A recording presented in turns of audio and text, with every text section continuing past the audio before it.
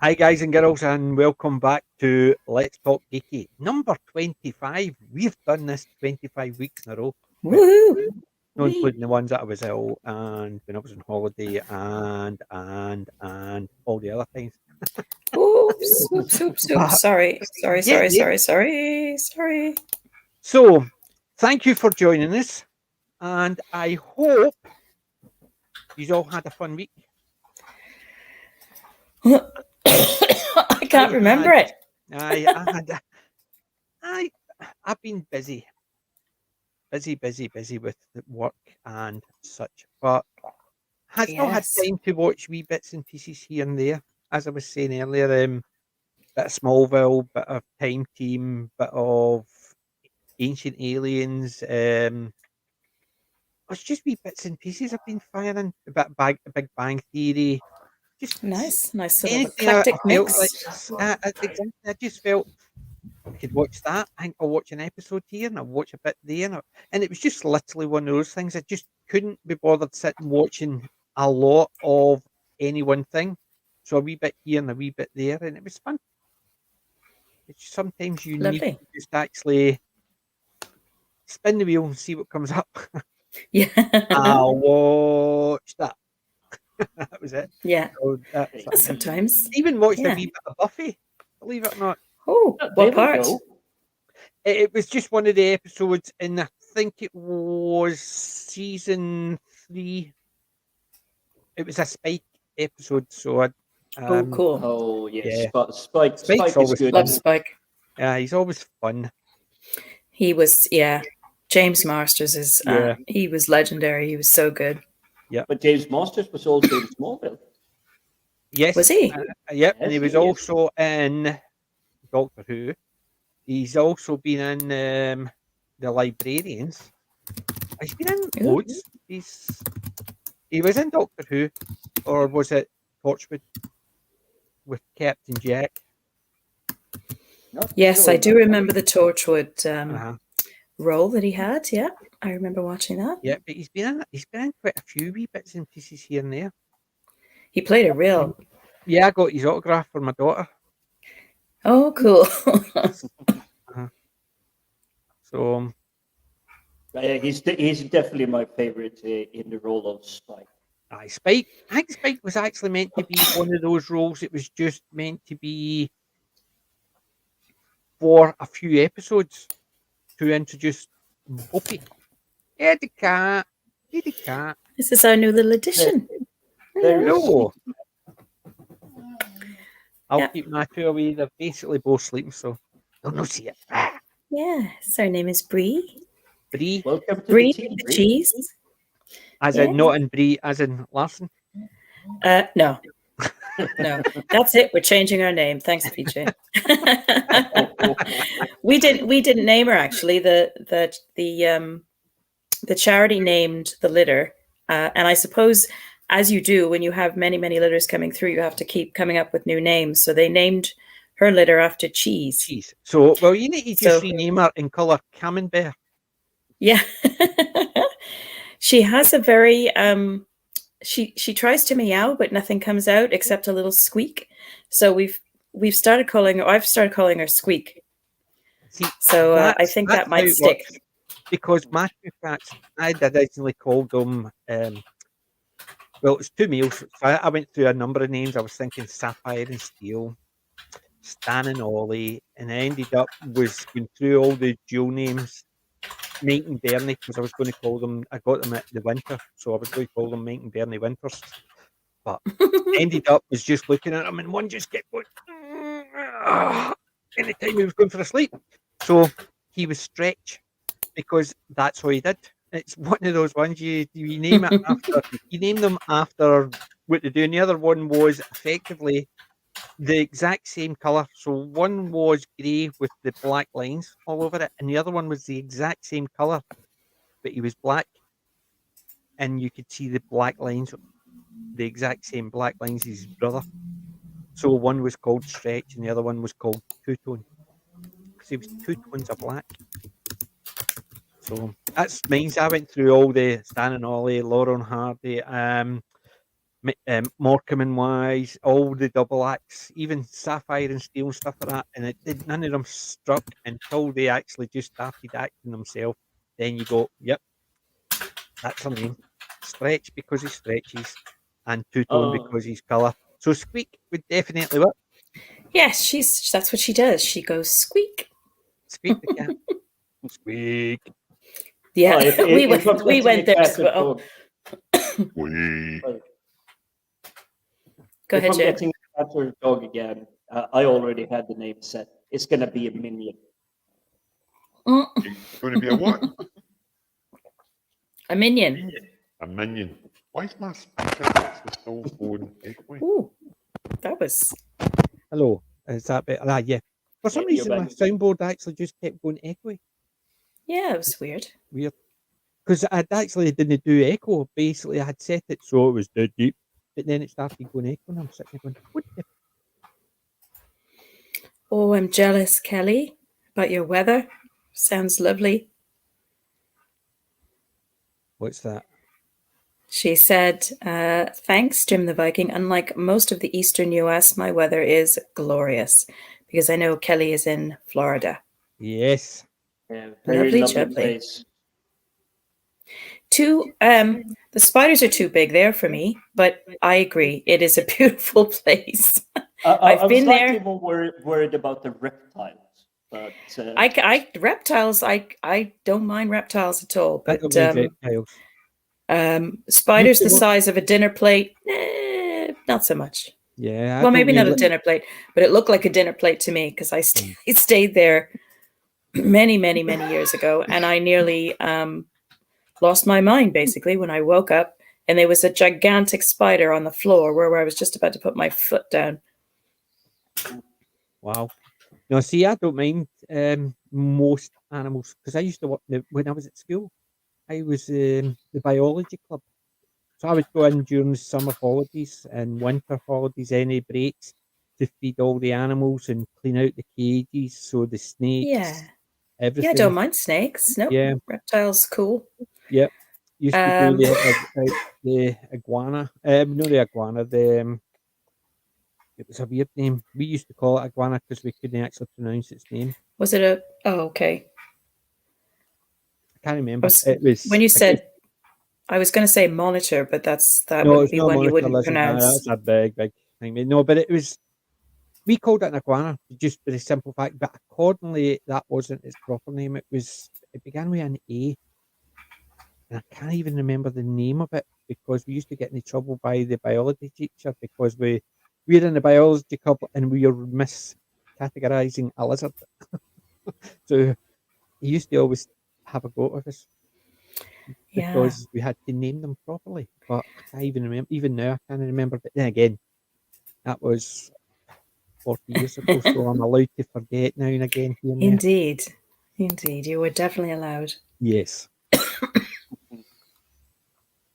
Oh, exciting! Well, I'd be watching it with my binoculars. Yeah. I would keep the dogs in the house. Oh my gosh, yeah, definitely. Every They time would I've be been to schnacks. Florida, time I've been to Florida, I've gone to the Everglades reptile zoo thing, and okay, you kind of feel safe because they seem so sluggish. They literally just lie there and sleep and whatnot. Yeah. But you see the size of them. You can see yourself. And okay, I'm a short stack, 5 foot, maybe 11 on a good day. But I can easily see myself fitting in that belly. See, that's one thing I can never see. I run fast enough because there's no way on earth I'm going to see myself fitting in that belly. No way. All I need to be is faster than any of the other tourists going to the location. Yep. You're never going to outrun that line with those trainers. It's not the line I'm going to be out running. That's the old joke. Come on, you. Poor thing. Let's hope she's not becoming an appetizer. Yeah, my two are the appetizers. One of them's a bit smaller. I was told Benji is getting a bit because he gets overly nervous and I only have to take him up the back for a walk, so he doesn't get as big a walk as Buddy. Okay, come on, come on. Ah, you see, they're waking up. They're hearing the names. You heard his name get mentioned. No. You heard your name get mentioned. That's what it is. But according he's getting beefy because he's not getting the exercise. Oh, Alright. look at his little jumper. Yeah, wear jumpers all the time. The only time we don't wear jumpers is during when it's warm outside. Yeah. And because this Oh, house is always look cold. at him. Oh, Yeah, there's definitely a lot of love going is on it? there. It's a what? I Listen. love my dad. No, it's not. It's, I had a curry today, and he's obviously just been through my clothes to get Ah, well, I Right, take yeah. it back. some. I love my curry. Right, yeah. Right, you can go back for a sleep. Right. Yeah, the curry is clearly Oh, better how than us. adorable. But accordingly, he's So getting a wee cute. bit beefier than the Buddy because I only take him back. He only runs round about there, whereas Buddy gets out for a big long walk, and it's because he's overly nervous and I can't put a leash on him, so he just goes. Oh, nuts. yeah. He Check doesn't this like the out. lead, huh? No, he doesn't like it, and when he's out, he doesn't like other dogs. Yeah, if they're in the house, he's okay with them. It's weird. When he's got That's, a leash on, he's just overly. yeah. He's a wee pain in the butt. That's basically what I'm saying. But we love them to bits. Yes. Yeah, I'll say that. I do miss having a pet. Not sure living in a top floor flat, tiny balcony. Although I do have a lot of green areas around that could easily be like exercise parks. Hmm.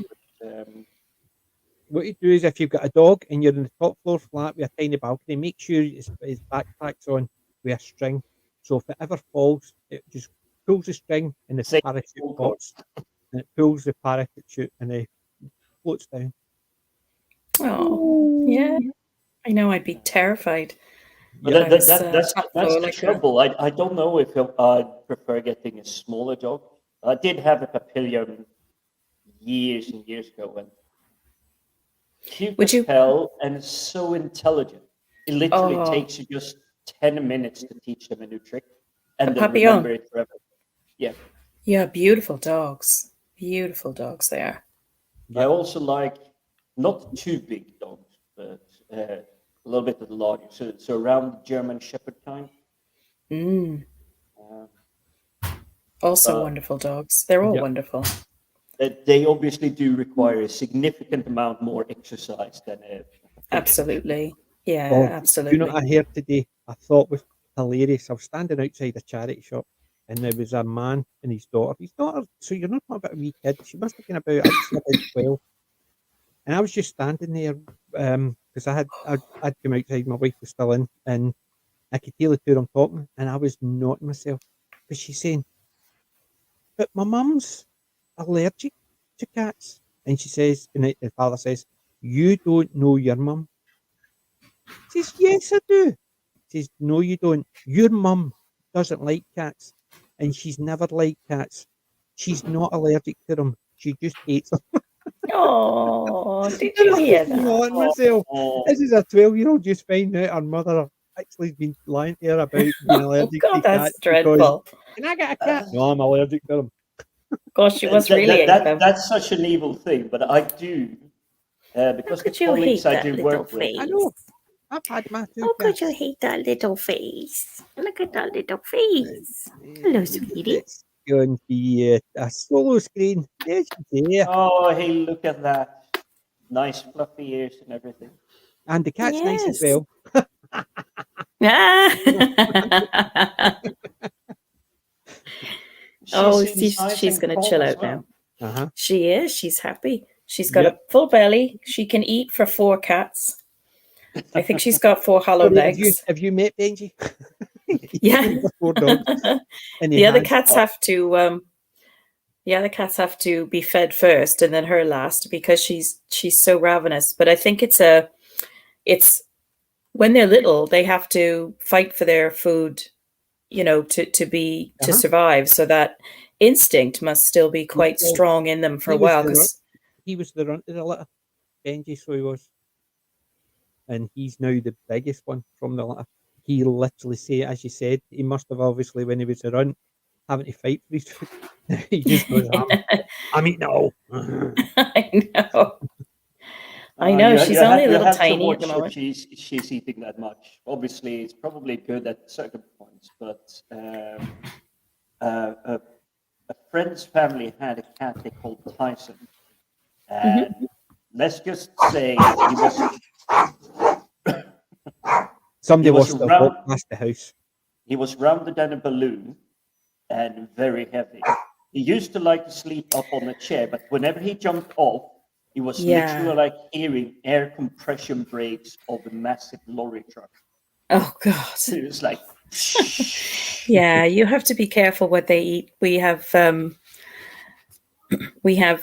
a sort of it's a system. Darren was laughing the other day. I've got it down to a science. It's everything hinges on the next step. It's like you eat first, then go in the other room while that one's distracted, put the other ones down while that one's distracted, put the third one's down. You know, it's a whole science. But I finally got it Yeah. sus now with I've the got it third. down to science. I have hundreds of these in my room, and that way the dogs like me more than my wife. So I've got it down to science. It's it a bit has like nothing to do with the curry. Though. it's a bit like have you seen the film As Good as It Gets with Jack love it. Nicholson? He Yes. keeps bacon in his pocket, and the dog keeps going to him, and then you Yeah. find out that he keeps bacon in his pocket. Oh, that's far from the best thing of the film, but I do think it's a little Oh, bit of a absolutely. cheeky jab what he does.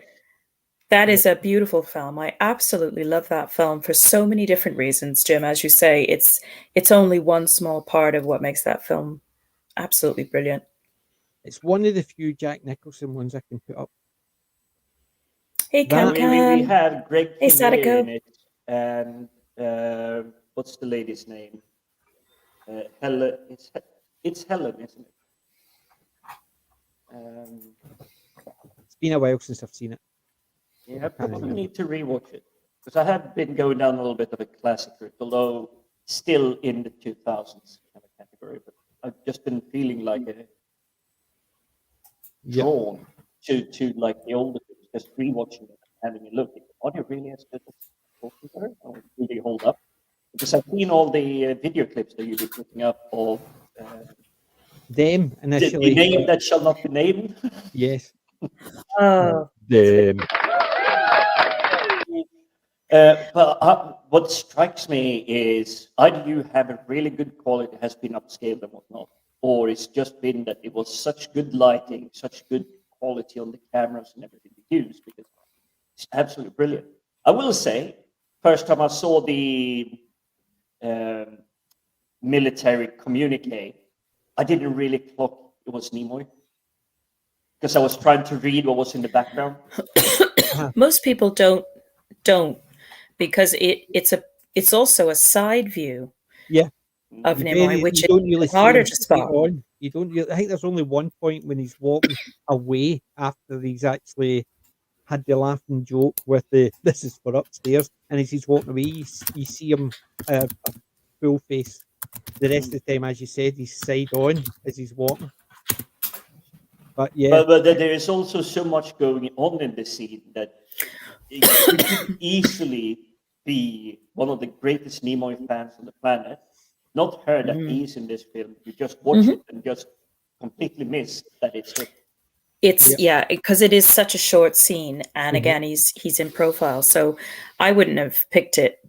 I wouldn't have clocked it. Certainly the early times that I watched it, like the first few times. yeah, But obviously, after getting into Star Trek and things like that, I was more attuned to seeing his name, and I think I might have seen his name on the credits first before I actually clocked him in the film. And then, of course, I went back and looked for that scene. It's a bit first time I noticed it. Lundgren here, isn't it? Hmm? From Johnny Mnemonic. You don't really clock his Dolph Lundgren as the priest. Yeah, Oh no, that Well, was really good makeup. it was. I didn't pick that up as well. But see, that's one of my favourite movies then, and I'd watched it numerous times. It was only when I went to the review it that I clocked it was Leonard Nimoy. So I thought, and I dug out I took a picture of it to put on my screen, and I forgot to mention it was Leonard Nimoy. It was only when somebody mentioned it, I thought, aye, that's why I dug out the picture of Leonard Nimoy to mention him.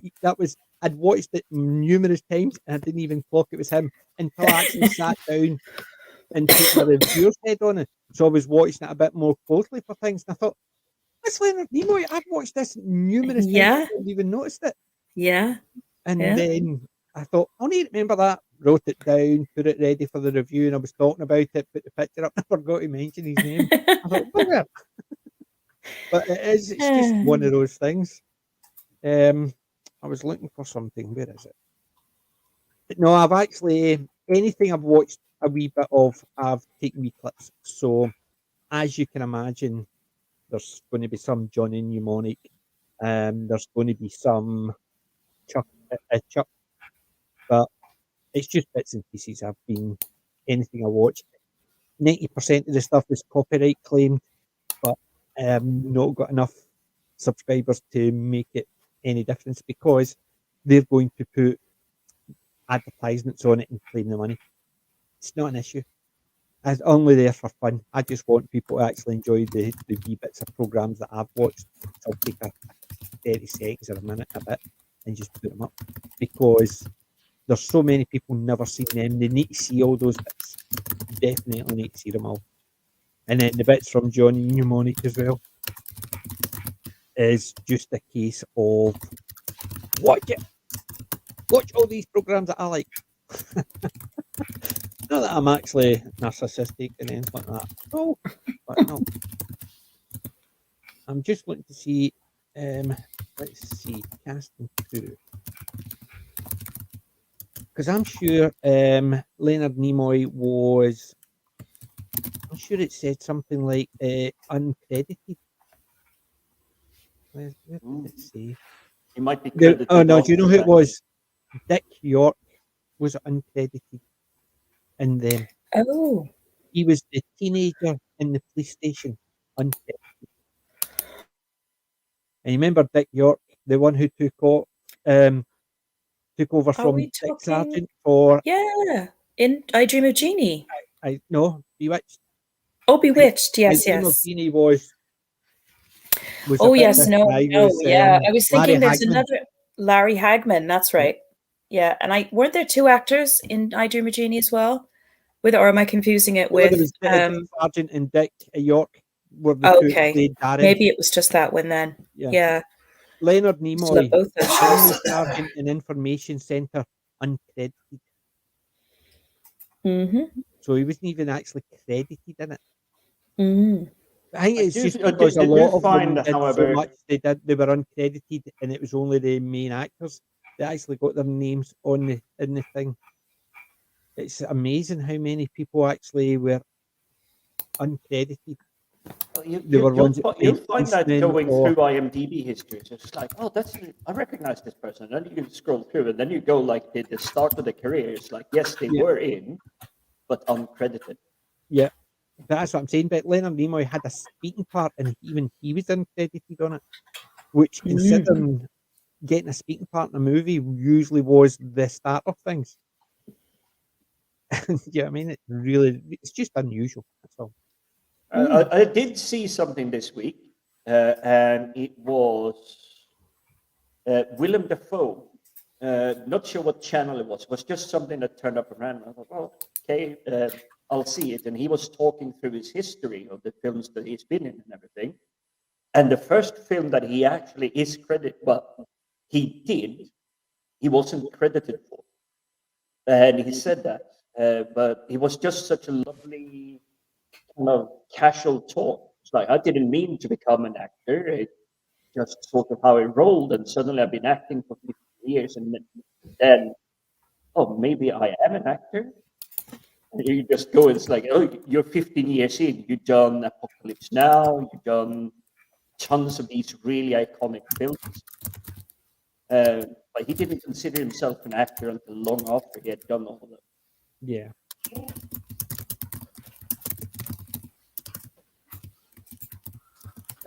No, it's just that it's the same. It's basically at least they let you run, they let us run clips of TV shows and stuff like that, and they just say that is ours, and if any money comes from it, you'll get it. Which to me is fine because they're just bits and pieces just to get people interested in the stuff that we're talking about. So we clips from them because I really love that, and there was so many bits I wanted people to see.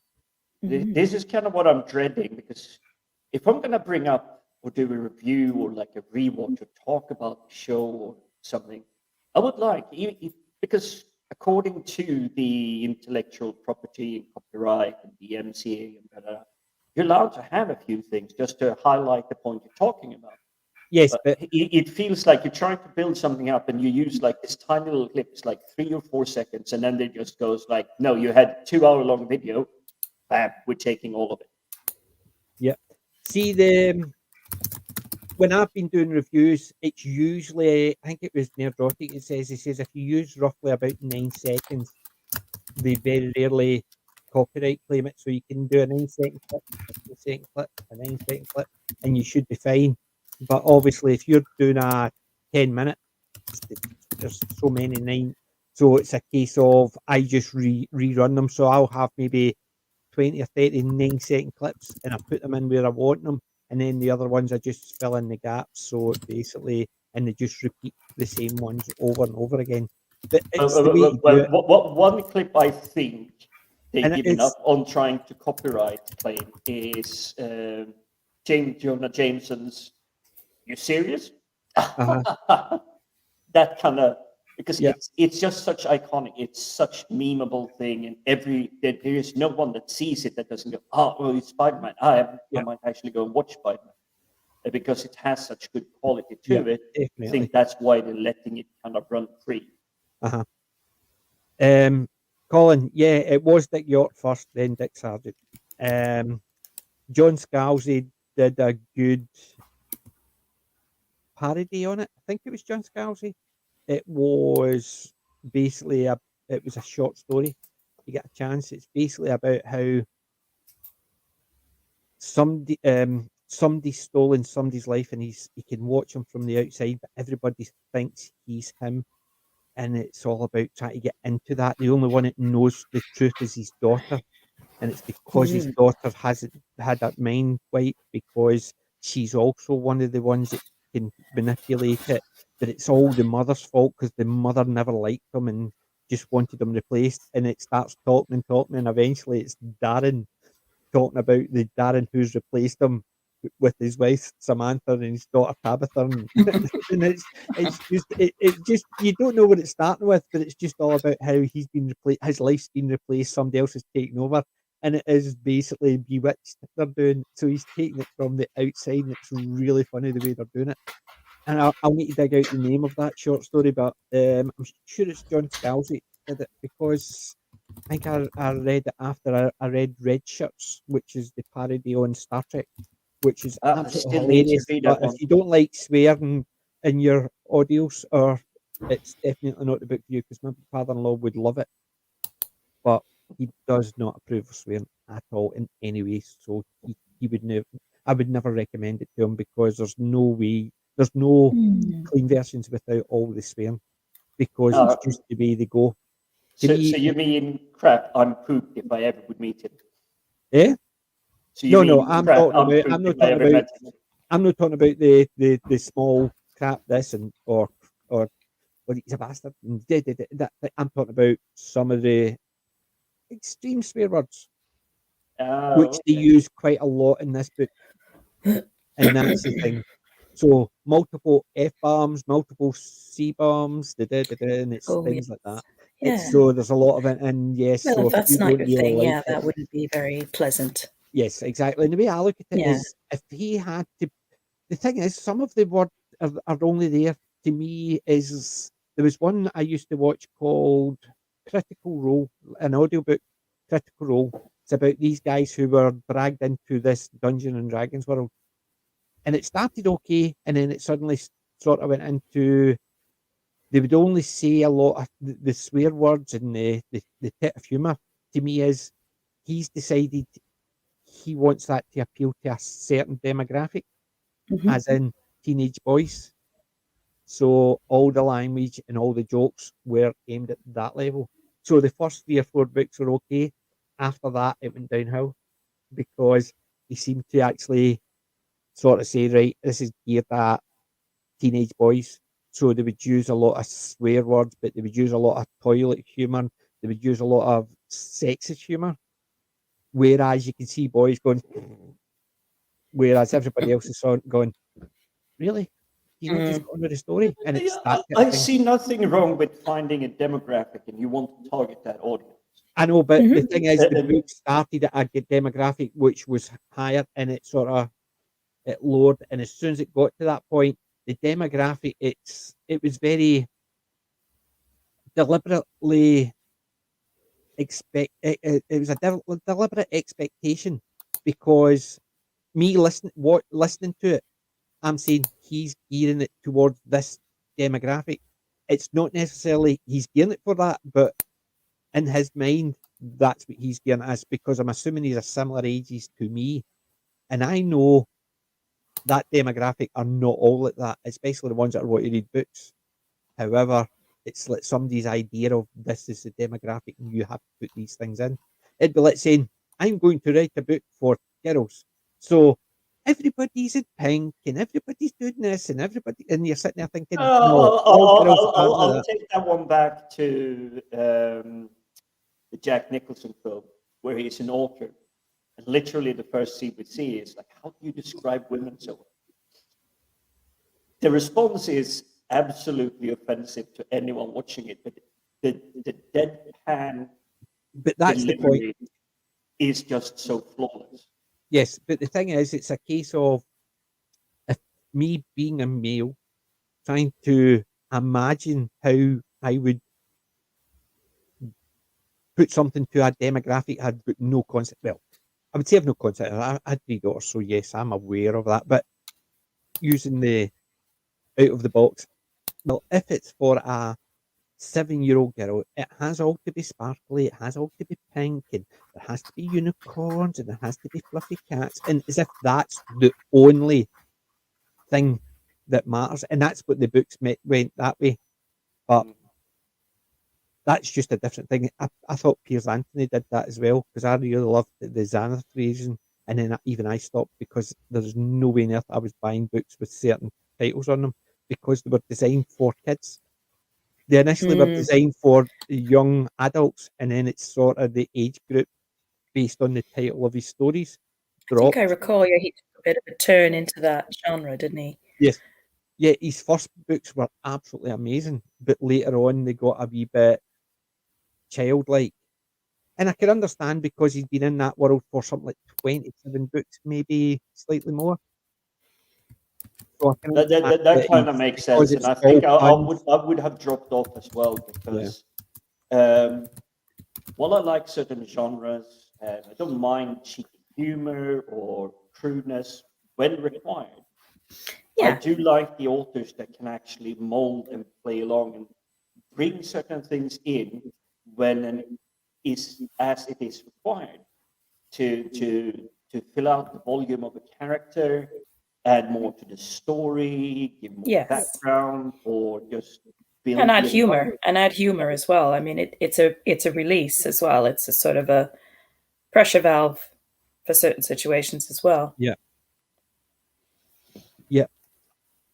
One of my favorite South Park episodes was, I mean, this was all done deliberately because they, I think it was something to do with a censoring accusation or an incident, or some sort of Mary Whitehouse type character wrote in and made a complaint, and they did an episode where they said the word shit about, I forget how many times, but they had a little counter on the screen, in the upper screen, throughout the whole episode. But they used to do that. I found that very 9 o'clock amusing. news, their final episode, right up until it was broadcast, they didn't know the song they were going to do. The song was kind of lingers because they were talking about 9 o'clock news and the stories kind of lingers, but you can obviously imagine the way they were pronouncing it. Yeah. And it was because they didn't know right until if Mary Whitehouse was going to get her way and get it banned. Yeah. So they didn't know even when it was getting broadcast at the end if it was going to broadcast it. So But it's that is also something I think is required by not just great authors or storytellers. It's the required nature being able to, I believe in this. I think I have created something really good, something really fun, standing by it. Obviously, with the cancel culture being in such a full swing, and they're just going, oh, where's my next paycheck going to go to? And I do definitely have a feeling that all of these people bowing under pressure, oh, I'm taking this away, I'm Yeah. taking this away. I think these are the people that only have like £5 in the bank account. They're living paycheck to paycheck. Mhm. Whereas the ones that do stand up, say, my mortgage is secured. I can pay it for the next 12 months and not worry even if I lose my job. They are the more stable people, which means they're more organized, they're more secure in what they're doing, which is why they can believe more in what they're saying and what they're publicizing. If you take what was it, the quartering and the writer for the Witcher season 2, Was it not to absolutely. do with quartering and that? Was it G4 something or other?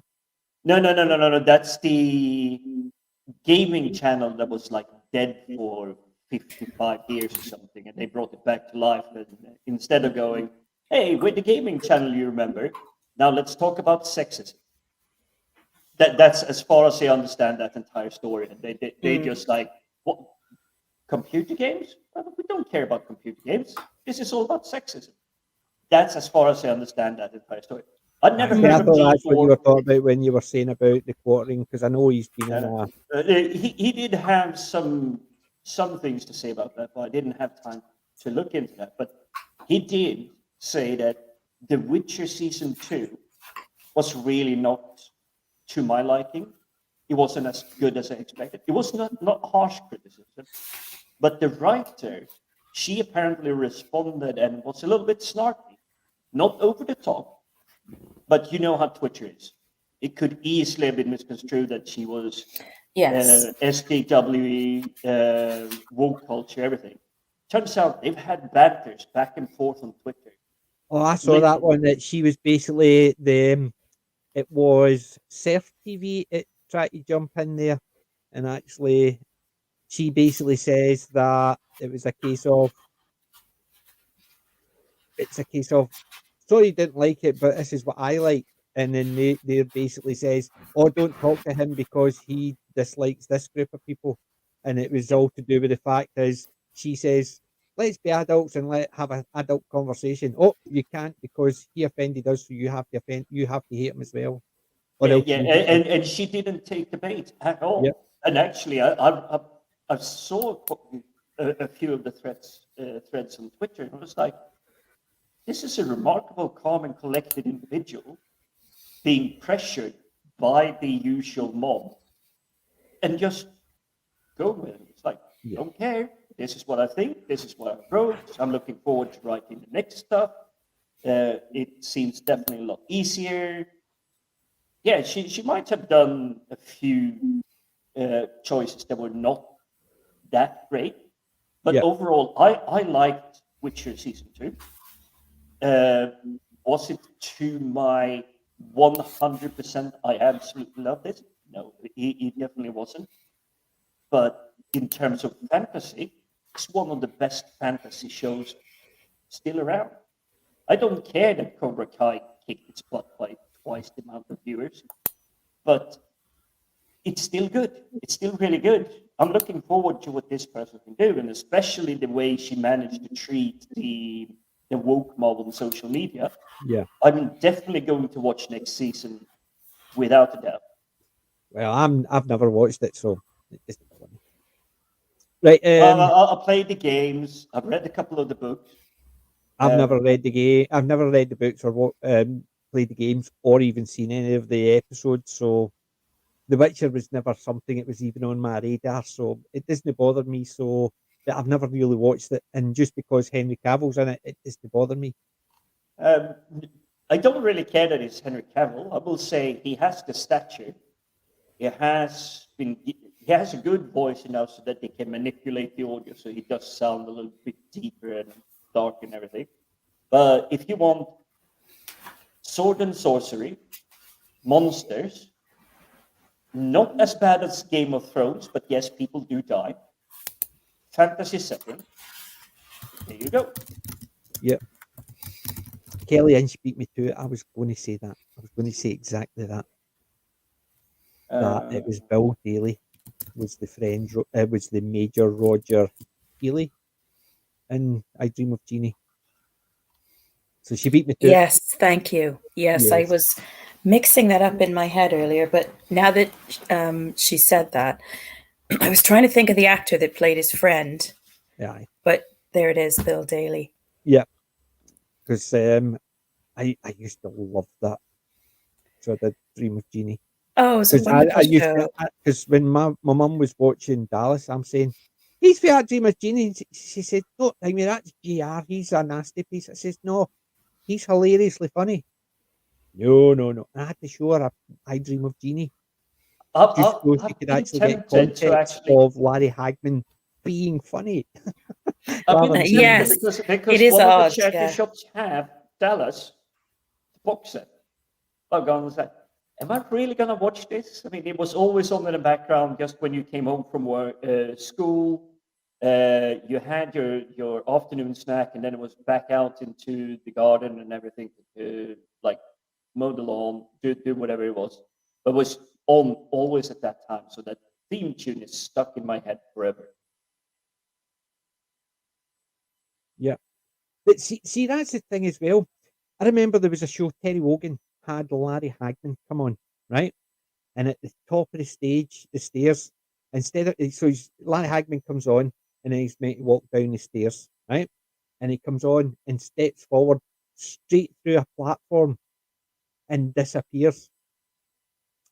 And Terry Wogan turned around and says, that's the end of JR, because it was obviously just about the part who shot JR.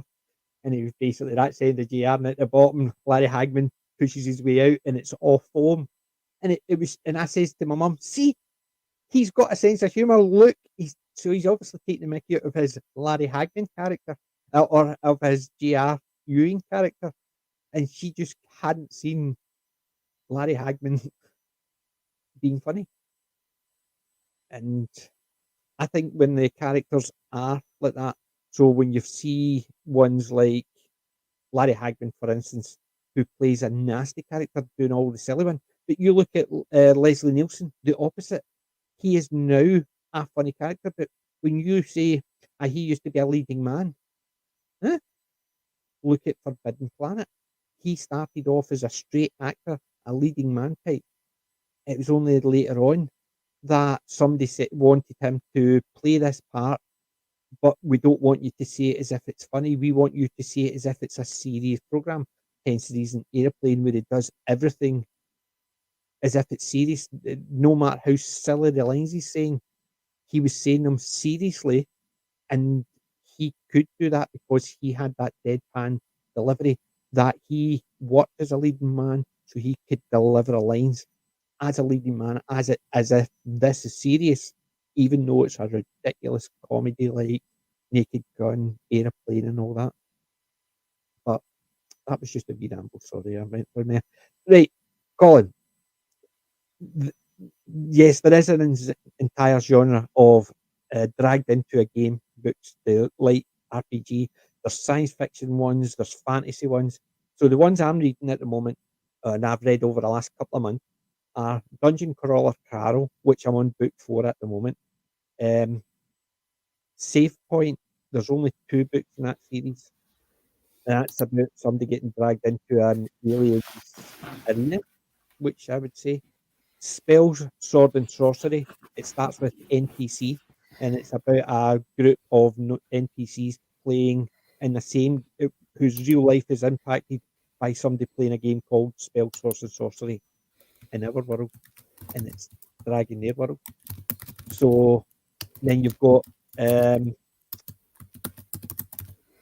is the other one? Ready Player One. It's obviously it's not dragged in, I suppose, but it is. I like that's a VR type game, and it's actually things happening in the game outside the real world, and it's almost getting dragged in along the lines of that. But there is a good number of those RPG books or light RPG. So I would definitely recommend them. Go for it. But there's things like Critical Role, which is it starts okay, but it just goes downhill, and then there's other games like that. There's a lot it just drag you in when you get dragged into a world where you're unsure of. There's a few others, but I can't remember the names. I need to dig out all the names. I'm terrible for that. My mind goes blink. So calm, the sucker for and I'm saying nothing because I'm You were gonna go there. Yeah. I'm saying nothing. I don't know nothing. There's where we've got one of our weirdos back. Why did I miss that one? Zapped one of them. I'll block that one.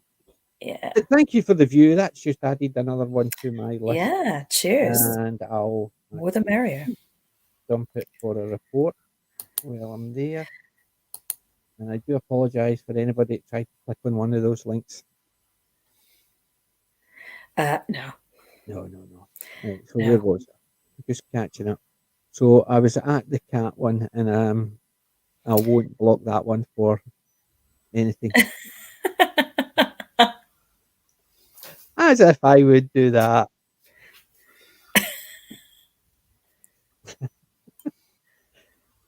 Like truck. What's NT? Yes, I like trucking, not the 9 o'clock news. Ah, right. I Okay. like trucking. Yeah. I like trucking, and I like to truck. But it's the Yeah. same idea. The Kind of Lingers song is a similar idea to that. Yeah. Yeah. Did someone actually say that? Did Yes. one of the? Oh my God. It's basically not the 9 o'clock news. They reported, so they had a politician. They were Right. Okay.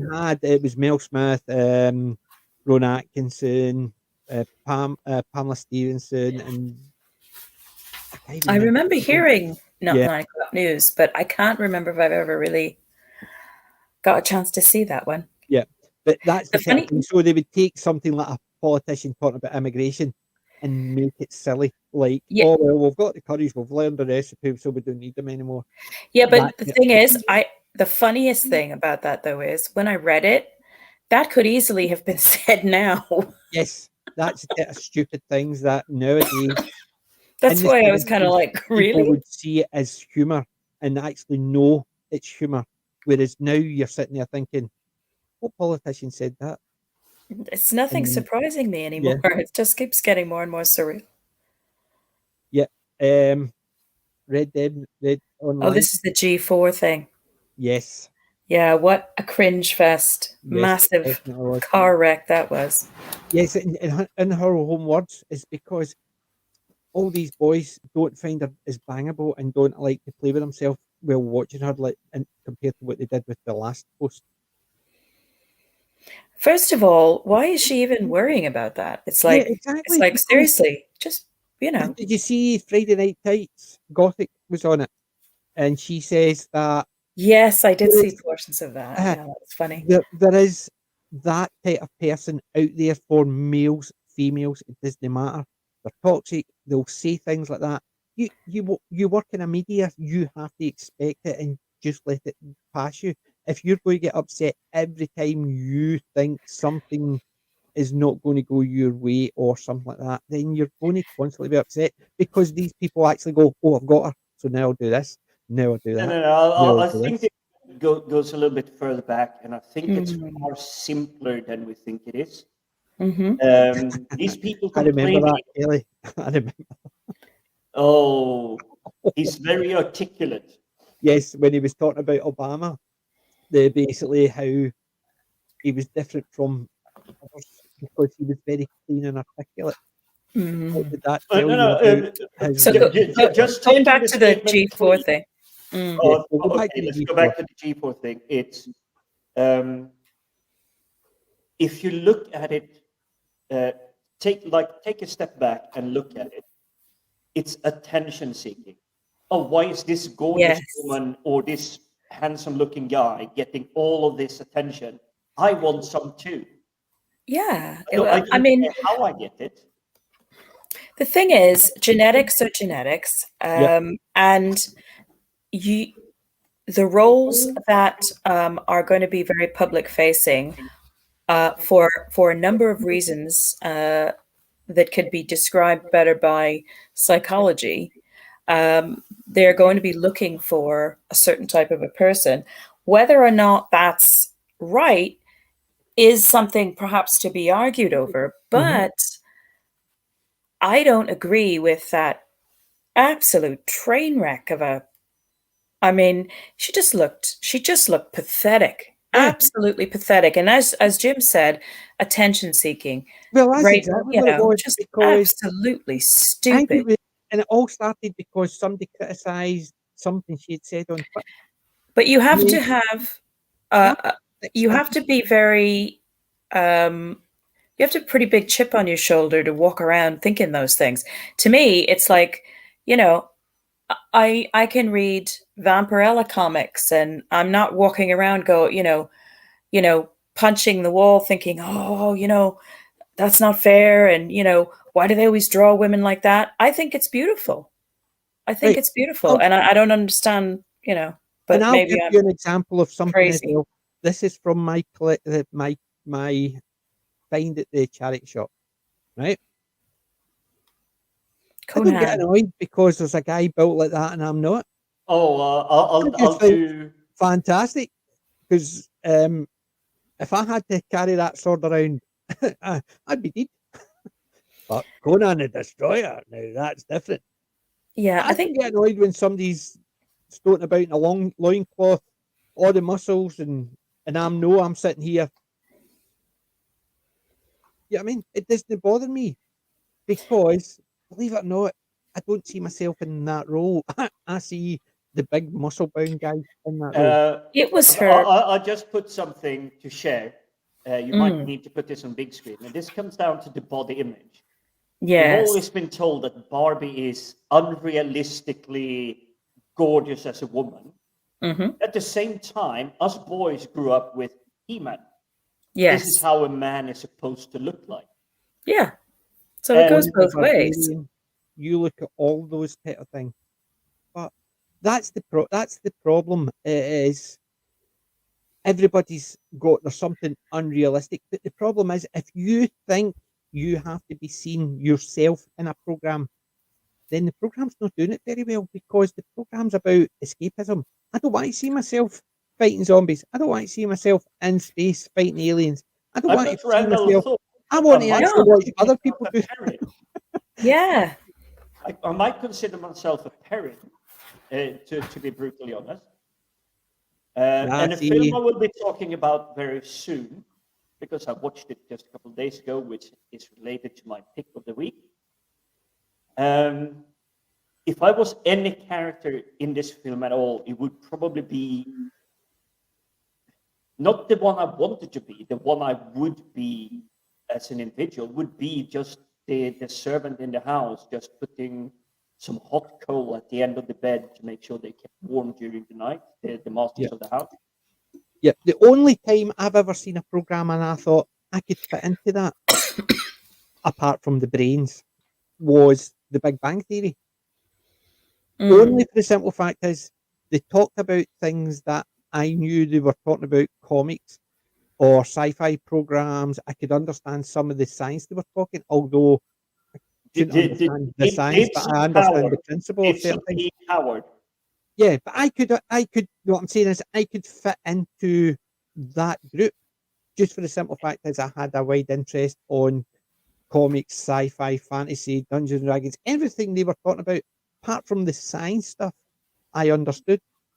Exactly. Even when they were You talking would about be. science, I could a understand satellite what they were friend to them. talking about, but I didn't know I couldn't have actually told you what any of the letters on their calculations looked like. But when they were talking about string theory or like Howard about the waste disposal unit in the space station, yeah, I understood what they were talking about with all those types. It's not a case of I understood them down to the thing, mate. I understood them in the general terms. I know But, what a rocket looks like. that's kind of why I like the Howard, and I would kind of maybe relate more to him because I am definitely the guy that would screw up plumbing in space. Mhm. I Well, would I've got the definitely belt be the buckle. one. I've got the belt buckle to prove it. I was a Howard. I just didn't have the dicky.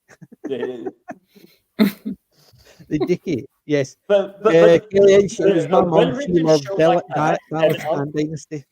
I'll take just- it back even to an even greater, like good, wholesome, funny TV show, which is Friends. I did not ever want to be any one of them, although everybody probably wanted to be Joey and just go, "How you doing?" And then they get someone's How phone you number. doing? But you felt more like you were a friend to them. You were I was someone in more the of a- periphery. You were not them. I was more of a Gunther. Good. Oh, Put it back Gunther. in the The hole. seventh Yes. Put it friend. back. The seventh Put friend. it back. Put it back in his cage, son. There's women round here. Remember the guy where the guy sat up and you know goes, oh, and put it back in its cage, son. Oh, sorry. So yeah, I would be the background serving the coffee, but yeah, it's that kind of thing. I never saw One Division, so I can't even comment that one. And No, I Kelly, haven't seen my that mum one. loved Dallas and Dynasty. She will love both. Yeah, my parents watched both of those. Yeah, and I watched it with them. I still know what's the one that Yeah, that sounds about right.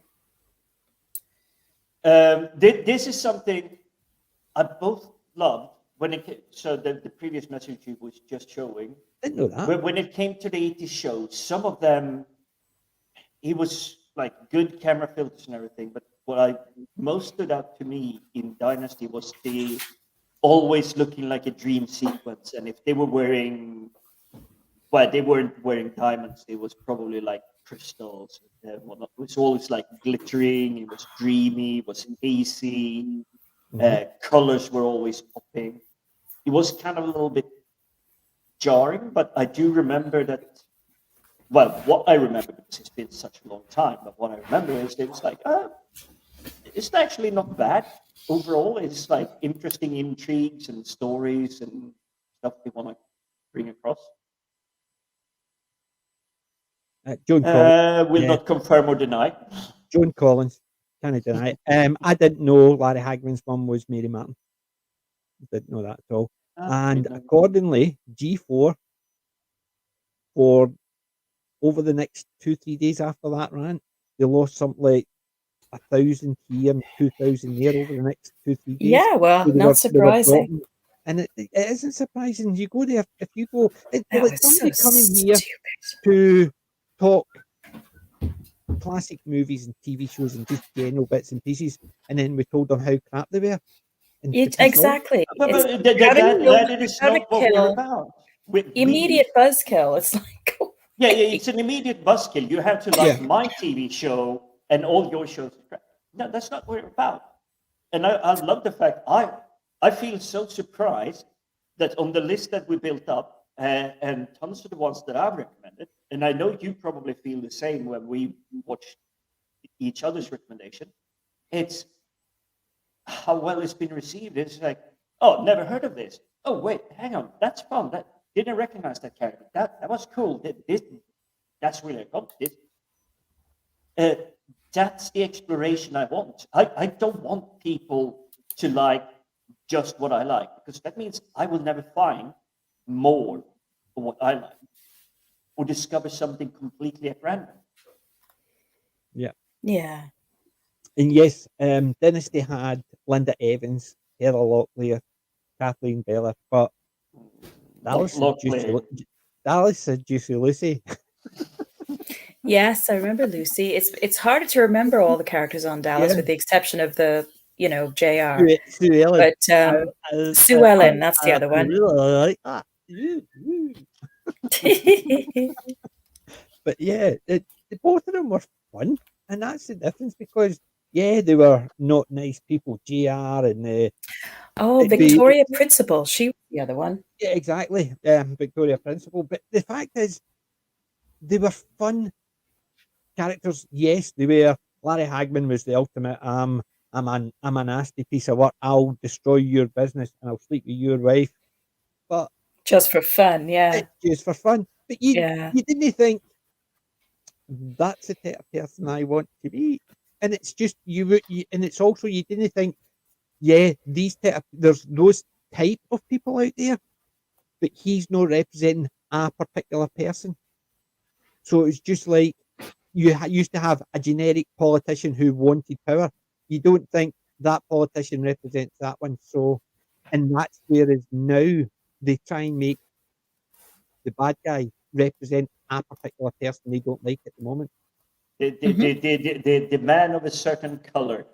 But not even that. But if it's not a politician type or businessman who turned politician type, like Arachnis is in the UK, you've also got ones who are, yes, look at this evil man who's building a rocket and offering people rides and stuff like that. Isn't he evil because he's just doing this to rule the world? That kind of thing. So you can guess who they're aiming at because of the way they actually advertise their programs. You know that they've taken issue with this person, this politician, or this millionaire, or this actor because the bad person's got every trait of that person. So you understand where they're going with it. Whereas the old ones, it was just a generic politician, a generic millionaire.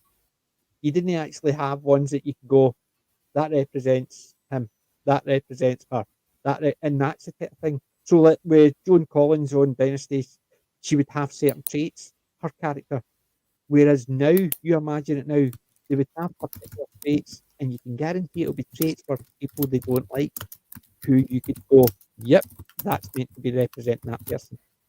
And that's the type of things that when you had your evil person or your not very nice person, you wouldn't say that's who it's meant to be. You would just say not a very nice person because that's who they're acting. They're acting to portray a particular person. So you would have the Sue Ellen who was not very nice to certain people, but she had a drink problem, so you could understand where certain things were coming from, but other parts were just a nastiness. So they were all complicated characters. Even JR, who was this nasty piece, was a bit of a complicated character. And that's unfortunately nowadays you don't get complicated characters. Is honest man bad. So that's who you are. Oh, I'm sorry for you, Sadako, but I'm having a feeling that you're only a Tory politician these days because you like to party. No, the problem is, and I think we're all the same. It's at one point you could turn around and say, "I like that politician." Now you're saying, "I don't like that politician or that one," so that one is the one I'm going to go for. So at one point you could pick a politician you like. Now you can pick a politician you least dislike. We called it plague and cholera in the Scandinavian language. Pest eller cholera. Choose plague or cholera. Both of them will kill you. But I'm sort of, I don't understand the way my mom and dad, even though they were extreme, if they had lived in the United Kingdom, they would have been, there is nobody but Corbyn to vote for.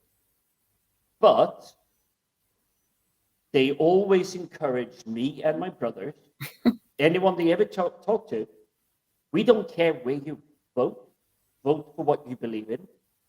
And it's brought me up to always go, it's like, okay, I have my local election here in this borough, this council, and candidate A, we want to make sure that we have clean roads, senior citizens are taken care of in their retirement, healthcare is done, and the other one is going, I want to make sure gender pronouns, X, Y, Z is taught in schools. I'm Yep. just going, I'm sorry, I want my money spent on making sure that the community is taken care of, and then I want the government to just go away. Don't need you. You made sure that it's safe and nice and sound. Let people then live their lives. That's kind of my Yeah. stance. Don't care who is selling it. They'll get my vote if they cover these areas. They're more important. Anything else is just nice and fluffy on top. Make sure that the core is taken care of. Let people add to. Yep. Right. I know this is an easy one. Any used to know what he's referring to there. What's that?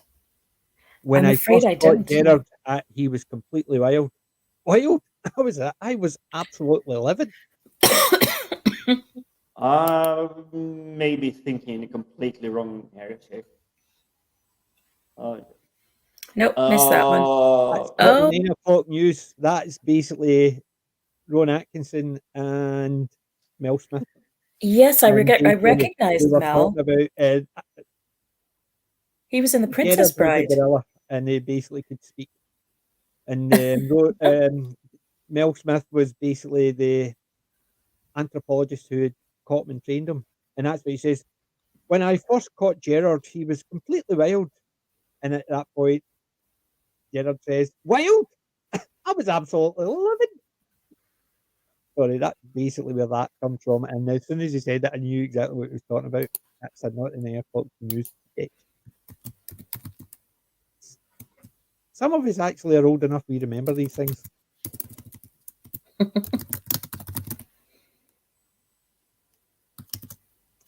And that's there it's there as well. Look, I know you don't exactly like my mother. She didn't particularly like me either. She got on perfectly well with David Attenborough. But that's basically, that was all that one sketch. The not 9 o'clock news stuff. I'll need to actually, I'm hoping to pick. It's one of the few shows that anytime I go into a charity shop, I always hunt for. And I've never seen any not 9 o'clock news stuff. I will eventually need to go onto eBay and buy it. But it's something I would love to get my hands on.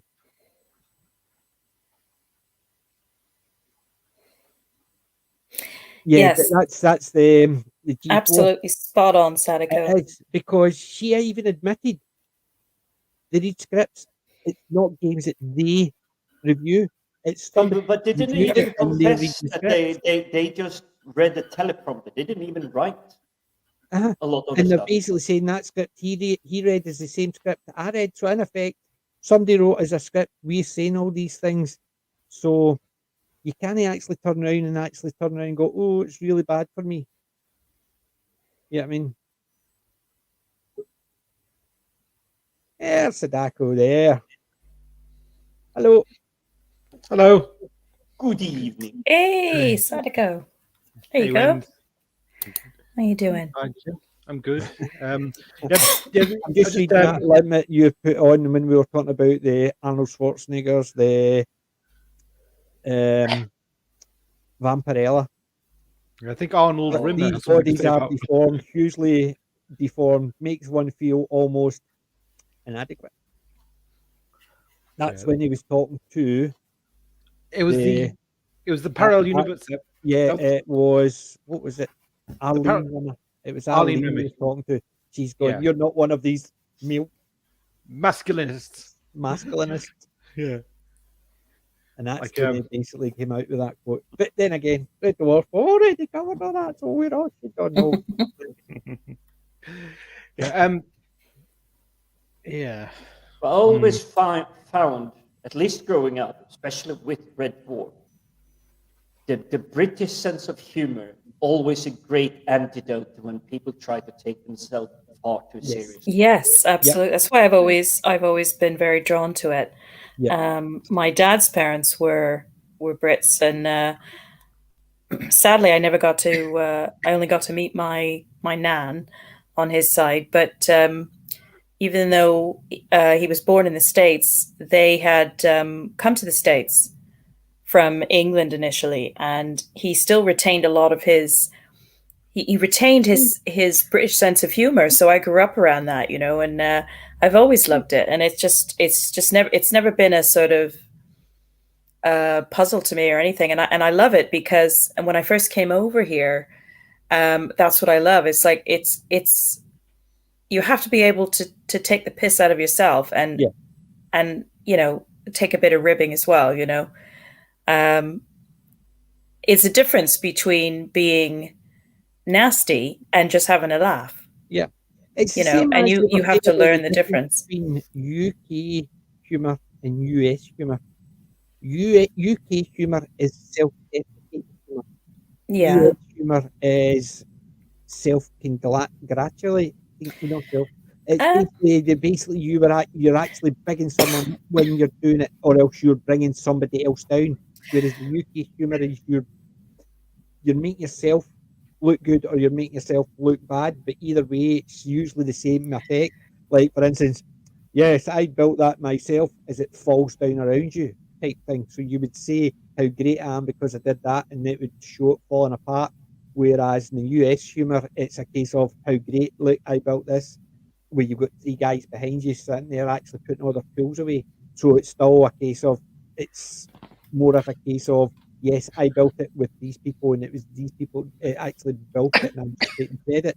Whereas in the UK, it would fall down around the person who said they'd built it. So it's self-deprecating humour, I think is right. And Colin, yeah, I need to watch it for tomorrow as well, and I'll watch it tomorrow at the last thing. And that Time, episode 6. What you said about the difference between American and British comedy is the reason no one should ever watch the Red Dwarf US pilot. Oh, yeah. I've watched it and it is bad. Never going to be on my list. Jane Leaves is the only good thing in it, and that's and Crichton, obviously. The tomorrow people with their you do have to give some American comedians a little bit of credit. And I'm thinking of people like Richard Pryor, Eddie Murphy, George Carlin, Robin Williams, and Bill Burr. And I keep forgetting, what's the director's name that did Blazing Saddles? Mel Brooks. Mel Brooks, yeah. Absolutely love his stuff. It's good to be the king. It's good to be is that the one with the book? That's History of the World? No, this is just the DVDs. Oh, I have the DVDs and with the book because you remember it was probably on the show collection. It has got Richard Pryor live in concert, the Richard Pryor Show volumes 1, 2. I remember, The Richard Pryor Show TV specials. And then you've got Richard Pryor Smoke. I have another name. I have another name for a comedian, and it's definitely connected with Richard Pryor. It's Gene Wilder. Gene Wilder. Oh yes, absolutely fantastic. Hear no evil, see no evil. But look at the images on this. I picked this up for 50p, and the only thing that I picked up was because of the DVDs, because they put a sticker over it, and it actually took the shine off. Oh, which is a shame, but it's got some absolutely fantastic images on it. Like, yeah. So I couldn't not pick it up, even though it was. He was such a brilliant comedian. Yeah.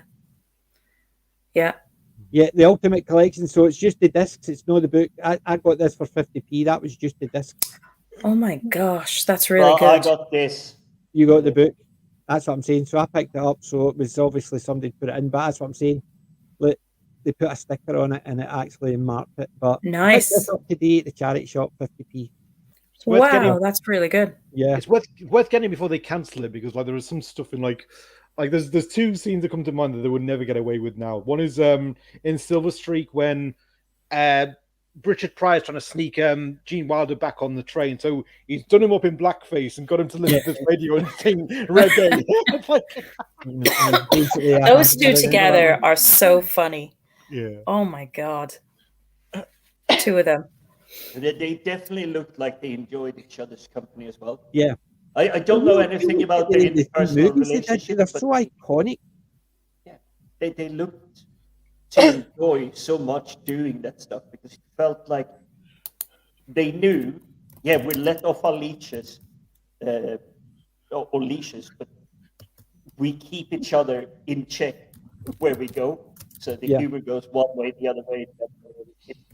Yeah, and there's another one. Colin is saying the difference between the US and UK soaps, for instance.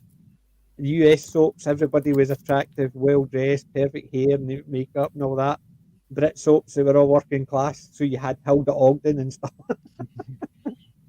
Well, Brit soaps are much more closer to, shall we say, Red War than there are to any fancy dress-up show. I'm just laughing, thinking again about Stir Crazy when they're in prison, and there's that Going, massive. "We bear." Yeah. Yeah. The bit of mine, I really think, remember the big bulky mass murderer? Like every time he goes to take Yes. the hurries off, and he says he killed his family, then he killed everyone who reminded him of his family. And Gene Wilder gets the right idea. Oh, maybe he's just misunderstood. He's not been spoken to. He's not been accepted. And he goes, hello, and he goes, ah! And then at the That end, is it's a- basically that they're is playing such a cards funny and, film. They're playing cards and slapping them. Oh, yeah. Yeah, that is superb. Star Crazy was just a superb movie. Yeah. But then again, Star Crazy, he was Silver Streak. It's just Bill Hicks, that's the one. The other comedian, I was just thinking of another comedian when we were talking then, and he's one of my favorite comedians, and that's Dennis Leary. Yes. Who was inspired actually by Bill Hicks. Uh-huh. I couldn't think of Bill Hicks' name then, I had to look him up, but I hadn't heard of Bill Hicks until, because it was a little bit before my time, but when I checked him out, again, a very much just laser focused comedy, social observations, things like that. Really too brilliant, similar to Carlin. Yeah, but he was so savage, though, wasn't he? He'd talk about the great injustices of music, John Lennon got shot 6 times, Yoko Ono was right next to him, not a single bullet. Explain that to me, God. Explain that to me, God. Well, you think about Hicks when he was talking about Christ and the cross. He says that'd be like going up to Jackie O wearing a rifle and thinking about JFK.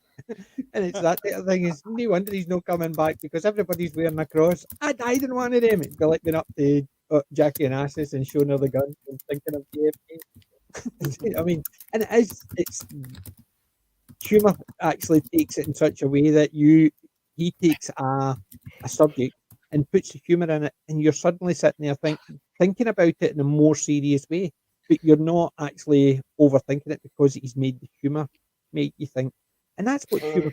The one I think brings that kind of tradition on, if we would say on, it's one from your neck of the woods, PJ. Billy Connolly. Oh, yes. Billy Connolly, bite your bum.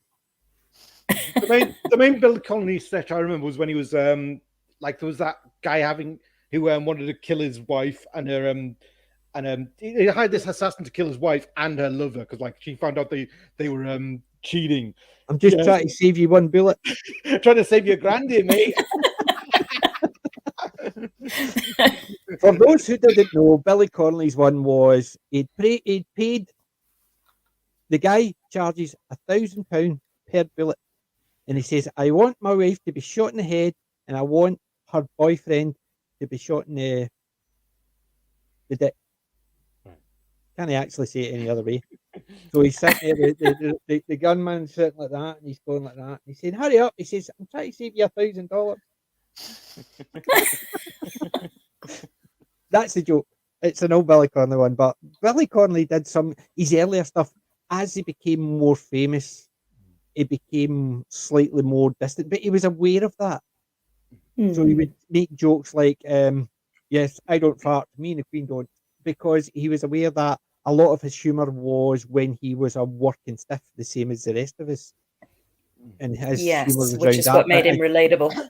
Yes, so as he became less relatable, he made fun of himself in that way, because you would laugh. Yes, we don't fart.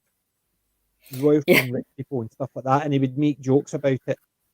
and stuff like that. But I think his early stuff, his Big Banana Feet, Bite Your Bum, and all that, the records that he brought out, the long playing records that he brought out, What that about the I dog? had copies of.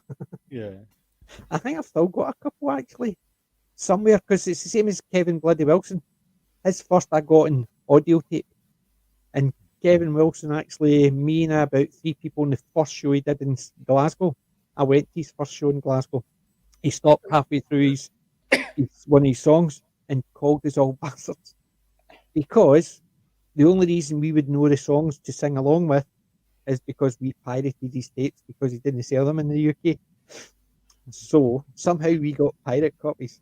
So there was about 5 people in the audience asking him to sing particular songs, and then we were singing along with them, and he stopped and called us all bastards. And basically, but he saw the humour in it, because I was Yeah. talking to him after the show, went out, and he was sitting there in his wee table with all his tapes, his audio tapes, and he was signing them and stuff like that. And we were chatting to him, and that's what he said. He says, I can't complain that people are actually pirating my tapes, because you just turned out here. And that was the thing. It's just basically, it was free advertising. You imagine nowadays, if you say, yeah, I got somebody let me listen to it. Oh, you didn't buy it yourself? No, it costing me money, did it? No, because it brings you in. It's like when somebody says, if you want to try something, Tortuga it. Because if you like it, what are you more likely to do? You're more likely to go out and buy the physical copy. Yeah, but that is statistics they've been burying since even Pirate Bay popped up. Yes, people pirated the living daylight out of stuff like Metallica. Yeah. They didn't like it, but they had literally sold out tours across the globe. They literally had tours planned 9 months in advance. They were sold out 9 months before they even got to the country.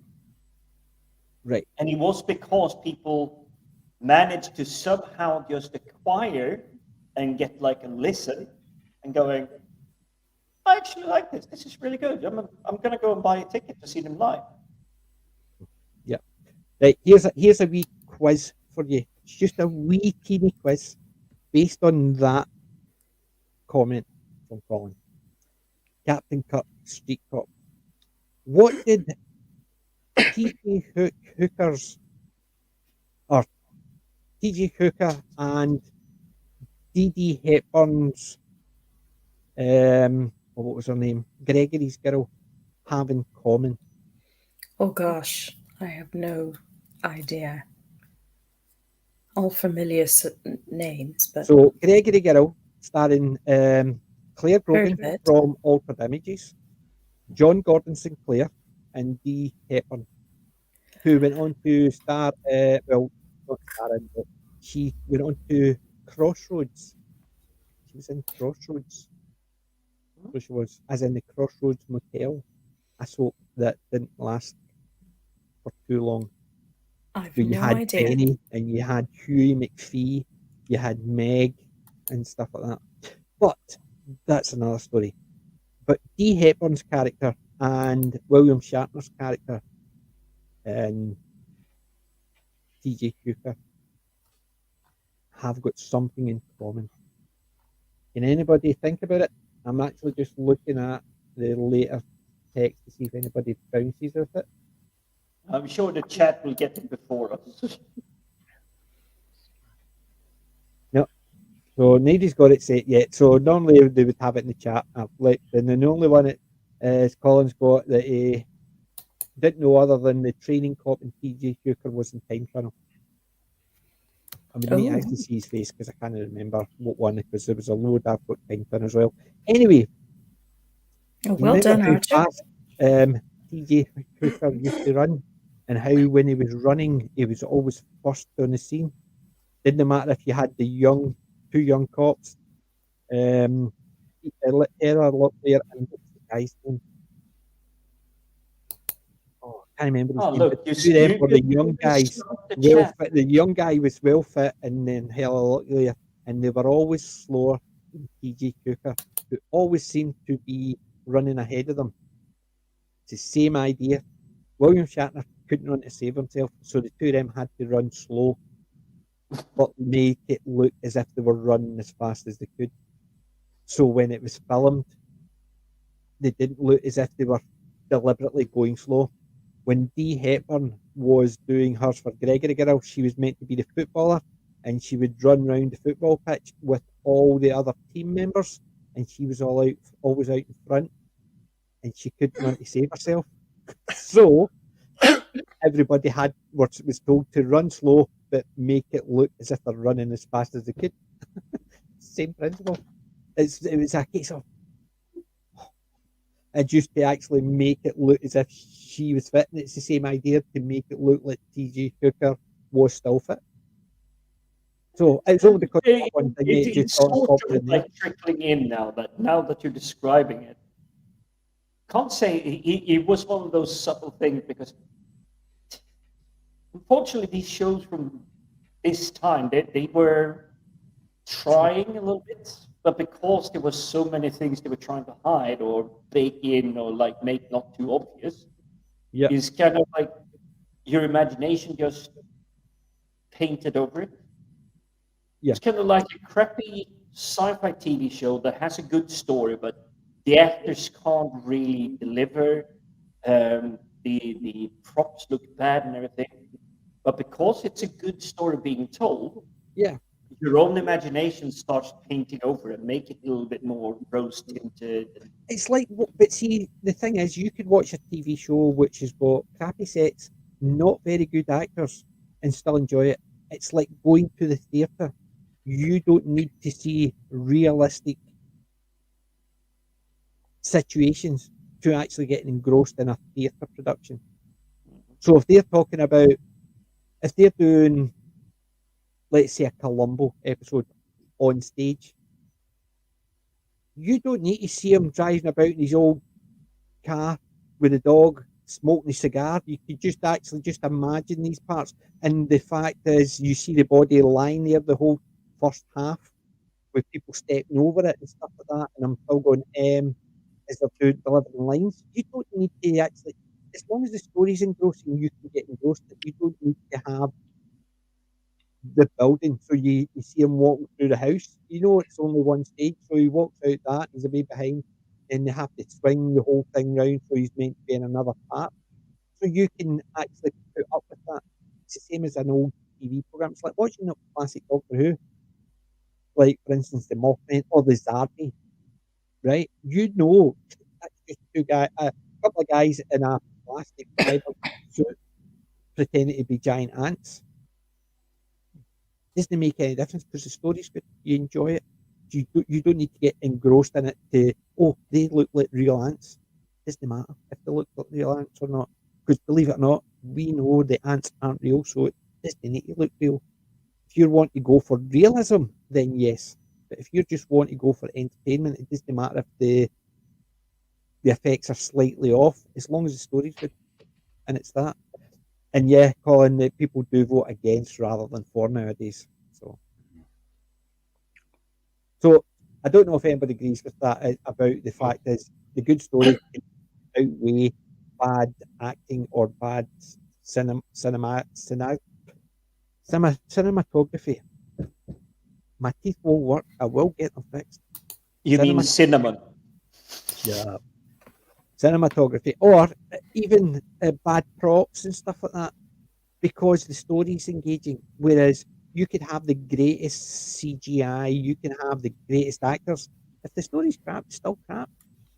It doesn't matter how well somebody acts it. If it's bad lines, it's still bad lines. And that's the thing. So you can put up with things for a good story, but you won't put up with things for a bad story. So you could have something that looks great, but if the story's rubbish, you would never go back and watch it again. And that's the type of thing I was getting at. It's a case of you can put up with rubbish if it's good. I've got a couple of the Secret Policeman's Ball as well. Monty Python stuff is always good. I've got a load of Monty Python stuff. Audibles, usually MP3s. I've got them converted to. I had them on tape, and years ago I converted all my tapes 2 MP3s. I think I've still got a load of them somewhere. I'm glad they still better have them. That's why I keep buying new hard drives to back up stuff. So when I've got 10 terabytes of stuff, I've still got all the stuff that I've always think I've got on all these. There's no point actually me buying more stuff. So it might as well just wipe them and start again. Right, hold on a second, ladies and gents. Could you fuse too? Be sec. Oh, so we're just on our own. Yeah, we talked about Dennis Leary before. The other one that really came to mind was, and as PJ said, like the way of bringing humor to a really dark situation was like there'd been these this case in like America, this notorious wave of office shootings where someone like would get laid off and they would come back in the office and gun everyone down, and Dennis was like, well, God, if that was happening in my city and I was a boss, I wouldn't lay on anyone for a whole month. It's like, what are you doing? Nothing. Well, good. Keep it up. Keep it up. You know. It sounds more like a Dilbert strip show. Oh no! Dennis Leary was like stand up. Like he'd do like he'd just do a stage show and like he'd do. Have you seen Demolition Man? Yeah, I've seen. He's Edgar friendly, but I like him more from his. Is it a music video? Is it part of a stand-up show when he sings the song ASSHOLE? Yeah, that's the one. Yeah. Yeah. Well, he did. Yeah. He did it live on stage. Yeah. We're talking about Dennis Leary just then. Oh, sorry, I missed that. I had to jump up a couple of times there. Yeah, I absolutely love him. I was really telling the one about the office shootings and like you said, like if he was the boss, like and he do like if you laid anyone off, like they would like you to come back in the office and kill everyone. He'd be like, what are you doing? It's like nothing. It's like, good, keep it up. Yeah. See, anytime I hear that, and it reminds me of what was the one with what's it called? It's the one with the guy. Oh, I even forgot his name. Oh God! He basically white shirt, tie, just loses it, and it gets more and more violent. He starts off with his briefcase. Michael Douglas. Yes. Being it or something like that. It's the one where standing something or I know the one you mean. Falling down. Yeah. Falling down. That's the one. And that was one of those standing or falling.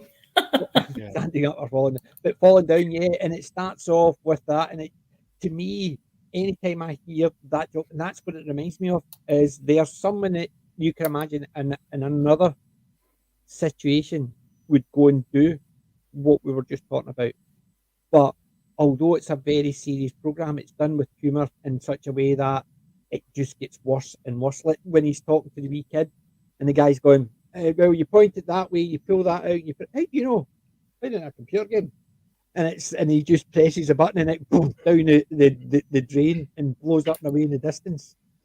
Yeah. And it's just, although it's a serious thing, it's done with humour that, to me, I can see a UK version of something like that being done just as well, because nowadays you wouldn't have a program like that. It would go from being in the position where he was at the beginning straight into the office with the gun, blaming everybody and shooting everybody. Whereas that one was such a way, actually just shows his deterioration. You could just imagine what was going to happen. I need to watch that again. That was actually really good. I've been watching clips of it as well on YouTube. The bit when he's actually sitting there, is this a turf thing? And then the guy, he's got the knife, and then the next he's got the bag of guns, and then the next he's got the rocket launcher, and it's just building up. It's the same idea as the one I saw. The meme was the wee guy with the glasses sitting there, and it's a case of he stole my stapler. The one with the Office Space. Office Space. Yes, I love that the film. printer out, the facts out, and they kick the shit. Yes. That type of thing. Those type of movies, I think they've just got something. Whereas at certain points, you can imagine what would happen, but they've taken a movie and made it more humorous. Even if it's a serious way, they've delivered it in such a humorous way where it's a build Oh. up to that, but it never always gets there, and that's the thing about it. Oh God, I love But you Office see, Space here so much. from United Kingdom, we have the greatest film ever about men losing their job. It's the Full Monty. Boys, no, The Boys Full from the Monty. Black Stuff. No, That's- it's the Full that's Monty TV. for The me. Full Monty. Oh, the yes, Full to an Monty's extent. one. Boys from the Black Stuff. Yosa Hughes, he's a job. That was basically a good one. It was basically set during the dark times where that's why you had the Wiedersehen Pet.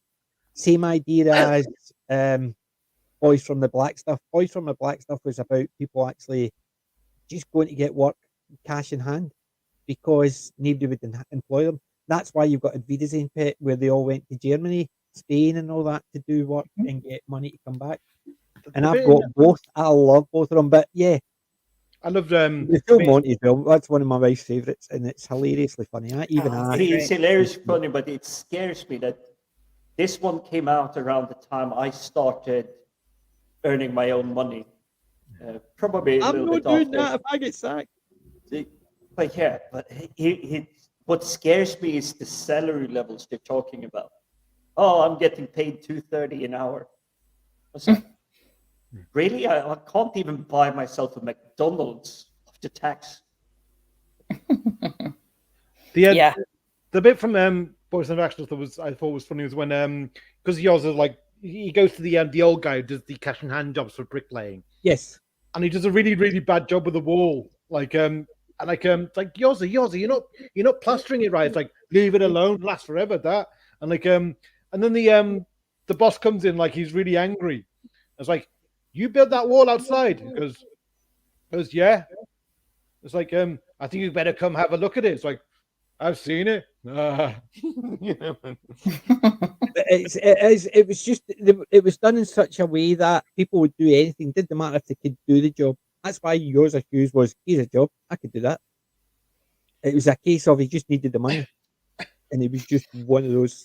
Well, I think also he wanted a bit of purpose in life again, didn't he? Yeah, he just needed, because he was working all his life right up until that point, and he didn't know what to do with himself. But it was good in that respect as well. Cameron, English comedies take the piss, but I agree that I prefer majority of UK comedies compared to the American ones. But when American ones do when it it comes to America, when if Robin Williams usually is in it, given a few no, but even TV shows sides where he's playing a scary guy, if Robin Williams is in it, it's usually just no. But I'm not talking about movies, because movies can have people from both sides of the pond. And we're talking about TV there, because we were talking about TV before, the humour between it. So if it's a predominantly British or predominantly American, because they're usually for that demographics, whereas movies are for a wider demographic, so they are usually a wee bit easier. Whereas TV shows, like you've got Red Dwarf, right? Bad, it went downhill when they took it to America. Sometimes it works. I didn't like The Office, but The Office obviously worked in the States because they changed it enough, but kept it similar enough, because they changed the humour to be more American, so it worked in America. But if they had actually kept it with a similar humour, it would not have worked. Whereas it's definitely different. Yeah. that 70s show, when they brought that to the UK, Yep. Oh God, that was the biggest load of pants I'd ever seen in my life. No wonder it only lasted half a season, because they tried to make it like America, but just put UK humour in there, and it didn't work. No. And that's the problem. So I think it works predominantly because we're British mostly. We see the British humour more. We understand it a bit more, but it's the same idea. You can get some really good American humour that the British can't copy, and you can get really good British humour that Americans can't copy. But sometimes they can, and that's the thing. It's how they copy it.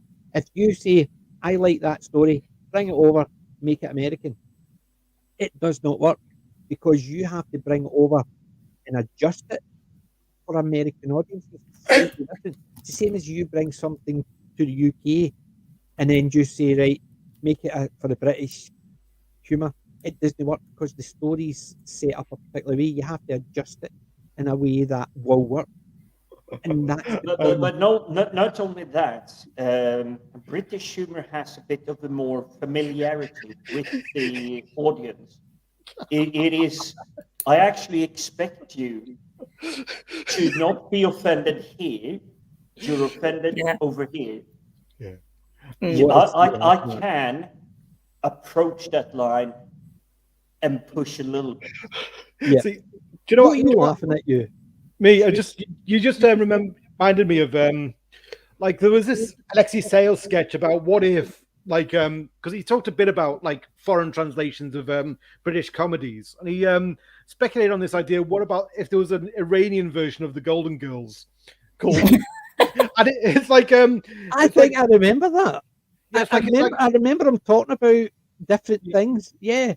And he's like, and he presents the idea of the Iranian version of the Golden Girls, which is it's fun to be a Shiite, and it's just, and basically they're all wearing burqas, and like, hello, Rose, did you eat the chocolate cake? It's like, are you Rose? I don't know. I've never seen myself. It's like, are you Dorothy? You know, the tall one who sounds like a man. Like, and then the one of the women who's like behind the camera and is also in a burqa crashes the camera into the set, and they all go to her. Are you Rose? Alexi Sale is great. Alexi Sale we were just watching the Young Ones again for.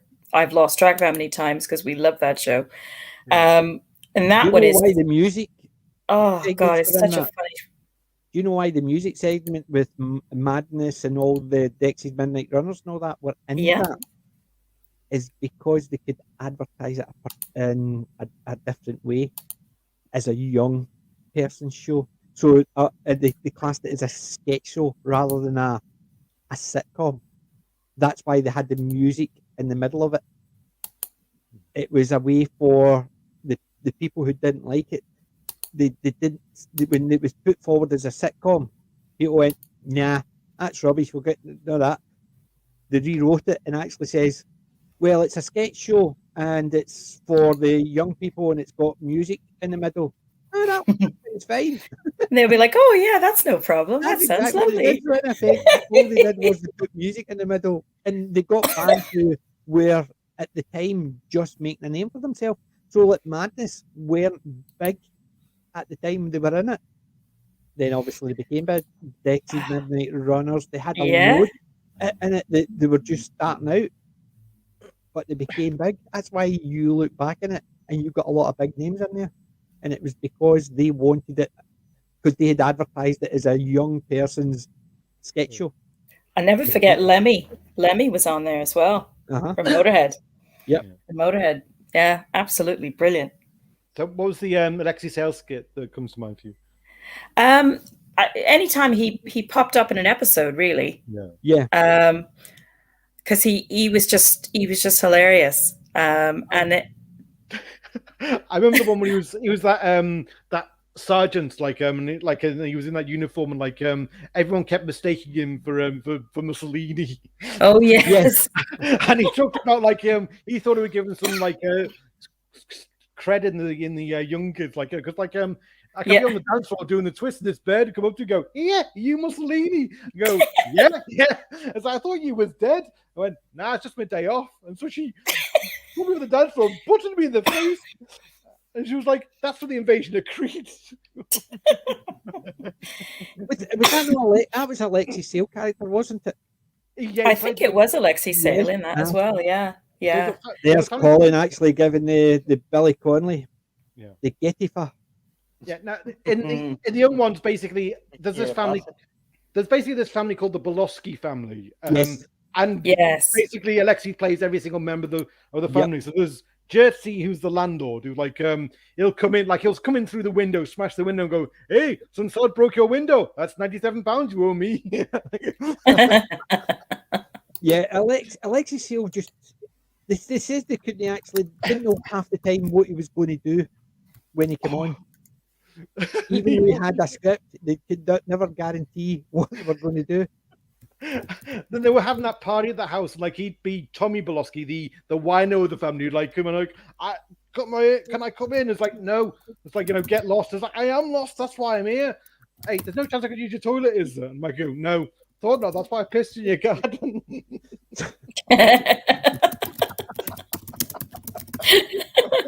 See, there you go. I know.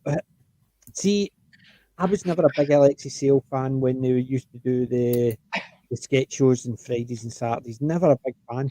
But see, when he was doing the young ones, I thought it definitely worked better. Yeah. On it. Yeah. Yeah. James Darren, the lounge singer on DS9, he was in Time Team. Yeah, I remember that. So he was the one that actually played Vic the Fontaine. sergeant. Again, he played Vic Fontaine in Vic Fontaine, yes, but he was in Time Tunnel. He played one of the two main characters in Time Tunnel who did the travelling backwards and forwards, and that's what he played the training cop in TG Cook. I didn't know that he played in that part, but I know exactly who James Darren is because I've got Time Tunnel and I did like that. It was a UK. It was a US cheap version of Doctor Who, but it was designed with a particular remit in place. They wanted to use as much old movie footage as possible. Hence the reason why they always landed in the middle of a battle or in a big city or stuff like that, so they could use all this scenes from their back catalogue, so that Tony and Darren or something like landed. They would land in the middle of a battlefield, so you would see the horsemen attacking and stuff like that, and two of them would land in the middle of the battlefield, and it was just so they could use these big sets from an old movie, because it was the companies had the rights to all these movies, so that's why they designed Time Tunnel. Very similar to why they designed Doctor Who, because they wanted it more historical footage rather than a monster movie type, a monster of the week. Oh, Alexi Sale did a parody of Time Tunnel as well. It was like this. It was actually him and a young Peter Capaldi. Wow. Yeah, it was part of his sketch show, the all new Alexi Sale show. Like he'd have this weekly little skit where it's an episode of this parody, which was Drunk in Time, which is basically the premise of the Time Tunnel. Only the guys got drunk during the launch, and they ended up back in time, and they just, so like they land back in the time of Rasputin, and they see Rasputin being poisoned, and they're like, and Alexi's like, it's Alan Bleasdale, and like, and like then they try to shoot Rasputin. He's invincible. And like the bullets do not affect him. He's got he's used to criticism. I hadn't seen that, I must admit. The only thing I've seen from Peter Capaldi, apart from when he was in Rabsy Nesbitt and he did bits and pieces like that, was Neverwhere. You seen that? Oh, I haven't seen that yet. I've seen it, but I vaguely remember I've got it. Unfortunately, I loaned it out and I've not got it back yet. So I've not seen it for about a year. Yeah, I remember hearing about that. Neverwhere he plays an angel. Yeah. And that is a fun... I've read the book as well. It's a Neil Gaiman story. Well, my inner Peter Capaldi fangirl is probably going to be adding that to the list then. Yeah, Neverwhere. It's really good. He's only in it for a wee bit. I think it's only 6 episodes. It's a Neil Gaiman story.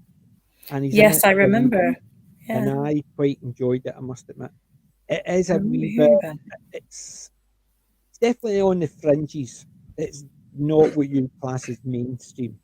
And I'm surprised they've not remade it, because they could do a lot more with it, because they did quite well. I've read the book, and Neverwhere, the TV show, was actually, it followed it quite well, but they had to cut bits out because the book obviously makes it a bit more fantasy. And I remember it being really graphic though. Like there was some pretty graphic. Like there was, I remember from what I remember, it was a pretty graphic show. Yeah. It was, and it was definitely not your standard entertainment show. It was a bit out there, so it was like a late night show because it was a bit graphic there. See, My first job was £27.50 a week. Stacking shelf for Fine Fair. Fine Fair is no longer with us. I was stacking shelves, £27.50. That was my weekly wage. Yeah, It's an absolute fortune back in the days. Yes, it was. absolutely. Because Yeah. I not only paid for my hi-fi, paid my rent. We used to go to the pub with a few friends on a Friday night. Sometimes on a Saturday if we had a couple of pounds left over. A couple of pounds, yes. So I would spend a fiver on the Friday night and £2 on the Saturday if we had any money left over. It was great. Oh, And you the you whole just said, you £5 just that said would last it, us the whole night. a fiver. If you go to a pub in London today, Never it's mind about London. £6 You go to quid. Glasgow, you couldn't get in for a fiver. Yeah, it's £6.80 for a pint of beer. There's some places in Glasgow, it's basically, I know, like citation stuff like that, you're not about £8 for a pint. Hmm?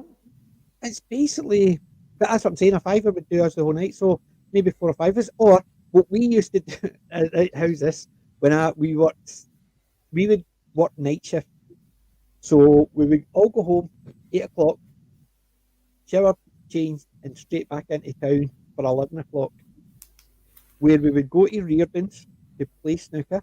They had the Reardon's up here. Then we would go to basically go for something to eat. Then we would go straight to the pub. Then after the pub, we would go to the dancing. Doctor's Yabagos, it was called. I was at dancing, but that was after night shift. Usually in Reardon's, when it wasn't our game, we would go fall asleep for an hour while we were waiting, just because none of us had been sleeping since about 5 o'clock the night before. And that's what we would do. So we'd go straight into the pub when we got paid. We got our pay and we'll be out the door. Straight home, changed, and straight out into town. And that was us for the whole day. Something I used to love as a kid is one of the first jobs I had. You got paid every second Friday, so every 2 weeks. But here's the kicker: twice a year, Friday happens just enough time so you get 3 paychecks rather than just 2 paychecks. In the 1 month, yep. Yep. Yeah, that was like Christmas come early. Yes, you definitely felt like, oh, I have all this extra money. Although you did realize that like I still have the same amount of rent and utility and all that to pay, but you did feel extra rich during those. Yes, months. it was enough to sort of just have that little Well, Guns inner and joy for joy. I've seen that for a while. I need to actually dig that one out. That's just superb. Yeah.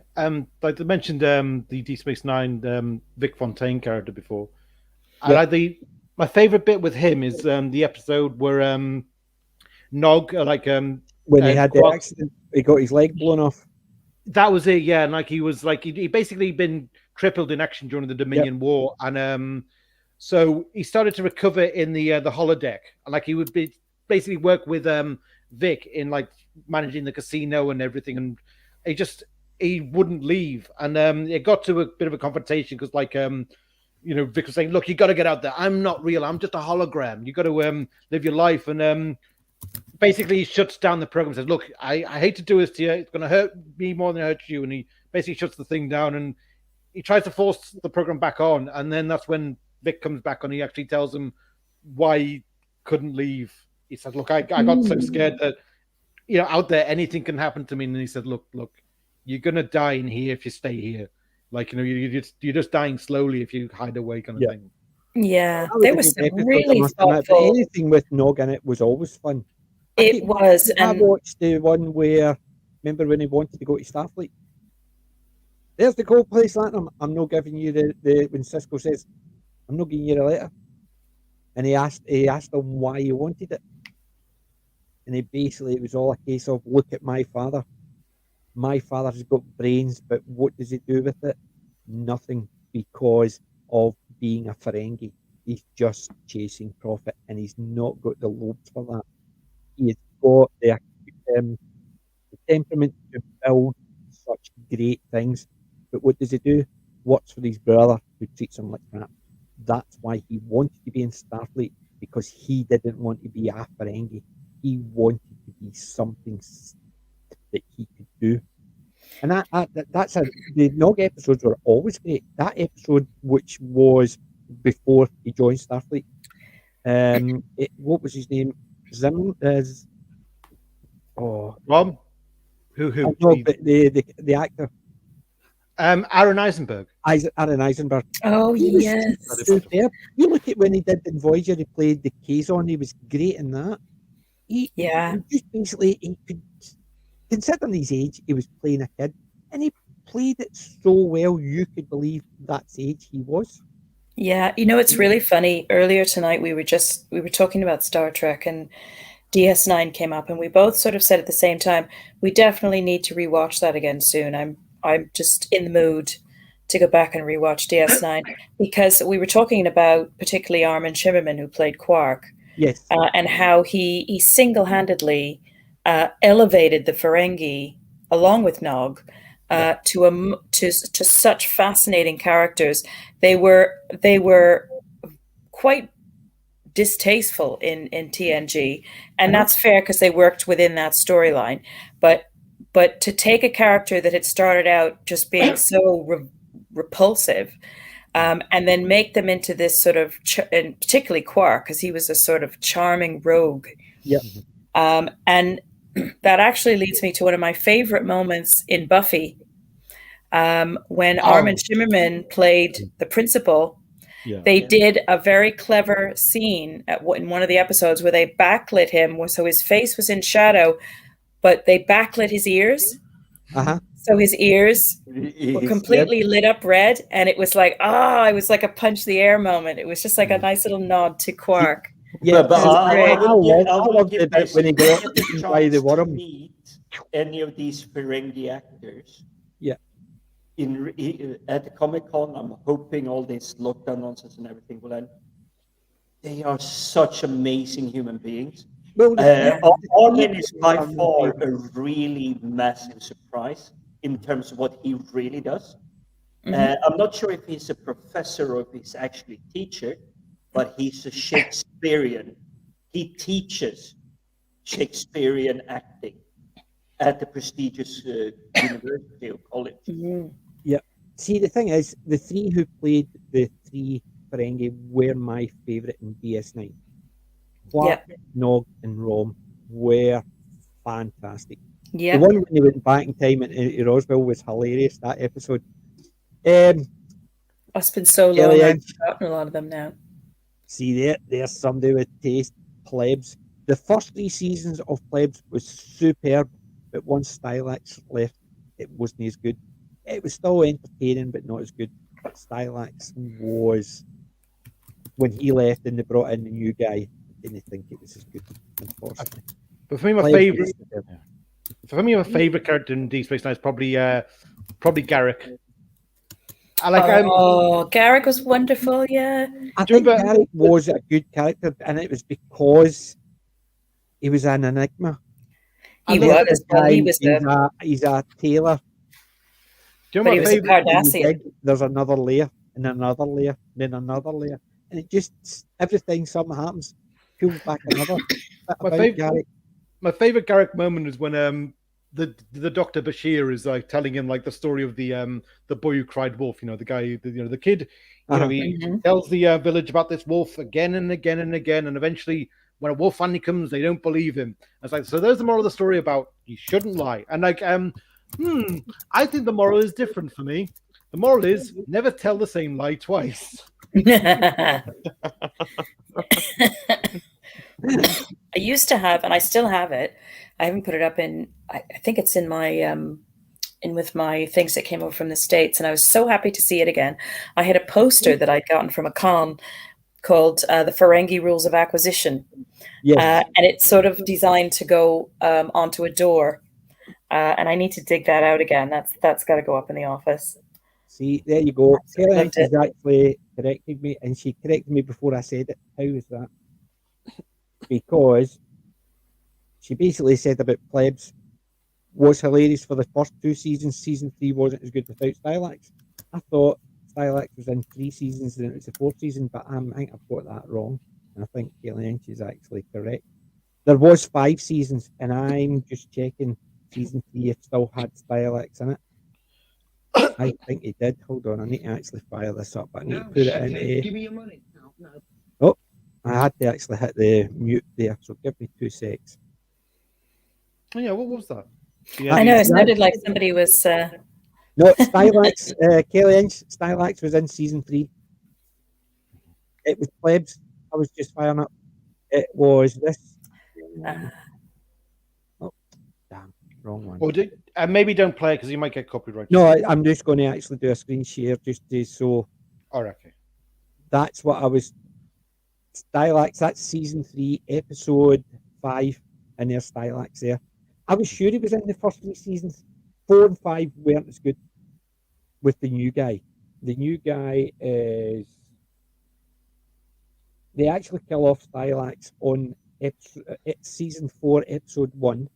I've got it on mute, so. There it's there. This is where they kill off Stylax. Robert Lindsay. Watch it. So watch that rocket, that bit at the back. And that's the guy that actually takes their Stylax there. You can't see his face because he'd left. He'd not come back for season 4. So he did. And that's Stylax out of it. And the guy that dropped it is the guy that replaced him. So. But so it's a very Asterix and Obelix kind of death scene under the rock. But I thought I was because Kelly Inch had actually said the first 2 seasons were best. I said the first 3 until they get rid of Stylax. Yep. So I wasn't entirely sure, but I thought it was 4 seasons, but there's 5. So there you go. Just goes to show great minds think alike. And somebody loves Plebs as much as I do. Yes. One of these days I'm going to do a Plebs stream. I'm literally just going to fire it all up, do the wee clips again, and actually just do a review because I love the first 3 seasons of Plebs. It is definitely something. If you have not watched Plebs, watch it. It is superb. First 3 seasons where you've got Copier, Shredder, Waterboy. It's just fun. Fun. So it is. So I'm going to catch up with these just right down to the thingy, and then we'll do what we got at the charity shops because I've got loads and loads and loads. It's amazing how much I stuff got. What's that about Catwoman? Doug and Tony with Catwoman back at base. That's true. That is actually very true because one of the scientists, apart from the old guy, the female scientist, she was actually she was the one that played Catwoman. What's that? Have you seen Peter and the Hour? I've not seen the Hour. Have you seen that one? When? Which one? The Hour. No, I know of it. It's another one I know of, but again, for whatever reason, time, stuff going on, I just never got to watch that. But I've heard really good things in that. I've not even heard about that one, I must admit. Yeah, I've added it to my list, and I just have so much to catch up on. But the other thing you've been talking about, Plebs, I'm embarrassed to say I have never seen that, and I've heard of it. But that is totally going on the list because I think that's something. I think is it on BritBox? Definitely. I don't know because I've got the DVDs. I'll have to look and see if it's on BritBox. But the first 3 seasons are superb. They are definitely a good, fun Roman comedy. We'll probably best put it down as a Roman comedy, but it's not your Roman comedy like Up Pompeii or what was the Frankie Howard TV show? They did the Pompeii ones, but he was also in a TV show. He played Lucio, same character. he played Liverpool in a few things. But Frankie Howard stuff was good, but it's a different type of comedy, and it's definitely the Plebs is the right name for it. You've also got Danny Dyer here's in it Really? as a gladiator. So just imagine gladiators as footballers. So you can imagine the type of character he turns Yeah, into. yeah. Is this your towel? And he's giving it a rub. Is this your towel? And he goes, no, it's okay, keep it. Because he's a gladiator and he didn't want to mess with them and stuff like that. And he becomes friends with them. It's the Danny Dyer episode is quite fun. I quite enjoyed that one. Oh, that sounds great. Yeah. But there is some good stuff in Plebs. I just loved it. It was one of the first before I started collecting a lot of the stuff. I would only get them from charity shops, wherever. It was one of the first sets I bought on DVD from the actual shop. I actually physically went out into the shop and paid the full price for season 1 and 2. That was before season 3 was out. But I love Plebs and I would definitely recommend it. But I don't know where it is. So just catch up, and what we'll do is I've got a buddy again. yay! She just Hello. joined me again. Hey, He just it's the same as Hoddit and Doddit. You just want to be on camera. Yeah. He definitely does. Squeak. Squeak.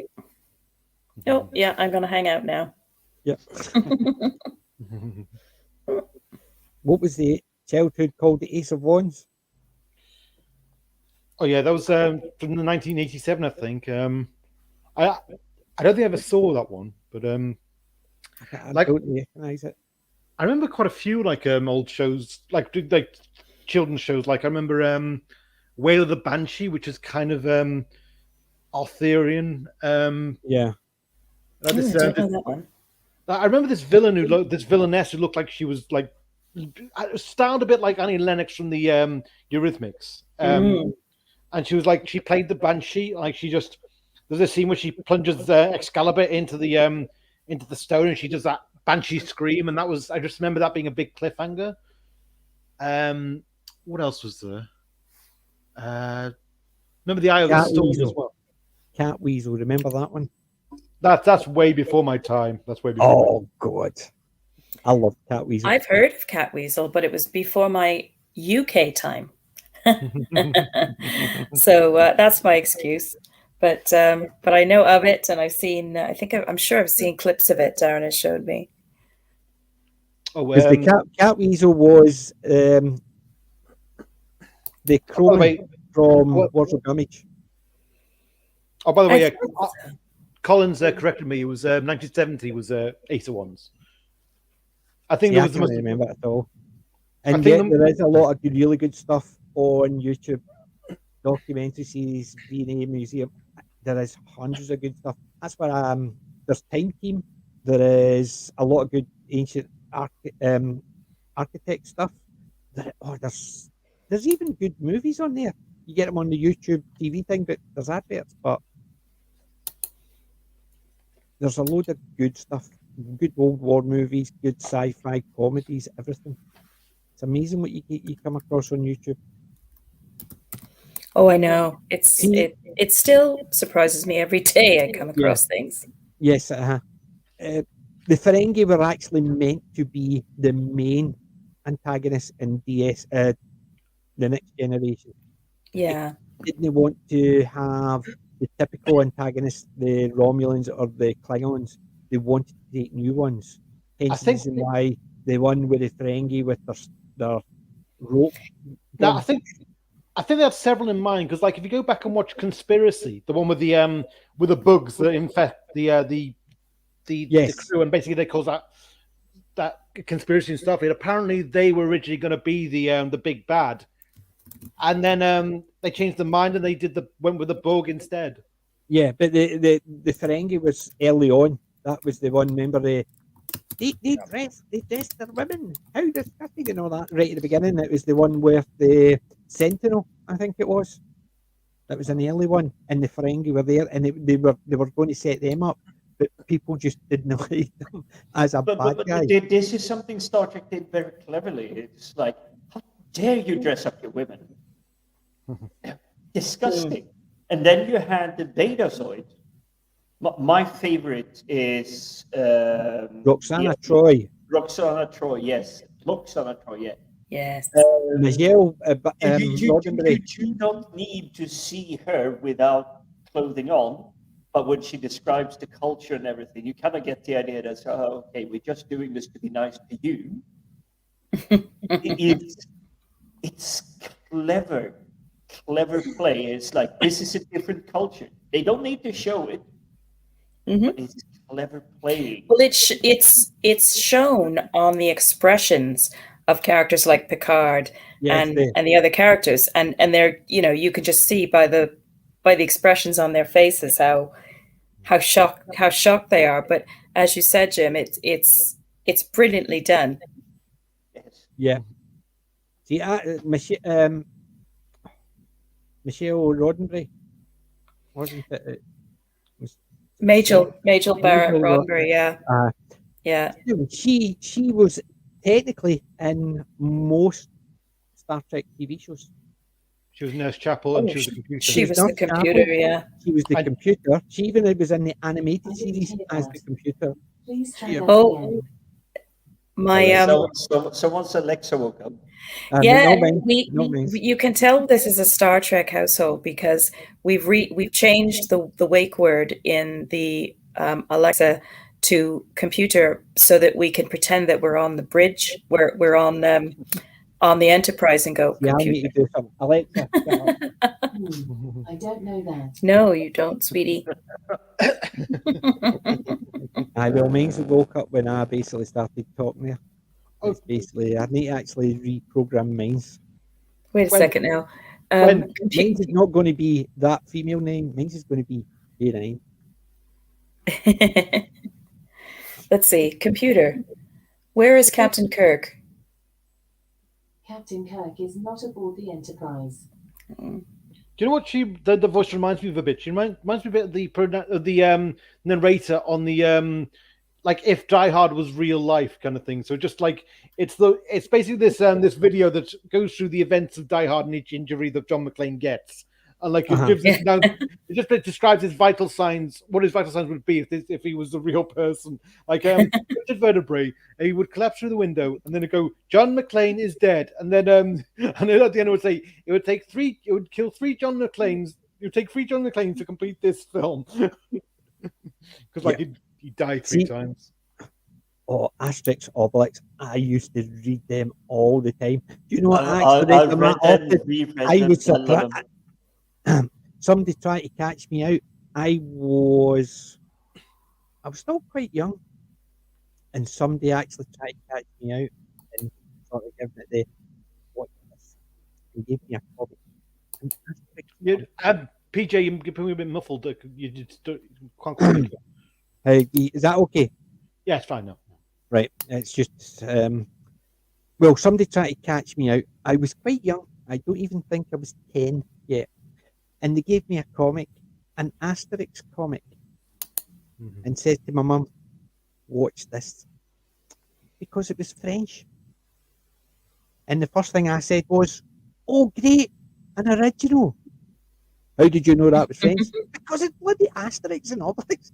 Come on, it was even I knew at 10-year-old, it was translated from French. It wasn't a British comic, no matter what people thought. And I used to read them all the time. I had every comic I could find with Asterix in it. And I used to love the animated stuff as well. But I've still not come across any animated stuff in the charity shops, unfortunately. I'm also one. I'm keeping an eye out for that. Even if I can get hold of the old comic books, because sadly they're gone. But I had them, and they weren't beat me to it again. Comic book size. They were A4 size, hard paper print, and they were just gorgeous. And the animation was funny, and you could literally relate to the humor, even if it was just several panels just setting up a slapstick humor. Brilliantly done. Like their druid get a fix. Yeah. Yeah, I mean, some of the names were, and then they had their bard, and you know what I mean, they couldn't play to save themselves. And they just, oh, I just loved it, and The bard always being strung up in the Yeah. tree with like a muffle and everything. yeah, exactly. And there you go, Kelly Inch beat me to it again.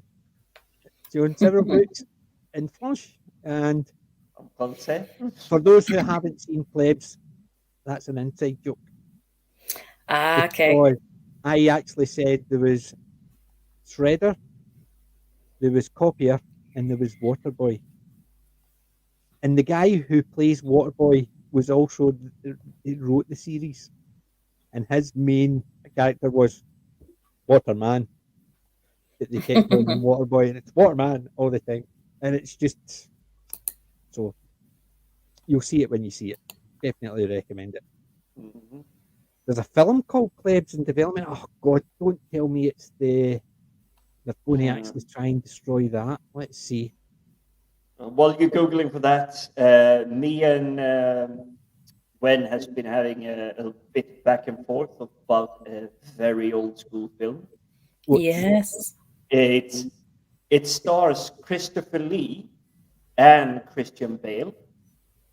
It's from a very, very long time ago. But the actual story is written by the lady that wrote Pippi Longstocking. Yes, and that was a childhood. I mean, when I was exposed to Pippi Longstocking, it was through a television adaptation of the writings, but nonetheless, very engaging. And I can still remember seeing it, you know, on the telly when I was growing up, and I really honestly never really took notice or remembered the author of the original stories, and I wish I had at the time, you know, had them pointed out to me so I could have read them as well, you know, as seen the television adaptation. See, I believe I only heard of Pippi Longstocking. the lady herself, I could be wrong, but I believe she's a Nobel laureate. She won Nobel Prize for Literature. Yep. Well, that's the TV movie for Plebs, and there's no notification, no information. No, because this project is categorized as in development, the data available so is subject to change. Contract filmmakers didn't even say anything. You see, this could be hit and miss. I mean, they could be people we never heard about. They may come up completely fresh, not be tainted too much. There's no cast added to it as well. Because look, even though you have to actually try it for free, you can see it in the background here. Cast 0 members. Mm-hmm. And it's 3 young men trying to make their way in ancient Rome. So it looks like a US adaptation of the British TV show Plebs. So they're trying to make a US adaptation of it. That's what the blurb for there. 3 young men trying to make their way in ancient Rome. A US adaptation of a British TV show Plebs. So,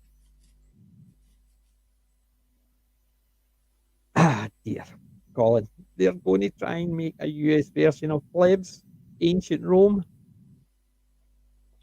I just hope they never make a. I just hope they never make an American version of Gregory the Gorilla. Oh God! Or even Up Pompeii. Can you imagine somebody trying to do Frankie Howard? If you pardon the expression. Oh God. Yep. Tortiga can be up the chastity belt. Every time I mention somebody's already beat me to it. Up the chastity belt, that was a TV show, yes. That was the one I was talking about earlier, which was the Up Pompeii played Lurkio, Up the Chastity Belt. Yeah. And Kelly, I remember Magilla Gorilla. I used to watch that. Yes, I remember that. That was Hanna-Barbera, was it? A big orange gorilla, wasn't it? He wasn't orange. He was like a normal color, but he was Very light. I thought if it was brown, it was very it's like light a light brown. brown. Yeah. Yeah.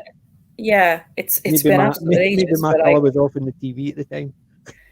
I can remember that though. I used to watch that. Have you still, PJ? Have you still got that clip of the Gerald the gorilla?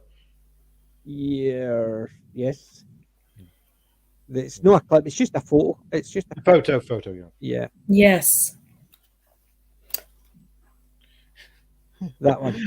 I just love it because he's just like, and he's asked because the joke is basically the gorilla has been completely so civilized by the anthropologists that he's actually started to become a bit thinking himself above the anthropologists. So he's Yes. quite the presenter's asking Gerald, like, what about your mate? You know, your girlfriend. It's like, you know, your mate. You know, your partner. Oh yes. Oh, of course. Crumpet. Yes.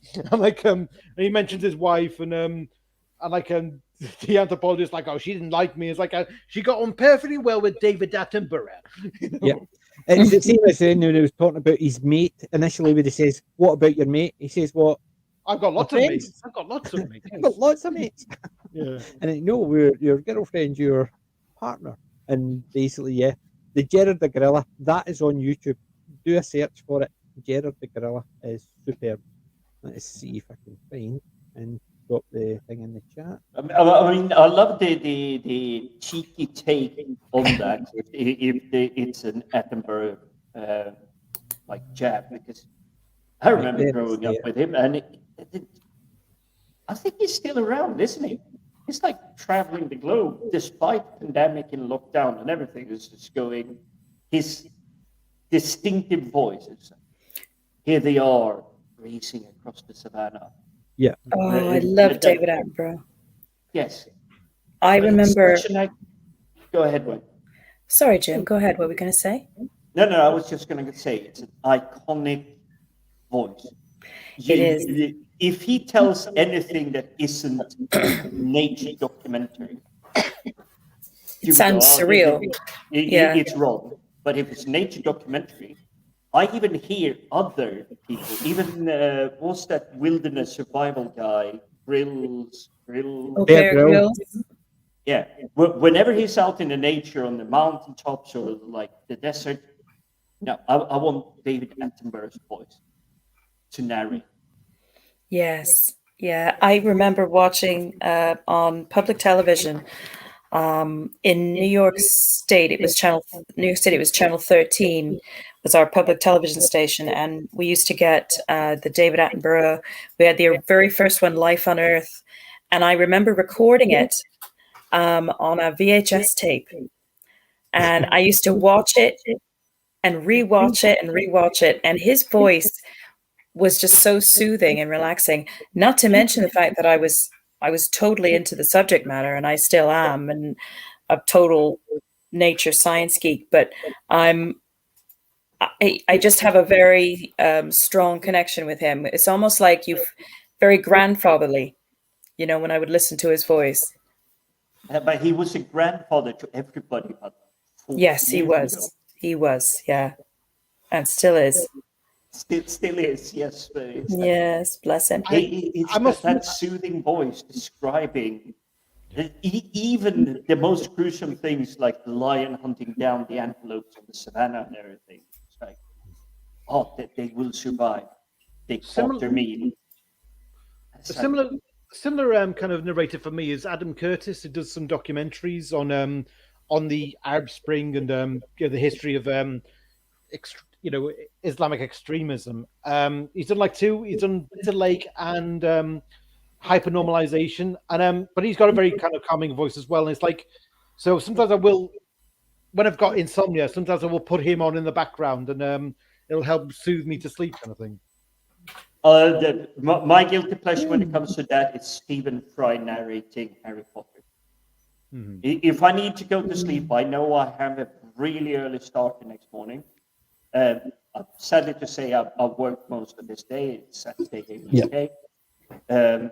But if I need a power nap or anything, I just turn that on. It can even just be turning on QI in the background where he's asking the question to the crowd. Yes. But Yeah. unfortunately, the laughter kind of like gets me out of sleep.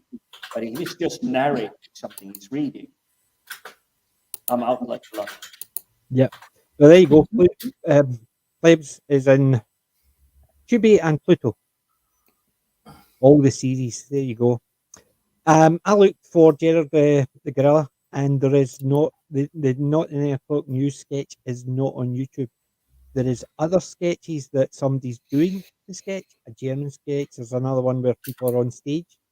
For some reason, there's a lot of other Not in It 8 could be o'clock it's news been stuff. copyright struck and taken down. Yeah, but there's a lot of other Not in 8 o'clock news stuff up there.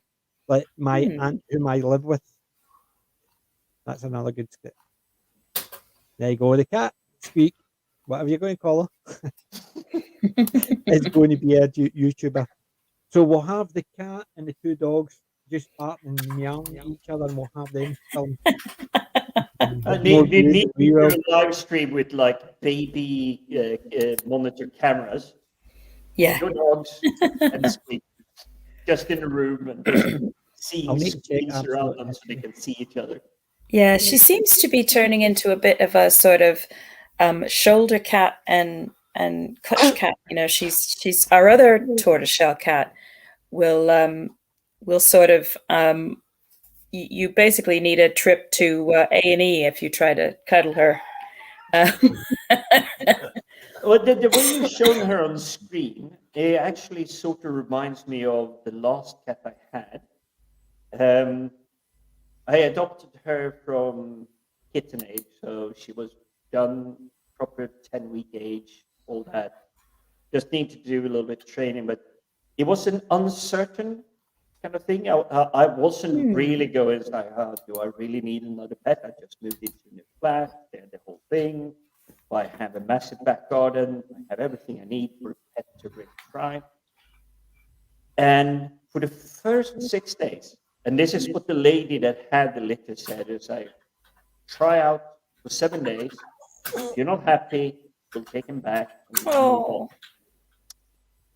And the first 6 days, we were not getting along. She was okay with me bringing her food. But that's not long enough for her to settle, really. No, it is not long enough for her to settle anything. Yep. But it was no petting, no calling. Leave her alone. Absolutely leave her alone. Do not approach. It's literally like a woman on her worst, of the worst, and then even worse. That kind of day is like, leave me alone or I will bury you in the depths of hell. They're all so different. Yeah, they're all so different. But when I went to sleep on day 6 and going, I'm kind of liking this cat, but I'm going to have to return her because there is not connection. There is not any like bond. This might be a very asocial animal. It's going to be really weird. So I went to sleep, and I don't know why, because I usually do not sleep like this. Yeah. But for some reason, I had fallen asleep like this. And when I woke up in the morning of the 7th day, about to return again, she had snuck in, across my shoulder, and just rested her head on my chin. And that's a very social act, you know, that's really showing a lot of trust. Absolutely. But it was the first sign of social connectivity. Is like, yes. And since that day, boy, was she affectionate. That's why I kind of made her Moonchild from Neverending Story. Oh. Like that kind of dream girl, it's the princess, it's the thing, because she had that kind of attitude. It's like, yes, I am here, but you have to kind of step out. And I'm not sure what I did correct, but boy, did I love that cat. Well, that's it. I mean, it's like any of us, really. It takes time, and she was obviously feeling. You know, you don't know what Was she an adult cat, or was she just a kitten, or when you got her? No, she was a kitten. Was it 8 or 10 weeks when they're supposed to leave the litter and get like a new owner? Okay, so she was quite young. So it was Yeah, she. literally day one. Yeah. And because I had cats before, I kind of knew a little bit of the bonding process and everything. It's like getting them to trust you, treat them a little bit of food, but don't over-treat them. Hmm. The whole thing. But it Well, was that's just such standoff for the first 6 days. Nothing. Just yeah, like it's going unusual. away, hiding away in a corner, not playing, not doing anything. But from literally the morning when I woke up on day 7, Yep. something switched in her mind. Flip. The switch was flipped. Yeah. Yeah. And she was playful, cheerful, cheeky. Luckily, she never threw stuff off the tables or anything, but she was curious. She was agile. She a real character. But nothing of that came out in the first 6 days, which is where I kind of felt a little bit sad. And she might have felt the sadness or something. Yes. I Yeah. don't know. Yeah. Morning of day 7, click.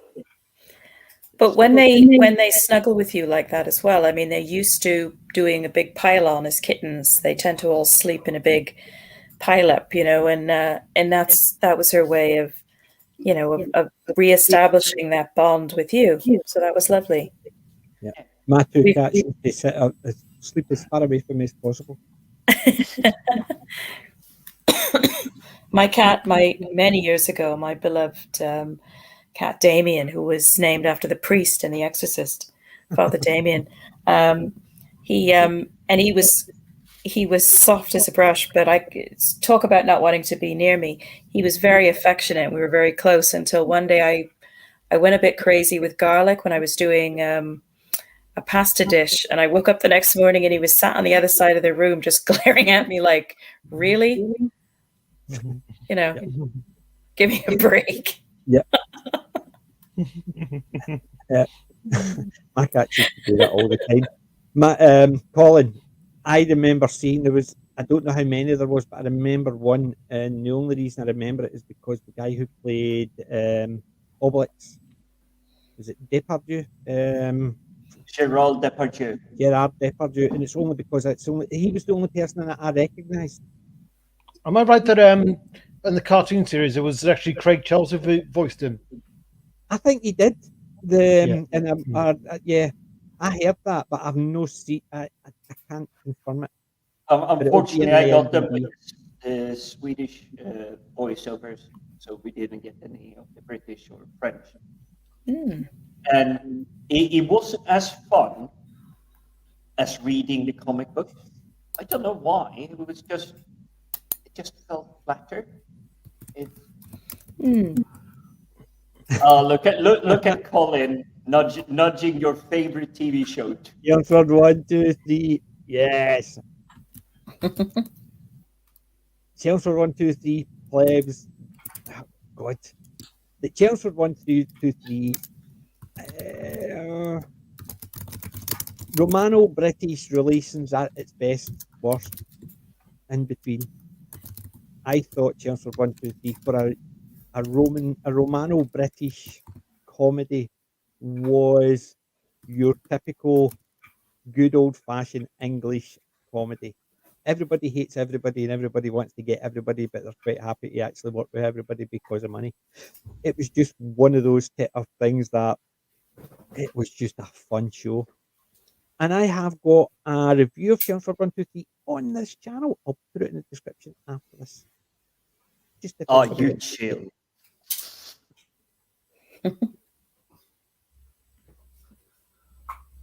See, that's the thing. It's you need somebody to actually just one person and go make reference to it. Did I actually just go fuzzy again there? A little bit. There was a bit of a. I think I know what it is. Hold on, give me 2 secs. Please stand by for technical difficulties. We will be back to the original broadcasting very soon.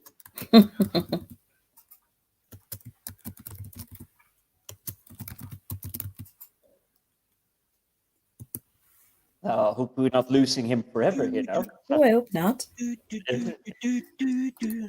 Oh, I can hear him. There he Oh, is. we can hear him singing. Yeah, Or at least that humming. was my technical difficulties music. Do, do, do, do, do, do. Oh, you need to get the soundboard for that. I can't because it was my soundboard that was causing the problems. So I had to actually switch my soundboard off. Hence the reason why I had to sing it instead of giving it the. Yeah, I'm not gonna try singing if my Yeah, soundboard goes but what I out, was gonna because say that is- will crash the channel. Gail, all you need is once one of the delivery drivers to actually just crack a smile and you go, yes, somebody knows what it's about. And that's what you need with the Waterman joke. See, Pippi Longstockings, I only heard of. I had never seen it. I know there was a movie about Pippi Longstockings, but never seen it. Oh, I might actually bring this up as an idea, because I grew up with a few of them, but that will be a longer project, because Astrid Lindgren, Yeah. or Astrid Lindgren, as the English would say,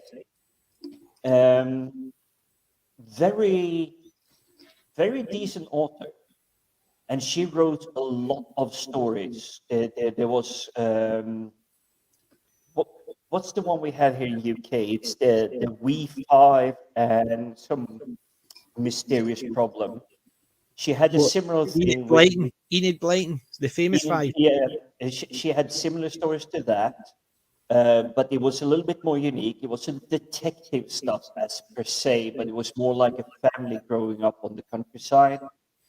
Then you had Ronja, the robber's daughter, which I think is holding up amazingly well, even in today's climate. Then you had Mio My Mio, which is the link I dropped in the private chat, where you have Christopher Lee and Christian Bale, literally the first time. Christian Bale is so young in this one. It's almost the Lord of the Rings kind of story, with dangerous villains, youngling needing to brave everything. Yeah. And then you have the brothers Lionheart, or Lionheart Brothers, which is dealing all about death, and Yeah. it's speaking to young kids. Yes, death is part of living. Yes. She was really clever, and I believe she won the Nobel Prize in Literature for it. It doesn't surprise me, but kids are too Coddled. protected, cuddled. Yeah. Yes, Nanny. She Yeah. was holding no punches in some of these things. Yeah. But yeah, just- it would be worthwhile exploring and just going through some of them, because especially the one with Mio My Mio, it's mostly English because it's Christopher Lee and Christian Bale, but it was meant to be produced for the Scandinavian languages, so there might be Bits and words bobs in in it it, that uh-huh. require subtitles and whatnot. Yeah. And that plebs adaptation is going to suck. And don't even like the idea of it after Wheel of Time. The idea of something like plebs being destroyed. You Fairly, see, Cobra I am so Kai. jealous. Cobra Kai is what's still holding me on to the railing, but I will be flying over it when too many just remake and then just not following it. But Cobra Kai, best surprise for the first part of 2022. See, I can't actually stick with it because it was never a great one, and I never watched any. I watched one episode, and even then, this season 4, episode 1, and it just did not catch me. And I just thought I knew how it was going to end, and it did the way I expected it, and it just. I guarantee, if you put down in an email, you send across an email or ping it across on Twitter, saying this is how it's going to end, and then watch it, I will send it back to you, and you will read your own words back. No, I'll tell you, because I know, but I'm just saying is even that one episode, I knew how that one episode was going to hit. As something was happening and they said one thing, I knew how it was going to end. It had to, and it did. But it was just one of those things. But the the UK and US, the Tomorrow People. I saw the Tomorrow People for the 2013, and I thought it was pants. I loved the original Tomorrow People with the what was his name? The computer above their head with the psychedelics, and they had the joint belts. I loved that. That was absolutely fantastic. I remember the 90s version. It was the 90s. It was the 90s. I thought it was the 70s. No, it was 70s, but there was a 90s remake. I can't remember that one. Right, it was the right. This guy called Christian Smith was in it.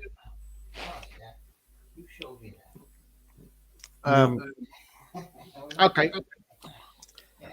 I'm trying to think. I can't remember it at all. I remember the classic one where you had the four of them. There was the two guys, the Chinese girl and the coloured girl. Oh. I think that was the one. But could they teleport at will? Yes, they could teleport with their belts. Oh, right. They called it jaunting. So they pressed a button on the belt and they jaunted, and it teleported them from one place to another. Oh, no, in the 90s version, they could just teleport at will. It was just a an inbuilt natural gift they had. I thought that was the 2013. That they did that.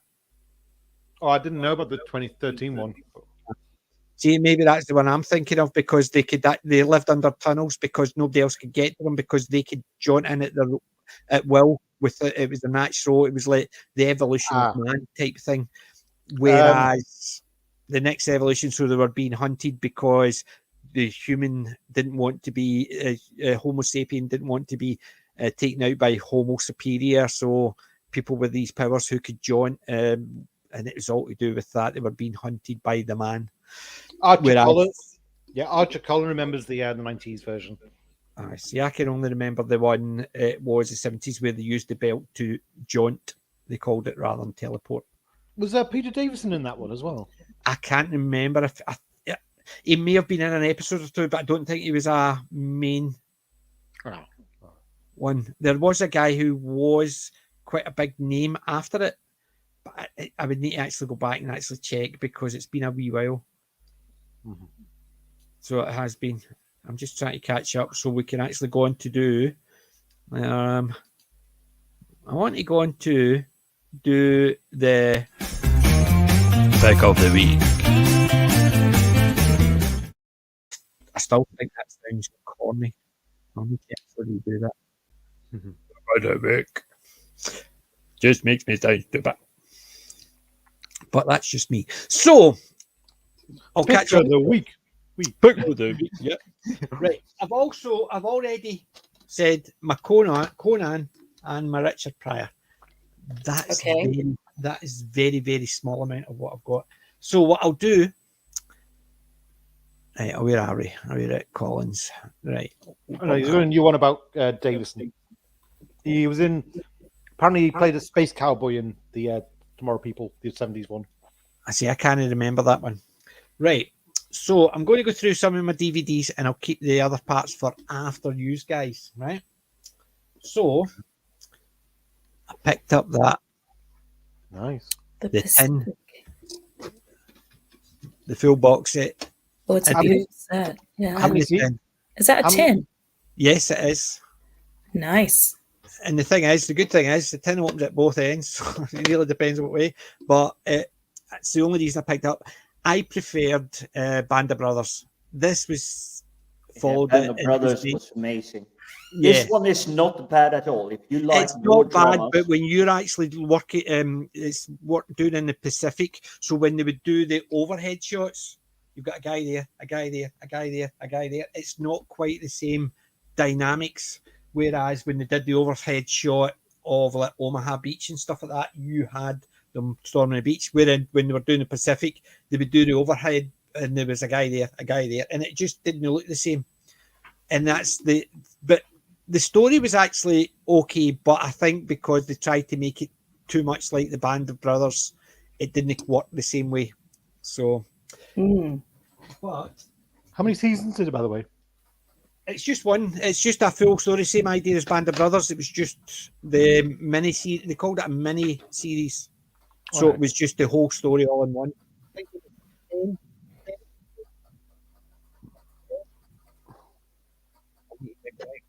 You're going to be underwater again. It's only because I actually took a step back. Okay. There was 10 parts. Okay. 10 parts on it. So that's those ones.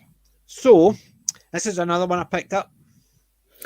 Ooh, Full Metal Jacket. Nice. Yeah. So I thought, yes, I'll be watching a few war movies. What's his name? Odafrinio or something. The bald guy, big, bulky. His ability to play a character, Yeah, is so spot on. Anything I've seen him in, I'm not seeing him being a lead. Obviously, he doesn't have like the chiseled jaws and everything, and it's like big, muscly. But when he's in a film, he managed to bring some kind of like aura with him. yeah. It's brilliant. Like So great. the drill sergeant. No, not the drill sergeant. The drill sergeant is an amazing character as Yeah, well. he was but- actually just brought in to be a drill sergeant, and he realised he was actually very good at doing it on screen. Yeah, so Kubrick actually said, "No, sorry, you're not training the actor. We're kicking the actor and putting you there." Right, lie down. Let's try to actually move all my stuff. Right, so let's see if I can. Unfortunately, although it We says got BBC, BBC DVD, Mighty Push. Oh, okay. so series 1 and 2. So I've picked that up, and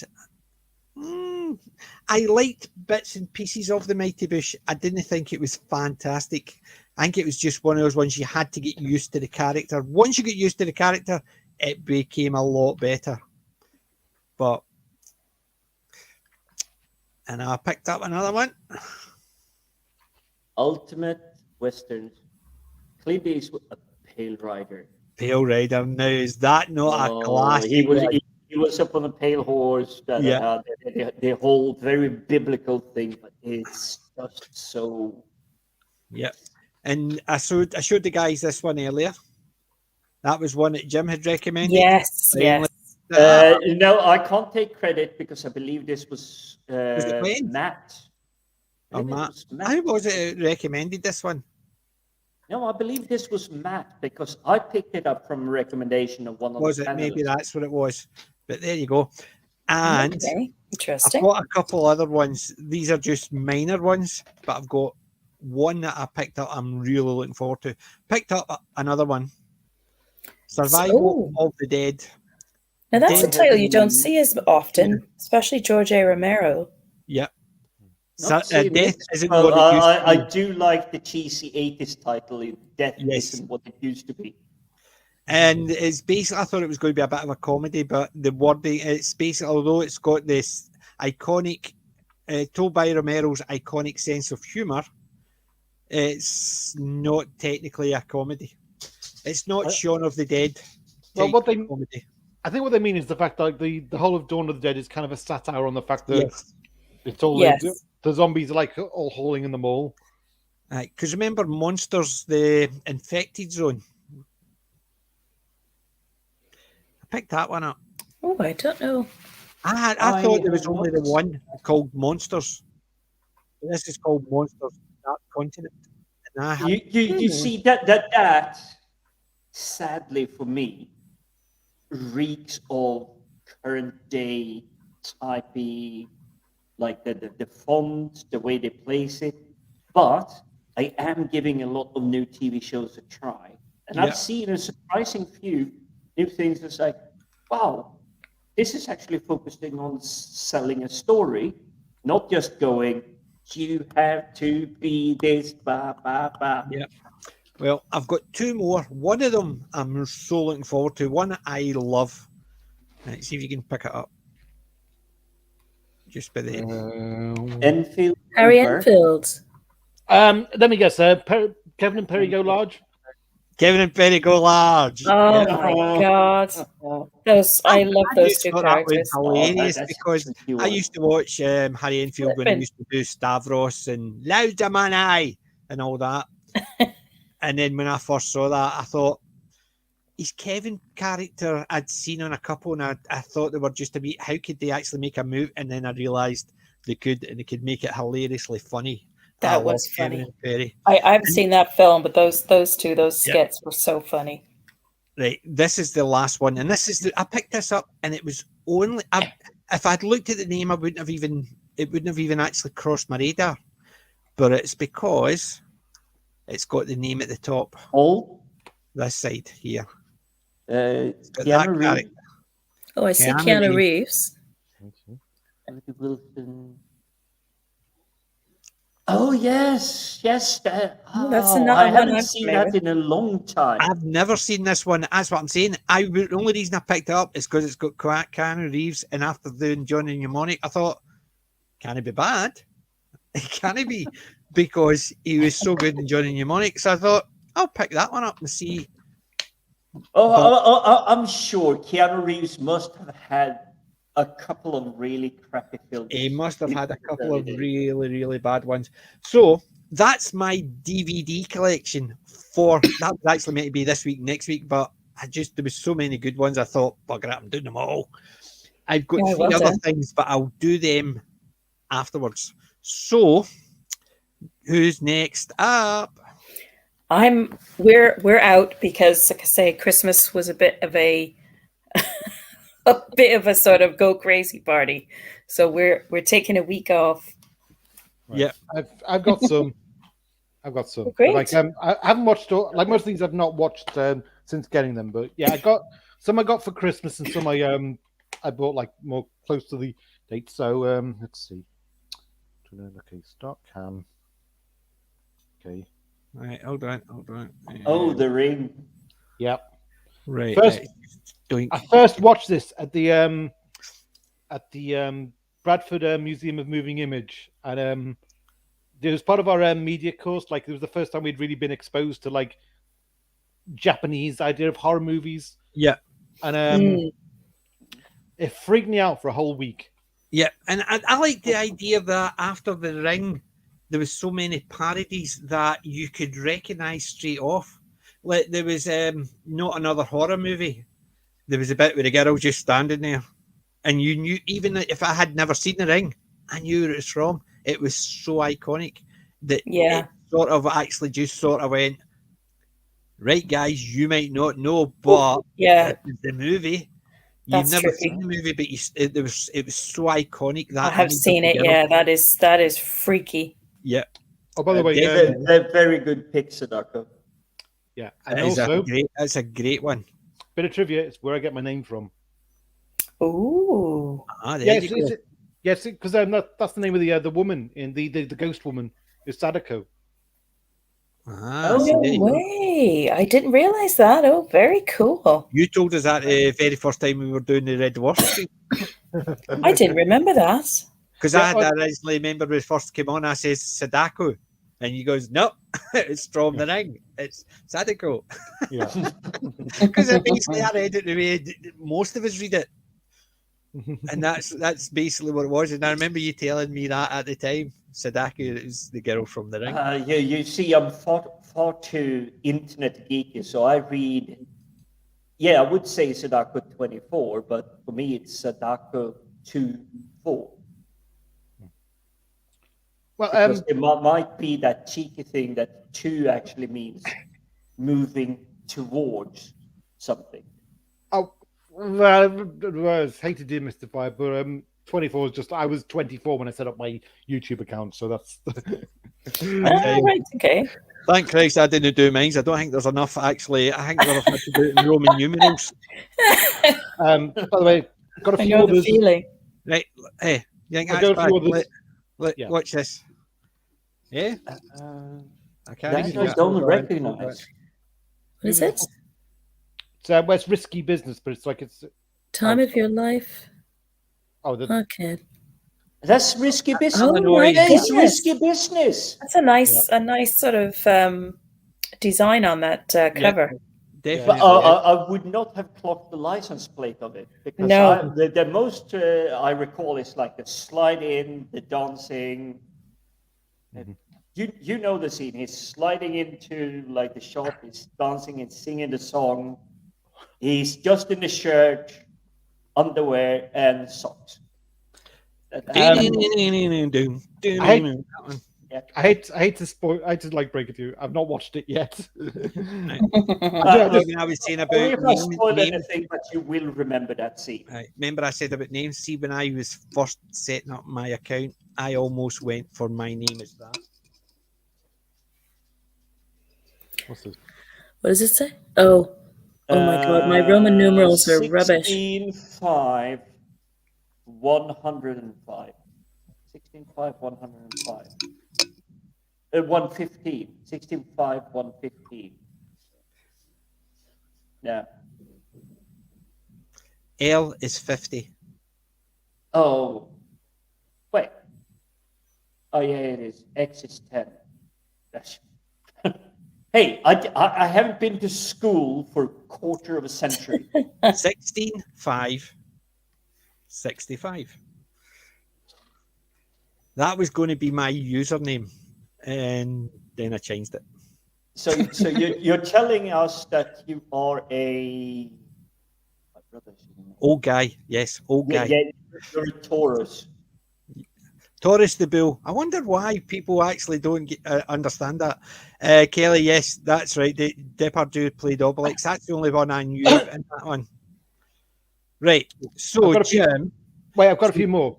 Oh, yes, excellent. Basically, I thought. All right.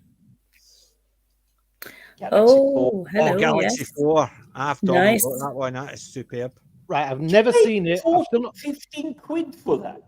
Yeah. It was in their HMV. It was like I've not watched it yet. I vaguely remember reading the novelization when I was 11, because my local library had like loads of novelizations. I think this was the one. Actually, I think they had a few by Hartnell, but this is the one I read. I think they had that, and they had the Rescue. Those two. Yeah, well, I got that because I used to have all the Target books a long time ago, and yeah, I had that one. That's we say it looked in excellent condition. Oh, the evil of the Daleks as well. Yes. Well, we might actually savor them because it looks like there's going to be no more animation ones. Yeah, there will be once. I think they were saying they're already shopping around. Yeah. The problem is, I don't think a lot of people who would actually want to do it don't want to actually work with the company who's doing it. Why? So the such BBC, gorgeous animation that they have on there. Yeah, that looks beautiful. It does. It looked absolutely amazing. So the Galaxy 4 and I want to see. I will get them, but just the idea that they're actually thinking about not doing it anymore is a killer. One more. One more Doctor Who, one more non-Doctor Who. The Time Warrior, superb. Yeah. I had to get that for Christmas because I used to do streams with them. Yeah. I used to be on Blue Bonnet's channel, and we did streams about like looking back at the work of writers, and we did Robert Holmes, and so I did this for research, and it was the second time I watched it. It was the first time I watched it in years, and I thought, this is really good. This is really John Pertwee's great. It's his last season, and yet he's still got a lot of enthusiasm for the part. That was the one he actually pretended to be the knight, didn't he? Yeah. He's put a couple of bolts through him. That'll slow him down. He goes, "Hold on a minute," and it actually took the helmet off. Yes, it's got so many good comic moments. It's such a feel-good story. It's a pick-me-up story, I think. And I got one more. Oh, sorry. When did you want to say something about the? Hello? No, went on mute. Okay, never mind. Yay, Sarah Jane arrives. Yes, it's the debut of Sarah Jane as well. It's her very first appearance. So if anyone's new to if anyone's seen the new series but not the old series, this is probably the best place to start with the old series, because if you're a fan of the show, you'll like Sarah Jane. You probably like Sarah Jane. That'll be a good hook to the adventures in there. And I think Sarah Jane has the best run of stories. She did, and she had the best run of the Doctors. Oh yeah. And one more.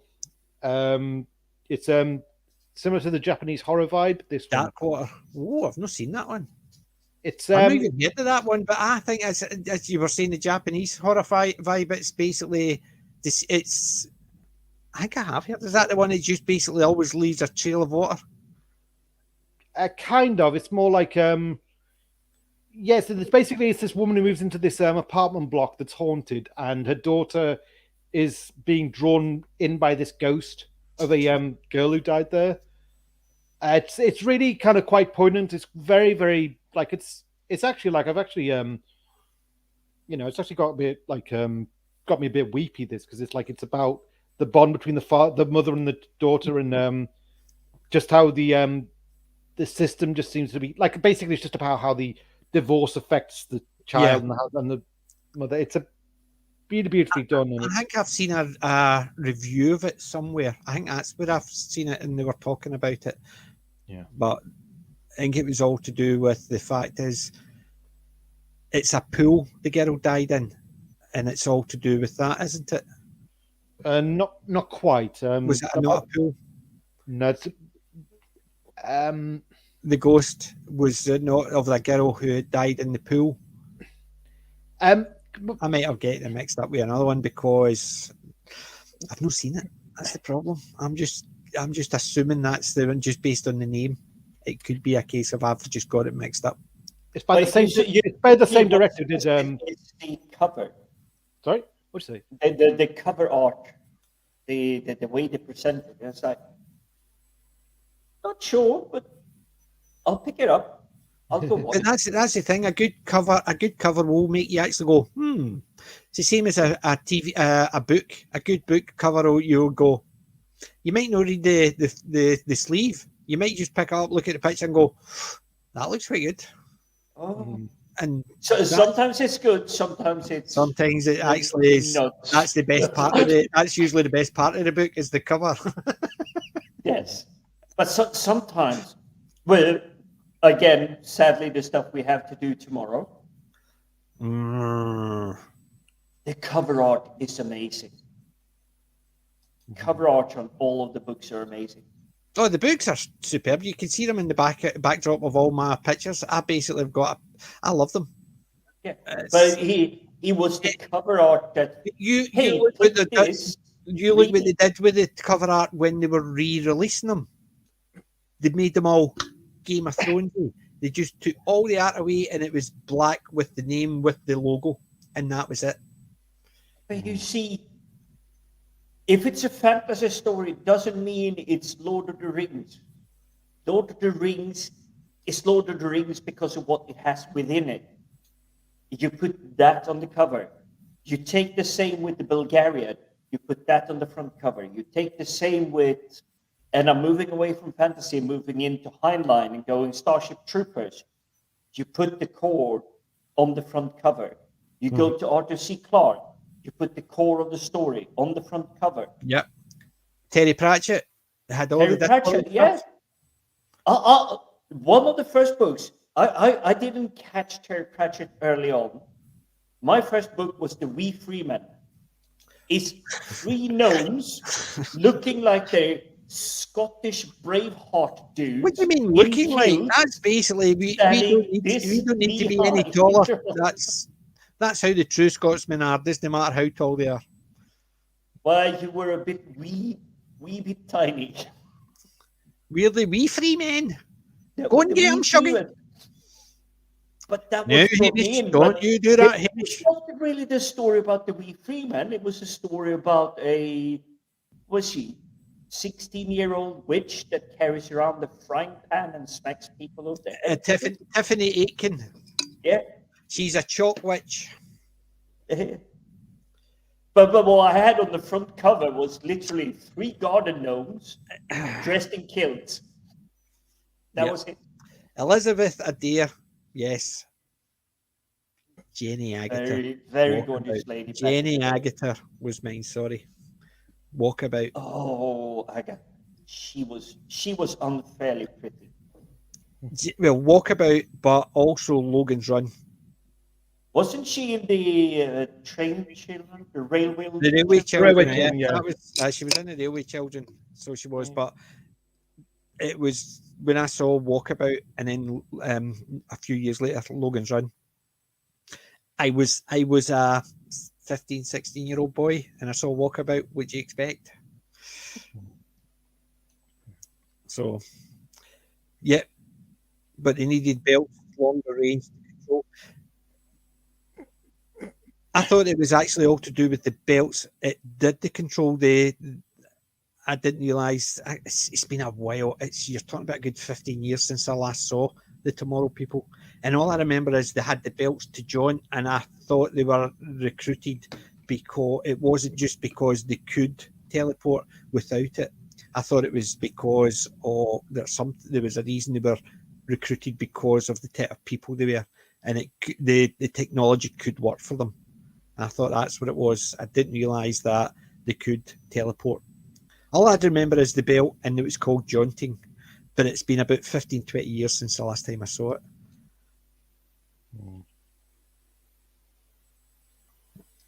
So I'm just catching up. So,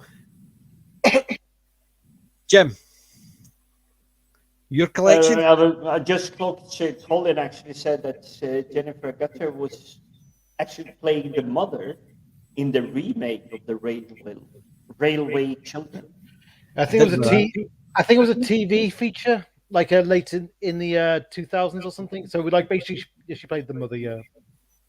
And the main thing I remember it was also the character the Signal Master, who basically played by Bernard Cribbins in the original. In the TV version, you get a bit more from him, and you see him actually have this outburst when the girls come over and give him a lot of charity stuff, and he throws it wobbly up I don't need charity or something. So you saw that more, angry, prideful side to him as well. So he wasn't just a complete Bernard Cribbins type in that. There was plenty of stuff in the Railway Children that I really liked, where it was portrayed and everything. But let's go through the stuff I have to cover, and then we can continue probably covering it if we remember it. I'll begin by sharing a screen. So as I said, I was going back through films I liked back in the days, and when people think of this film, I'm just sharing it to you now, PJ. You can put it up on the big one. Right, okay. This isn't exactly an old film, but it is actually an old film. Right, where have you shared it? It should be sharing. It should be saying share on screen. Right there, it's there. Pirates of the Caribbean.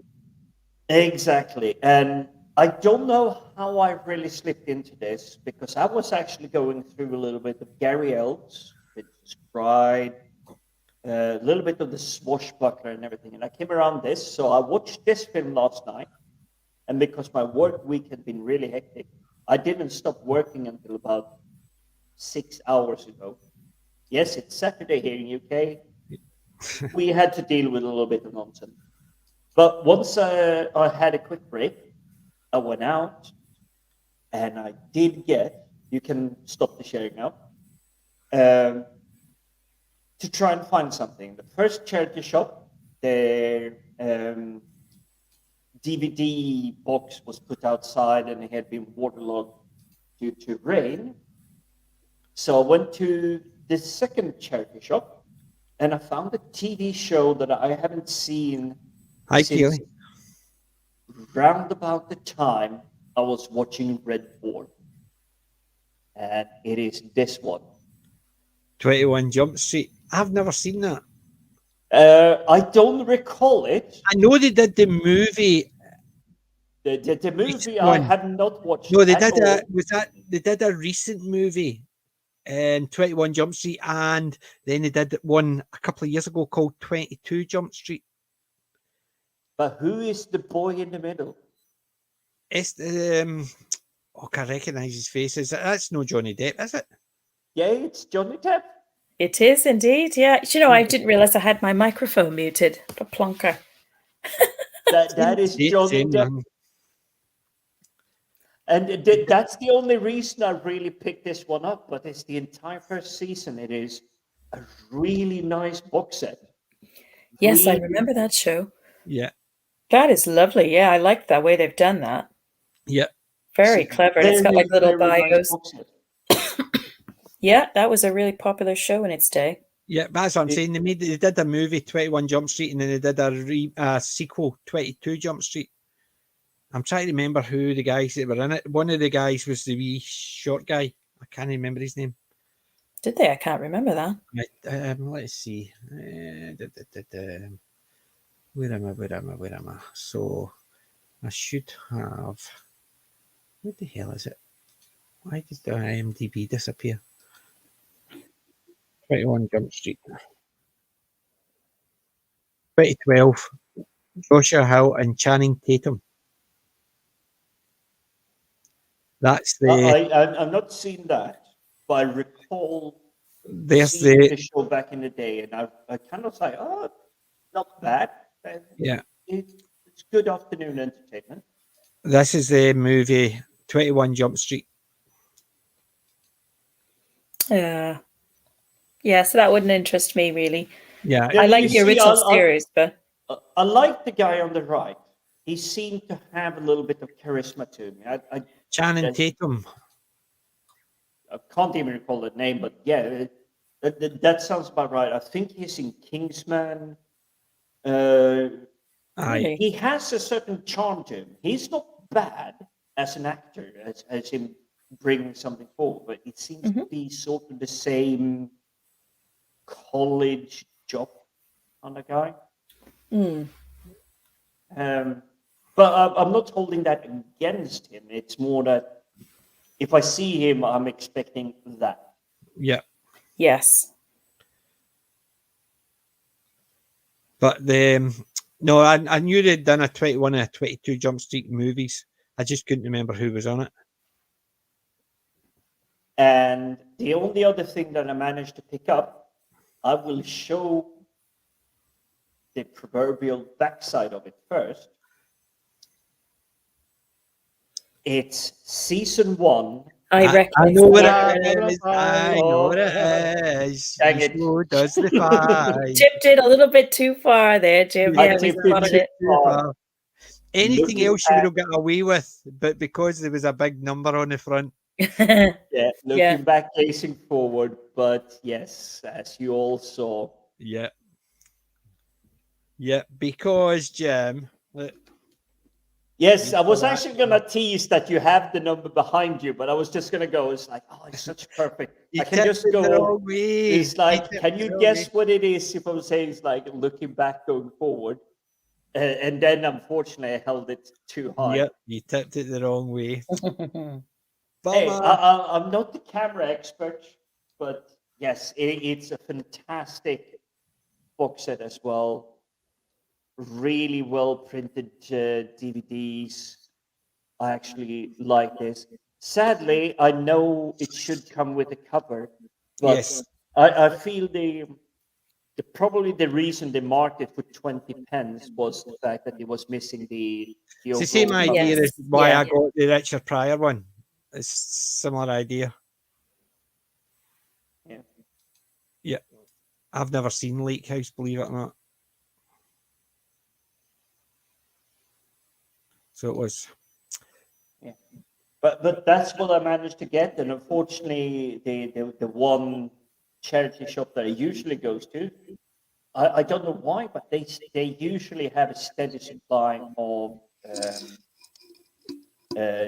DVDs and stuff coming in. But this time, unfortunately, was just the rain got to it because Yeah. there is so much that they had. They had to put it outside the shop, and they do Cool. try to cover it when Believe rain it or not, happens. I went into a charity shop and they had some really good ones, but for a single DVD, they were wanting £2 for a single DVD. Other places they're like £8 for £1, or Blu-rays £2.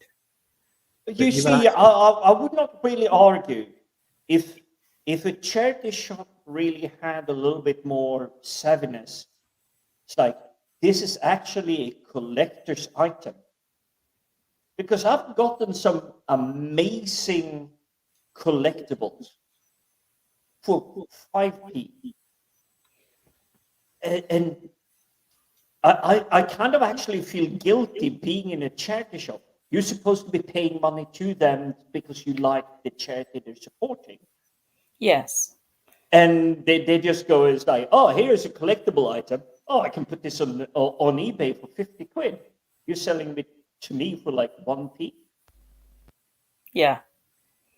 Although I'm kind of just like, I'm not the one that sells it on. If I buy it, it's for me. Yeah. This is mine. Yeah, I'll that's keep exactly it what I forever. do it for as well. There you go. After tomorrow, people want to faves. I don't blame you. I think it's just actually superb. And I did the one with the rabbi with Judge Dredd. I've still got to finish the rabbi's books. I've got the two of them there for my next Thursday because I finished the Sentinels comics he has came through. So I basically Right. sat and watched that. So PJ, can you tell us what the rabbi's comics are like? Because we've only seen the pictures. Usually the pictures are the really salacious bit. yeah, he's got a number of. I've not read them, but the one book is literally there's a picture with the text. I'll actually show you. Give me 2 seconds. I need to dig it out. Okay. Here it is. Yeah. Whilst you're being quiet there, I saw that someone was asking me a question. Does it include the Gathering, the pilot? That was from Colin. Yeah. I'm trying to see if it That's the first movie, The Gathering. It's the first movie, but I do have them separately. Yeah, but it's usually the first. It's the pilot episode, The Gathering. They might actually go up as the pilot episode, The Gathering. So episode 1 and 2 might be The Gathering, as it were, or else they might have actually just gone straight in. I'm so bad, but this is J. Michael Straczynski, Los Angeles, July 2002. Yeah. Oh, It's basically signed by him. So I need to Brilliant. now find the rest of them because this is just season 1. Well, I've got, apart from the box, I've got a load of other seasons, but they're all falling apart. They're basically just the discs and the cases aren't in great condition. So they're on that. So they are. Anyway, so I'll move my mic out the way so I might be a wee bit quiet. So that's the Imperium. So I'm just going to bounce that up. oh, that's a new one on me. That's the from the rabbi. rabbi, isn't it? That's the rabbis. So Oh, okay. as you can see, the artwork is actually quite good. That's amazing. Yeah. Fantastic artwork there. There is. So he's got a doctor, really, and some of his stuff is like that as well. It reminds me quite So a he's bit talking about of the Modesty characters, Blaze back in stuff the like day. that. So what was that, Jim? That reminds me, aside from the photographs, but the art drawings, it's a little bit Modesty Blaze back in the 80s. Yeah. I'm looking forward to it because the artwork is absolutely amazing. That's only one of them. Then he's got Biblical, Holy of the Dead. Are you you a religious man? Me? No. Oh, That's I'm fascinating. agnostic. I'm agnostic myself. Ooh, oh. Yes, I would say that's The artwork thing me, but my That's me father-in-law, as who's well. a minister, is Well, I'm calling myself Jim the Viking, so obviously I am a Norseman with an Asgard theology behind me, but no, I'm agnostic. Yeah. No, but the stuff looked good. I'm actually going to be reading them over this week because I've actually just been catching up with a lot of my back reading. So Jim, I am I caught up with them. Jim? Am I right that you're in Sweden? Born and raised in Sweden, but I moved to the United Kingdom. Sounds like an episode of Fresh Prince. Born and raised in Sweden You and did too. spending my days. Yeah. I will say Sweden wasn't stinky back in the day, but it was definitely something making me want to see the world more than just staying put. Right. Sadly, what I hear today, let's say that's a topic for another day, another era, another complete arena. But I'm happy that I moved when I did in the early 2000s. And I love United Kingdom that I moved to, and I've actually been pleasantly surprised to learn of the Viking influence, not only in Scotland, Ireland, Northern Ireland, because you have to separate the two of them, the Wales, but all of it, the impact of the history, where it came from, what it did. It's been a pleasant surprise, and let's just face it, I made 100 more friends in the United Kingdom within the first week moving here than I ever made being where I was. But obviously, I was in a tiny little village with like 5 people in it. So moving to London with 13.5 million people, you're likely to make more friends. Yeah. See, the reason I asked is, am I right that Sweden is quite devoutly Christian, or was maybe a few years back? Sweden has never actually officially acknowledged it. It's considered, because political niceties. Right. But whereas Denmark, Norway, even Iceland and Finland kind of went, oh, hey, we're Christian. Sweden just went, oh, you had this dude dying in October, but we have a party in December. Would you like to move that party to December so we can have it at that time? That sort of thing. It wasn't that straightforward, but I was so fortunate that my uncle, sadly, he's passed away about 10 years ago. He really loved digging through genealogy and history and everything. And it really gave me okay, this is the official part of it, but this is the underlying part that gives the official story. Okay, you understand it. It's kind of like everybody understands that Santa Claus should be jolly fat guy with the beard in a red suit. Now, originally wasn't he green, but they changed it to red for Coca-Cola. Exactly. But everybody now goes, Santa is a jolly fat guy in a red suit, not green, because now green, because the American story is coming in there with the Grinch, who's green. I see. That's So interesting. it's that kind of balance. Both stories can be true at the same time. Yeah. Colin, I remember those. I've got some. I've actually got the War at Sea, and I've got a couple of comedies. So I've got Morecambe and Wise. I've got Jesus Christ. I've got 4. I've got Morecambe and Wise, 2 Ronnies, Frankie Howard, and just like that. God, his name's just disappeared. Not like that. Like this. Not like that. Come on, Fez and Tommy Cooper. Thank you very much. Cooper. His name just disappeared. It just went. I know. I know it very well. I've still got a few of them in my collection because I love them. I think they're great because anytime I see them, I always pick them up, even if it's things that I'm not really interested in. Because I think some of the stuff you get in them, because you used to get the Doctor Who, a couple of episodes of Doctor Who in them, and they basically didn't go anywhere. It was just an episode just to get you interested. So you would go and buy them. But we also used to get the audible ones as well. And I've got a couple of the audible ones as well. David Tennant, I believe. It's none of the classic stuff. And you're right, I watched War of the Worlds, Victory at Sea. I've got a load of stuff like that. And my kids grew up watching it as well because they watched it with me.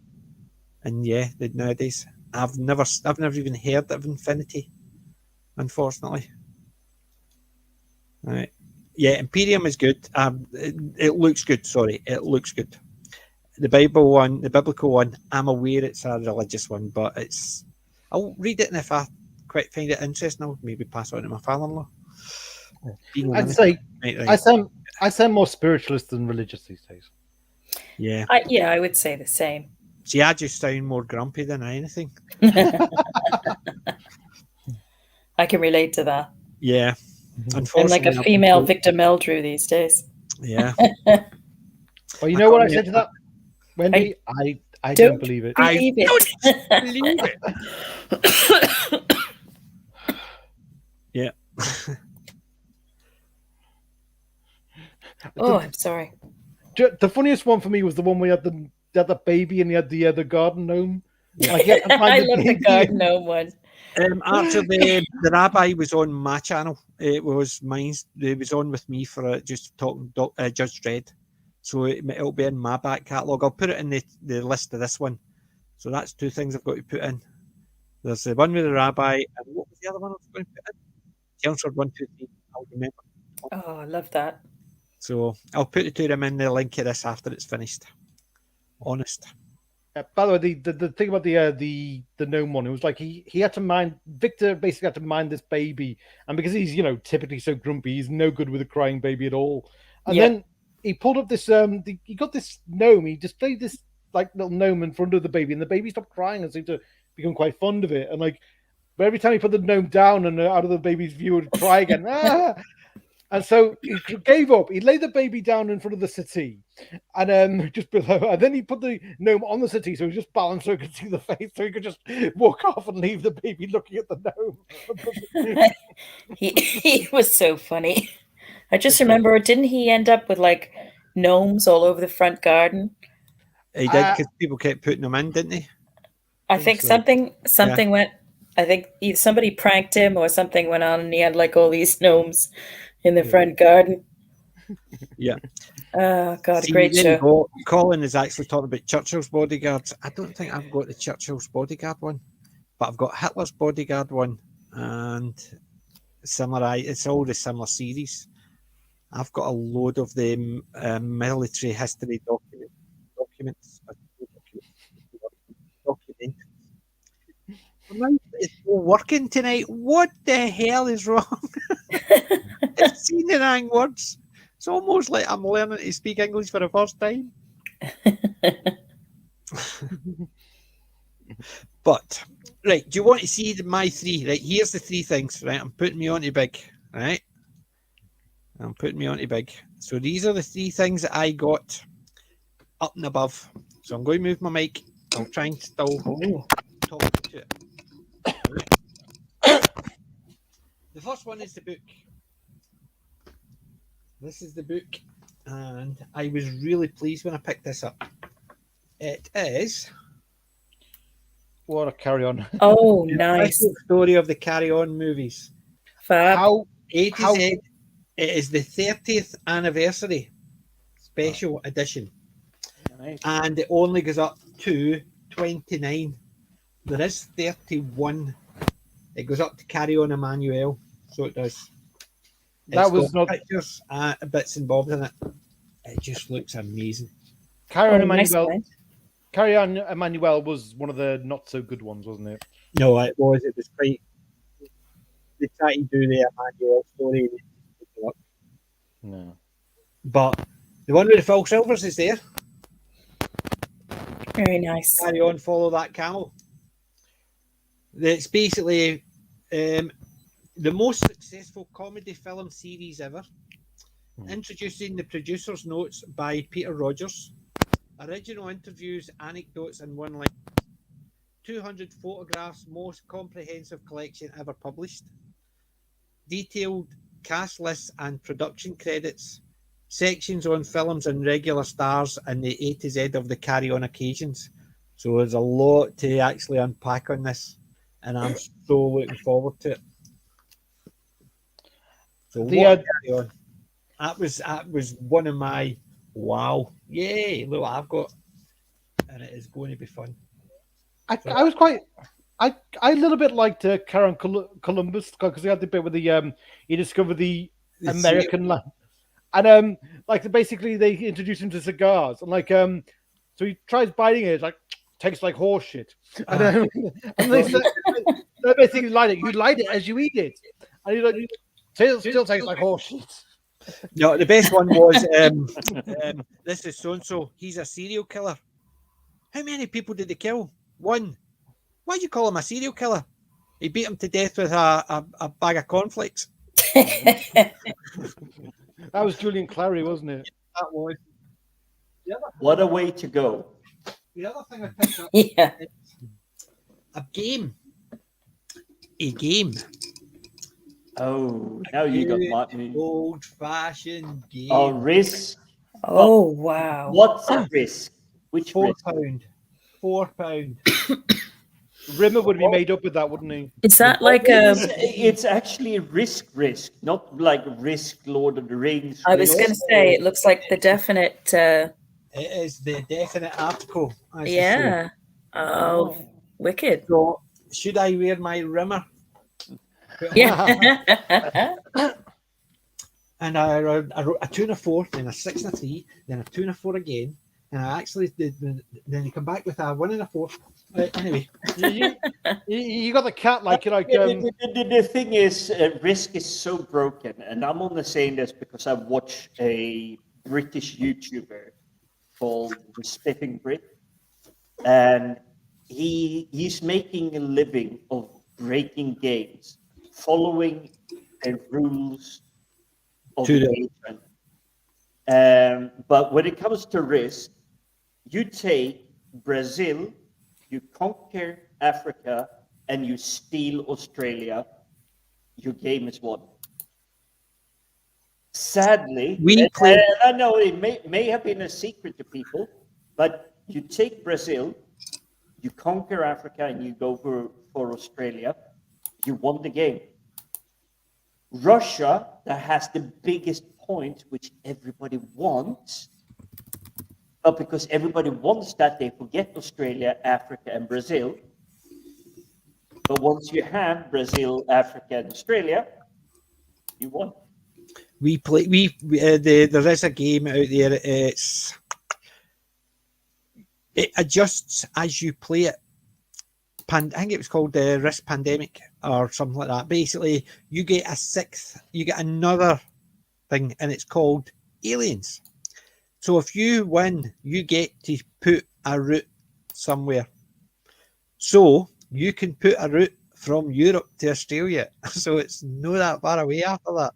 Stuff like that, you could put a route in, and that route can be thingy. So Australia, once you've got it and you've got everything on those two, or that one, it can come in, then you could put another one in so they can come in from a different direction. But yes, I've not played this for a wee while, but I do love it. Right, this I've opened. I'm trying to work in a way to try and show you what it is without showing you straight off. But Okay. I'll try and see if I could do it this way. Is it a good book or a game or It's a game. Ah.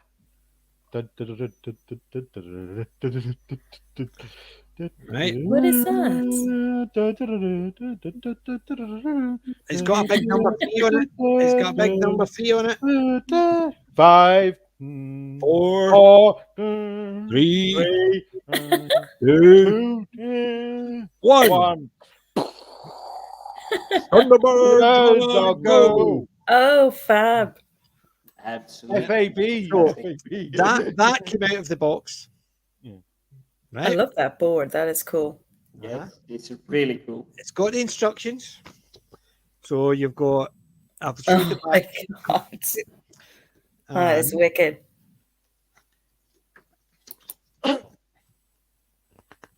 Internet Rescue. It's just got a wee booklet about the thing, and it's got. I'll hide that. Some nice wee pictures and some rules. What have you hidden? What have you hidden? No, What are what are the pieces like? The game pieces. Here you go. He's only hiding it because he wants to play this whenever we can meet, Oh my meet up in the god. future. But 50 years. Oh, they Collector's are edition. cool. Wow. So I made a Tracy Island out of passion. the box set, Mm. a Jerry Anderson production, 50 years.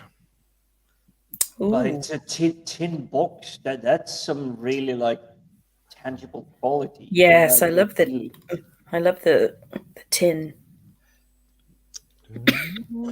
Whoa.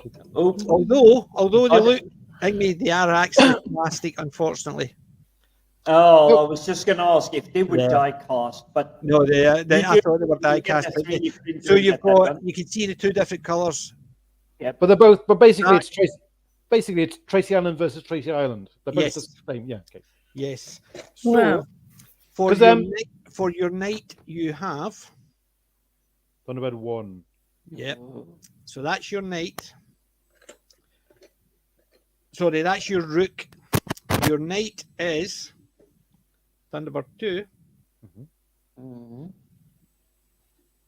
Your bishop is Thunderbird 3. Actually, it looks like a bishop. I know. Your queen. Is that Tintin? No, Oh, is that Penelope? that's Penelope.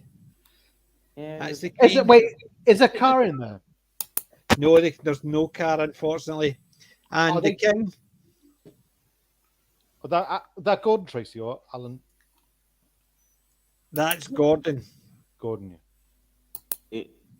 Well, Or it is there- didn't no, show no, up, but No, unfortunately, no, because no. it's Actually, such, I think that's meant to be brains.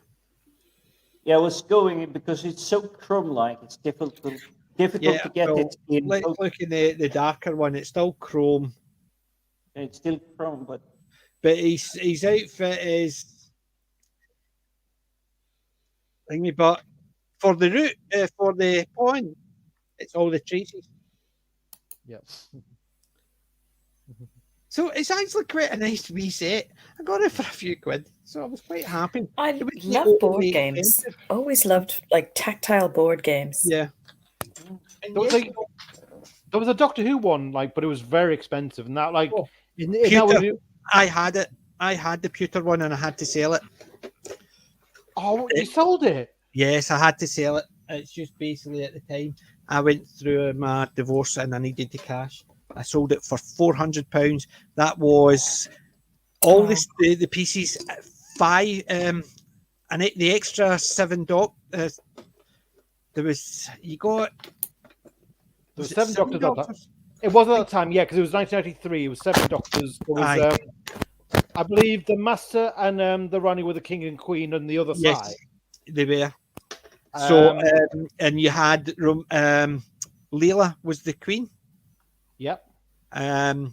You had the Draconians. You had the K9s and the Daleks were the pawns. They were, yes. Yeah, so I had the set and I had the box and well, and it kept it all together, and I had to sell it. I never, £400, and I was so gutted. Gutting. Yep. yeah, I never had it, but I so coveted it when I was young. You know, I basically started collecting it as soon as it came out. I started collecting it, and I got every single piece and the board. And then once I got like me, so apart from all my comics getting thrown in the bin, that was the one thing I took with me, and I had to sell it. It was just one of those things. I hate the fact that because I moved around quite a lot, and Sweden is a large country. Mhm. You can place your butt on a seat for going to university in Stockholm, capital of Sweden, and 13 hours later you still have 15 minutes until you arrive at the place of university. Just to give you a sense of scale, it's obviously not as large as the United States, but it is large. But because of moving a few times, I do miss.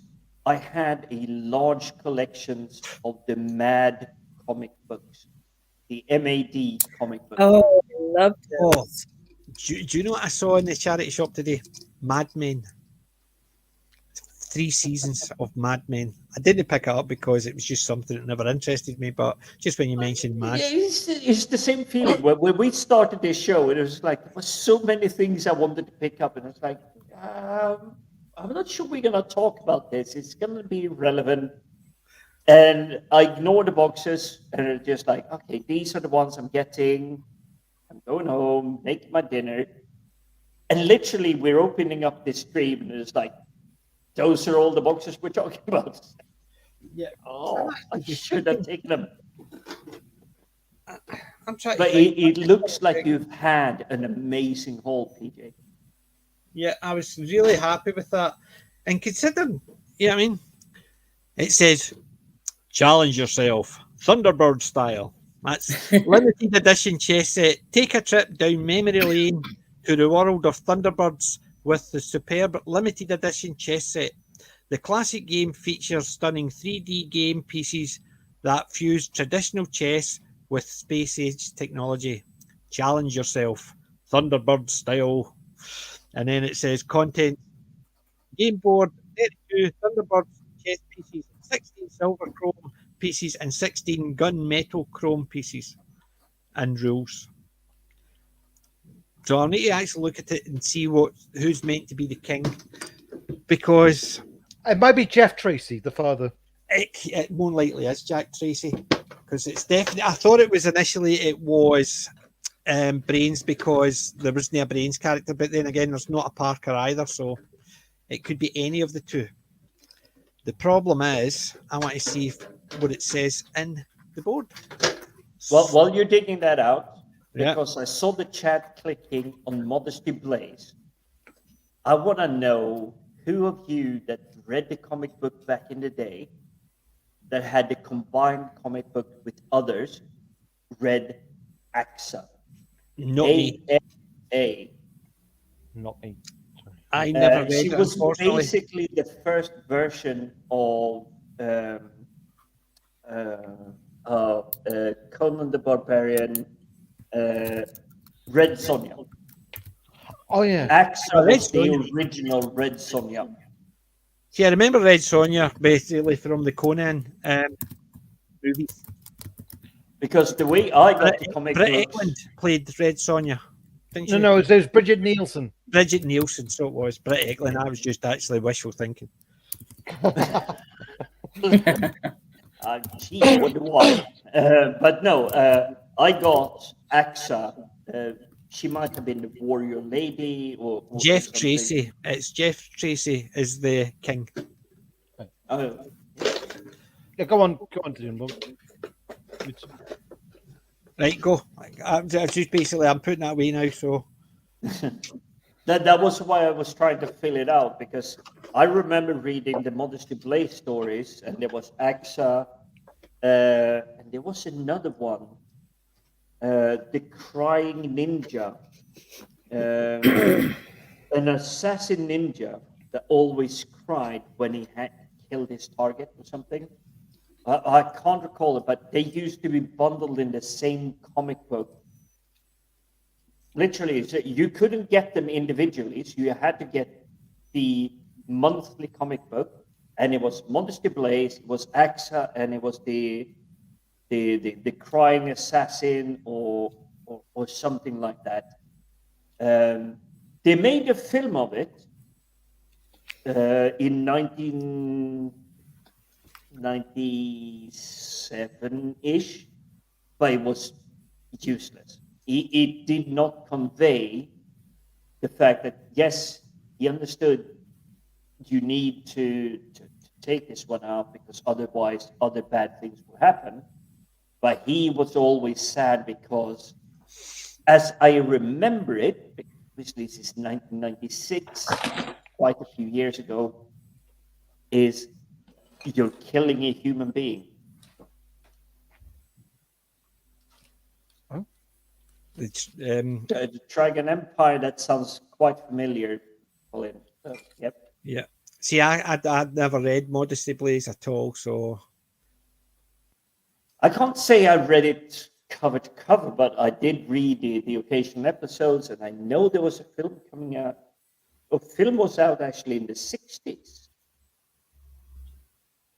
I believe it was in the 60s that they did Modesty Blaze one, and there might have been a remake in very early 90s. But it had the very Austin Powers kind of, we're doing a spy film, we're not taking ourselves as serious as James Bond, but hey, we're spies, we can fix this, we're getting stuff done. but that's basically what you want. Something that actually ties into what you already know. Unfortunately, they used to do it properly. So it's a case of this is a spy movie or this is a spy, and it's similar to James Bond, whatever. And then you would have a completely unique character, Austin Powers.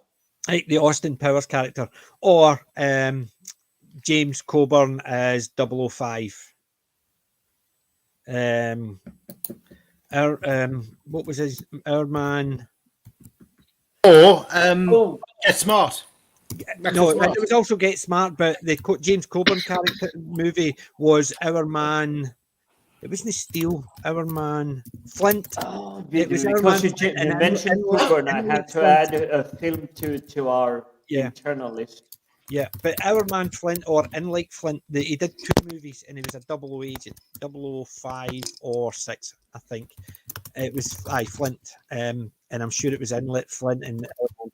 But in effect, so they say there's a James Bond type character, there's another 00, and then he was a complete unique character. You just needed to know it was very similar. Whereas now, they basically just say, we are going to make a female James Bond, and we're going to call her Jane Bond, and she's going to actually be the exact same character, and she's going to take all the credit for all that. Sorry, you're not actually making a new character. You're just basically taking a character, changing it, and then saying it's exactly the same and remaking one of the movies with that person. So that's the difference now. Whereas then they would say, we're making a James Bond type movie, and it would be a completely different character with different situations, whatever, but you knew what they were aiming for. Whereas now they say, we're making a James Bond type movie, but it's called Jane Bond, and it's a copy of Casino Royale or something, and it's just exactly the same story. It's like watching Star Wars and actually saying, I recognise that story. Big Death Star, all the troops, they need to go in and destroy it. I wonder where I saw that before. And it's that type of thing. So I think nowadays they can't make stuff new. So they have to actually just corrupt everything old. Yeah. Have you seen No Time to Die yet? No. It's it's kind of painful to watch if you are a fan of Bond, because I like the classic stuff. Yeah.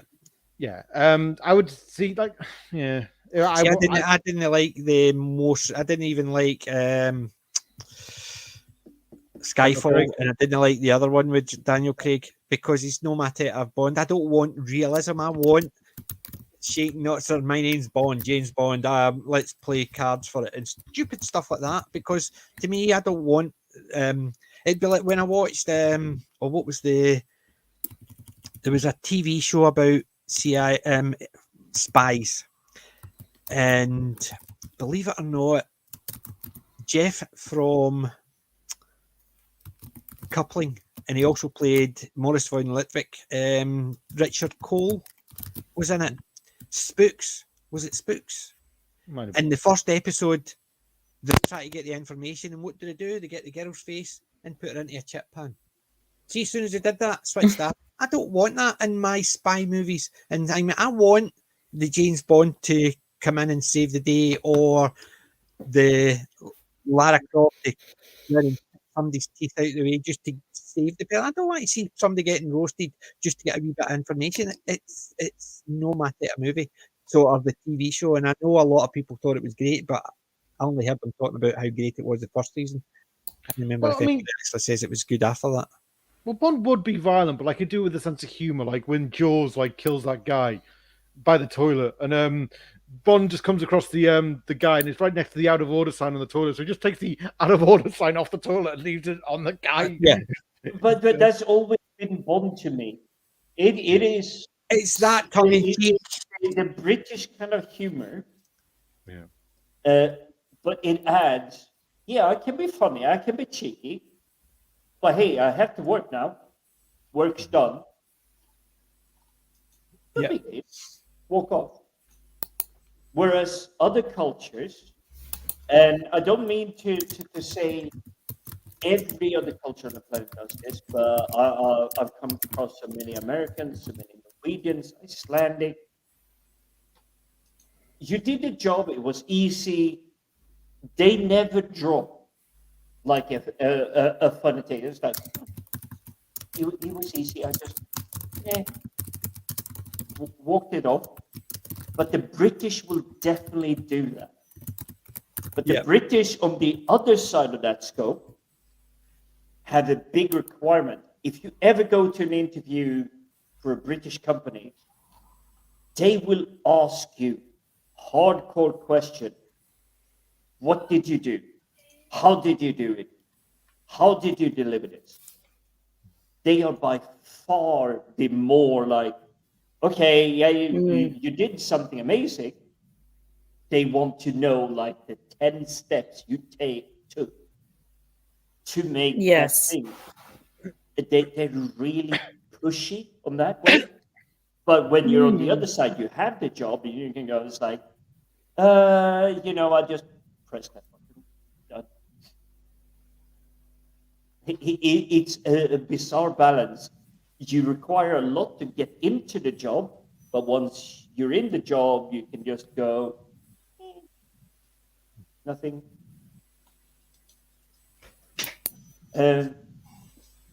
But I say that as coming from Scandinavia, moving here, and I still see it. It's the weirdness. They require more of you to get the job than the job itself requires you to do. Yep. Yeah, because I did a medical admin course, which is basically just computer work. But they did want me to, like, part of the course is you've got to learn a lot of medical terminology. And a lot of which is kind of, I believe it's Greek translation. But I mean, that's just, I did wonder, well, if I'm just working behind a computer, do I need to know all this? But apparently that's part of it. I mean, but I think some of maybe that is because they wanted me to learn something of the philosophy and ethics of the NHS if I'm going to work there. Like they want you to know about the Health Act and things like that. You see, the good old days where do no harm used to actually be listened to. Yeah, but I fully understand it is like there is a reason to you, even though you may never apply it, that you learn it. So my role today in the job I've been in for the last 5 years is I work with people literally across the globe. Their day-to-day job, they may never touch a computer, but I'm an IT expert. So someone comes to me, how do I turn on this computer? And I'm just going, turning on computer since 1984. It's literally that. But the understanding of going is like, okay, you're not one of us IT people. One of us. One of us. One of us. What excellent? What was it called? Cornetto trilogy. That's a Shaun of the Dead and Shaun of the Dead. Yeah, it was also they did the Shaun of the Dead. This is the Hot Fuzz. Yes, Hot Fuzz is the one of us. But yeah, it is like that thing I can understand is important. But when you go for an interview, they don't ask for that. They just go, it's like, okay, you know how to turn on a computer? Yes. What's the first thing you type into a computer? Google.com. They're literally going down that route, and it's like it's getting harder and harder and harder. And I'm running laps around the recruitment people because I've been using computers for such a long time. And whenever they try to be fancy, it just gets weird. I've been working with people who have used computers for like 7-8 years, and they'll come up and say, how do you add two cells together? Been using Excel for like 6+ years. And I walked in and there was a guy, one of the years ago, and he was sitting with a calculator and Excel opened. And he had all the things, and then he was calculating it up and typing it in. adding it all up and typing it in. And I says, "What you doing?" He says, "I'm calculating this spreadsheet." I says, "You realise Excel is designed to do that. You don't need a calculator." "Oh, really? I've been doing this like this for about 4 years." Oh no, So bless him. every week he would type it all in, get his calculator, add them all up, and then type the total in. Oh God, love him. And that's what it was. Just when it just so happened I was in when he was doing Oh. that, when I was in for something else. And Oh, asked him what he was doing. that's actually physically painful to think Ah. about. It is physically painful, but I'm gonna say this to anyone in the chat or on the panel. I understand why you did it, because that is what worked for you. Yes. It yes. made sense for you. Mm-hmm. It is there to help you. Yeah, do you know why he But did it? because you did it Because this way, he it used to wasn't use wrong. a notepad to do it. So he would type it all up in the notepad. But somebody says you could do it with spreadsheet because it keeps it all. But they never told him you could calculate it up. They says it helps keep it all in order because you had all the cells and stuff like that. So They he was doing it assumed like that he knew. Yeah. So Yeah. basically he still did the same way. They never actually says, and once you put the figures in, you tell it to do the sum total. It just actually says you can lay it out like this, and then walked away. Assume he knew how to work it. I am a massive Excel nerd. And I'm still, I think because I'm just getting too ancient now, I keep trying to teach myself more and more things with it, and I'm finding it harder to pick them up. My favourite one is I getting will give somebody to this. do a I've nested used diff. spreadsheets for 20 years now. No, I've been doing. I used It's to 20 teach. years, but I still do not know how the lookup works. Yeah, thank you. No idea. No See if clue. somebody actually asked me about VLOOKUP, I told them to one of the girls. She uses it. Go and ask her. I thought you used to teach it. Go and ask her. I don't know. She uses it, so she knows exactly how it works. I don't use it, so. But the thing is, I used to love nested if statements. Yeah. See how far you can go with that. So I would actually do a dice roll. So I would have a D20, and then I would have a nested if. If it's this, that, if it's this, that, if it's this, that, and then so it didn't matter what number 1 to 20 they put in that, it gave them a different answer. How did you do that? It's a nested if. You could do it. You could do it and keep going forever until you've run out of space physically in the cell. So you can actually do things that you don't expect you can do. Yeah. Because people would just type all the numbers and then have it linked to something else. I said, just do it on myself and stuff like that. I used to love it because I used to teach it and it was just me. But Colin's saying there, rather doubts that modern day medical professionals swear to Asclepius. They probably do to the Red Dwarf one. The murder bot. Asclepius. Ah, yes. Asclepius, yes. Yeah. So, yeah, they might not do it to Asclepius, the Greek physician or god, but they would definitely do it to the murder robot. The Cornetto trilogy. What I'm trying to think of what the third one was, it was Shaun of the Dead. The end. It's the World's End. World's End, yeah. Yeah, I've got that as well. So I didn't even realise that was part of the same. But you see, I used to like Simon Pegg.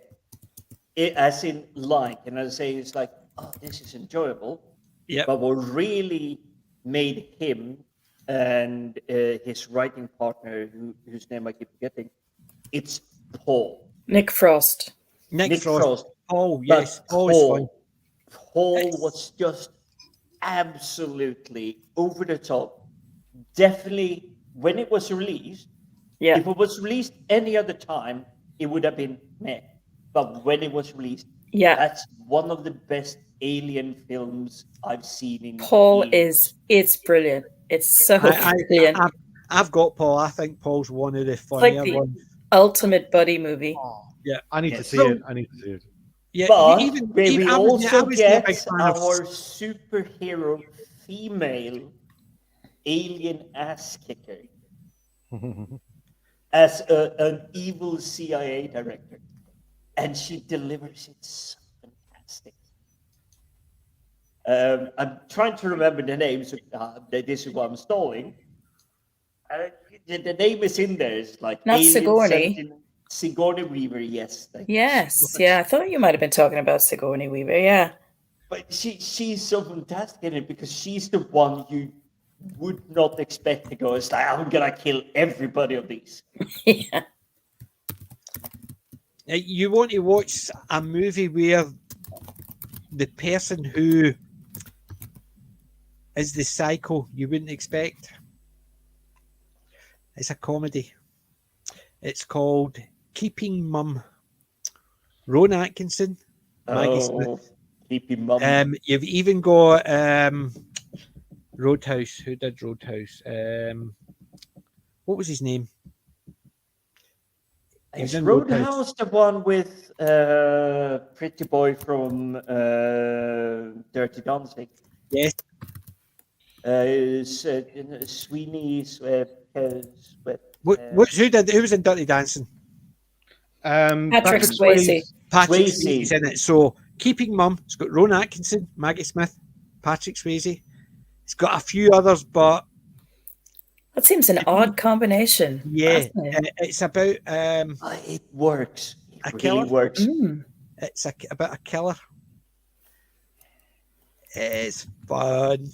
I loved it. I must admit, it was one of those ones. It's almost as bad as there was another one I found, which I found the headline or the title of it. I went, why would you watch that? It's called Killing Keith Chegwin. It's about somebody trying to kill him, so he's playing himself in it,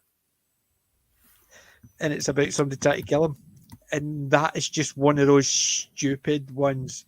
And I think somebody's actually come up and says, "You want to play yourself in this movie? We'll pay you to do it." And he's went, "I'm all right then." Keith Chegwin, Killing Keith. It's about a guy trying to kill Keith Chegwin, and he plays himself in it. It's hilariously stupid, and that's why I like it. But Keeping Mum is my recommendation from my collection. Mm. I'll dig it out. Hold on. Since we're doing that, I will dig out my recommendation from my collection. I need to see if I can dig up my spreadsheet first so I know what shelf it's on. How terrible is that? Keeping Mum. Right, where are you? Where are you? This is too many actual letters. D2. Hold on. Shelf D with 2. Oh, well done. Right, but it's behind all my Star Trek ones. So Putting me to shame, PJ. oh dear. See what happens with your OCD? Yep. Right. So,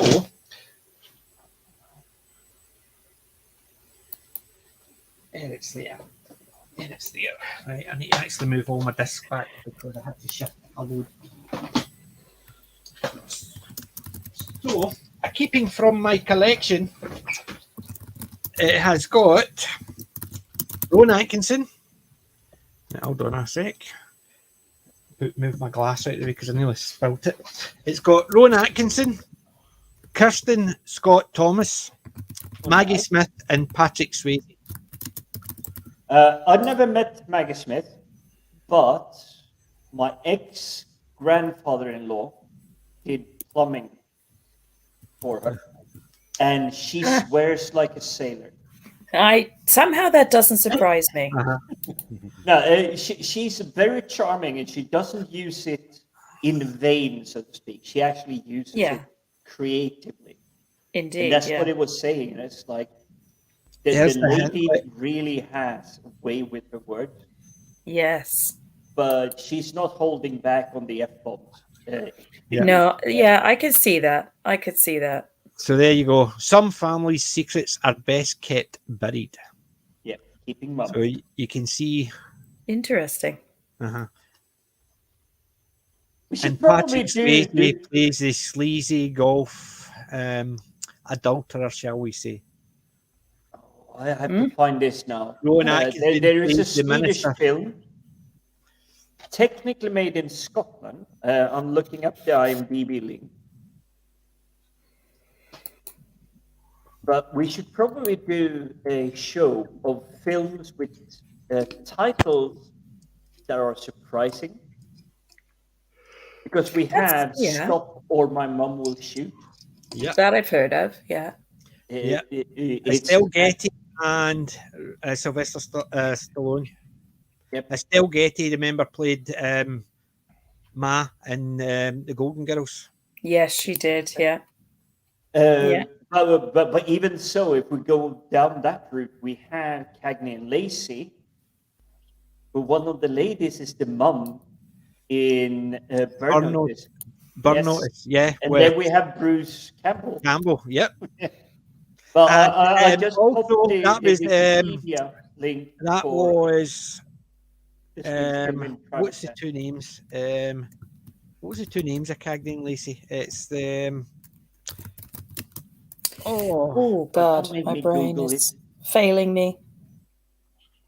the names have just disappeared. See their faces, I can crystal see clear, but Right, come It on, was somebody. smoking. you mean the There was character? You mean the 70s character ladies. names or the No, actresses? the actresses. Well, Tyne Daly and Sharon Daly. Glass. Sorry, I Sharon thought you were Glass- talking about No. the character. No, names. Sharon Glass plays the mother in Burn Notice. Yep. Tyne Daly is in one episode where the two of them have to be friends, and she has to subvert her, as shall we say, because she has to take her as an asset and then has to blackmail her. So the two of them work so well together because obviously they'd worked years together, and it just looks as if they fitted into that same mold again. They seem to work very well, and then she has to actually blackmail her, which turns her all great. And it's a fun episode. The one when she's in, the two of them are great together in it. But just seeing her actually her friend, she's played a friend for years, where she has to twist the knife just to actually get to do what she wants, and it is a fun episode because it just she's going to do it, but just watching it because you're used to these two characters working together, it's just fun to watch. But that's Burn Notice. That's just another one. And we do not love Burn Notice because it has Bruce. No, it's nothing to do with the fact that it's got Bruce Campbell in it. Actually, that's the reason I like it, because it's got Bruce Campbell in it. Yeah. It's a good show, and the episode in season 5, Sam Axe, where he gets there's only one. Michael is only in it for a split second. It's all Sam Axe. It's just all Bruce Campbell. I love that episode, but it's Bruce Campbell. Yep. You see, Bruce Campbell had me hooked. I wasn't sold on Fiona. Although she's so gorgeous. It's like all the genetic benefits. Here's a really gorgeous young lady in the Musketeers 1993 Disney film. Very beautiful in that one. But in the first episode, she's having this horrific fake Irish accent. Ouch. It's really bad. She's not doing it wrong, but they kill it. Literally, the episode after is like, no, she's American-ish. You can still hear the She's English. effectively meant to be Irish, but because she's a terrorist, she had to learn to blend in so she can have any accent. Yeah, but in the first episode, this is like, In the first this episode, is she's cringe. speaking normally, so she's speaking with her broad Irish brogue, and then they kept it out because obviously they didn't want to keep her up with the Irish brogue. And it's But even so, it's if you haven't seen Burn Notice, I would recommend it because it has a bit of MacGyverism. It has got a bit. The only thing I didn't like about Burn Notice was the very last episode, the minutes at the end. Everything right up until the last couple of minutes was fantastic, and then it sort of, because they'd finished it and this is how they lived happily ever after. Yeah. But it was a long time coming. But everything was in a long between, time coming. everything in between, and it's. No, I'm actually not gonna name drop the show, but there is a William Shatner and James Spader TV show I You mean the shit my dad would absolutely say? Shit my dad would say. no. It's William Shatner and James Spader. That's really. Why am I not Fantastic recognizing TV that? show because they literally, the showrunners is letting them off the leash.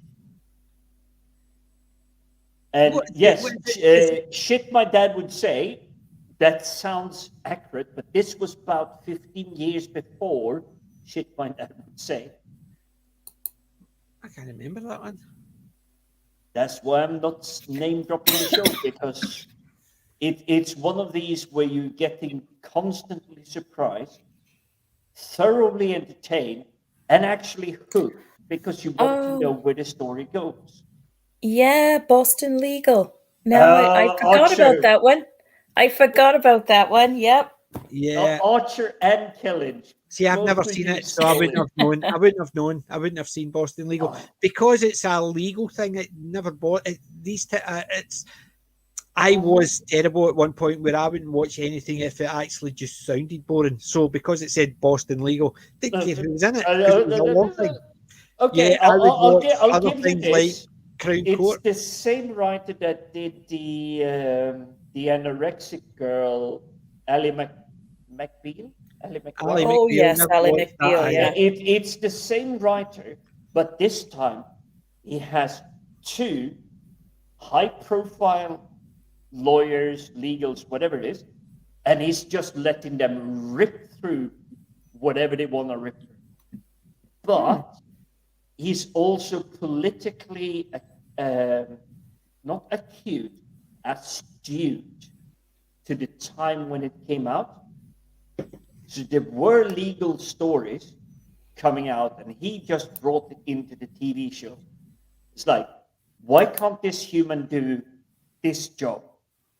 Why can't this be that way? Why is this guy going to be on death row? Because you can't consider him clever enough, or stuff like that. And some of the stories are really heart-wrenching, but for me, my absolutely favorite takeaway from the entire Boston Legal 5 seasons is a guy called Jerry Epson's Hands. He's an autistic, super clever accountant, but because he's not acceptable, normal, he's getting passed over constantly. But we also have Candice Owens, and yes. she's one of the named partners of the firm, or the firm that is actually Boston Legal. And they played really, really well. And if you watch just like the first 3 or 4 episodes of this, you're just gonna go. You know you're in for some really like knocking horns. There is banter back and forth, and it's like, oh yeah, you're my boss. Would you like to have sex in the stall back there? It is all over the place, but so brilliantly written. And I'm laughing, but I think if I'm gonna be brutally honest, James Spader is just his voice. He has this narrative, like listening to a voice, falling asleep, whatever it is. He just has that, and he gets to speak a lot. But Boston Legal, if you haven't seen it, really give it a try. I can't guarantee you love it. Give it a shot. William Shatner's, involvement in it would have definitely piqued my curiosity. But as Kelly mentioned as well, I mean, I used to work in a law firm years and years ago, and I did for like nearly 15 years. And as a result, the last thing I wanted to watch when I got home was this show about lawyers. Well, But I William Shatner, yeah, as we all know, he's a Canadian. yeah. Now think of him as a Texan, First Amendment, Second Amendment, gun-toting yeehaw. Oh, I can definitely. I think I've Yeah, seen clips of him doing it, but yeah, I can definitely see him doing that. yeah. Then dial it up from Back to the Future. Dial it up to 11. This is where he's at, and I Wow. think it is the way I came into the show. This is where the disconnect comes in. I had Star Trek the original TV show, and I knew he'd done stuff in between. But suddenly I'm coming into this. He doesn't look like James T. Kirk. He Shatner is. Go ahead, Jim. He's brazen. He's out there. It's his way. Okay, this is a little bit James T. Kirk. It's his way or no way. But he's weirdly compassionate. As in, he understands when really wrong is wrong, even though he doesn't look wrong. I love William Shatner because he is one of those actors that can turn into a completely different character and make it look quite believable and make it look easy. Even when he always, if he was in Columbo, he played he played different characters. He played a sort of a shock jock in that, didn't he? Like a shock radio host or something in that, and he was, he was quite believable. Yep, I do enjoy Columbo and seeing all the stars that appeared in it. Oh, and us, yeah. The thing is, the good thing about that was multiple stars appeared multiple times, and you never had people say it's unbelievable because there's he's appearing as another guy. Why didn't they recognise him? It's because they're acting. He is a different person, even though it's the same actor.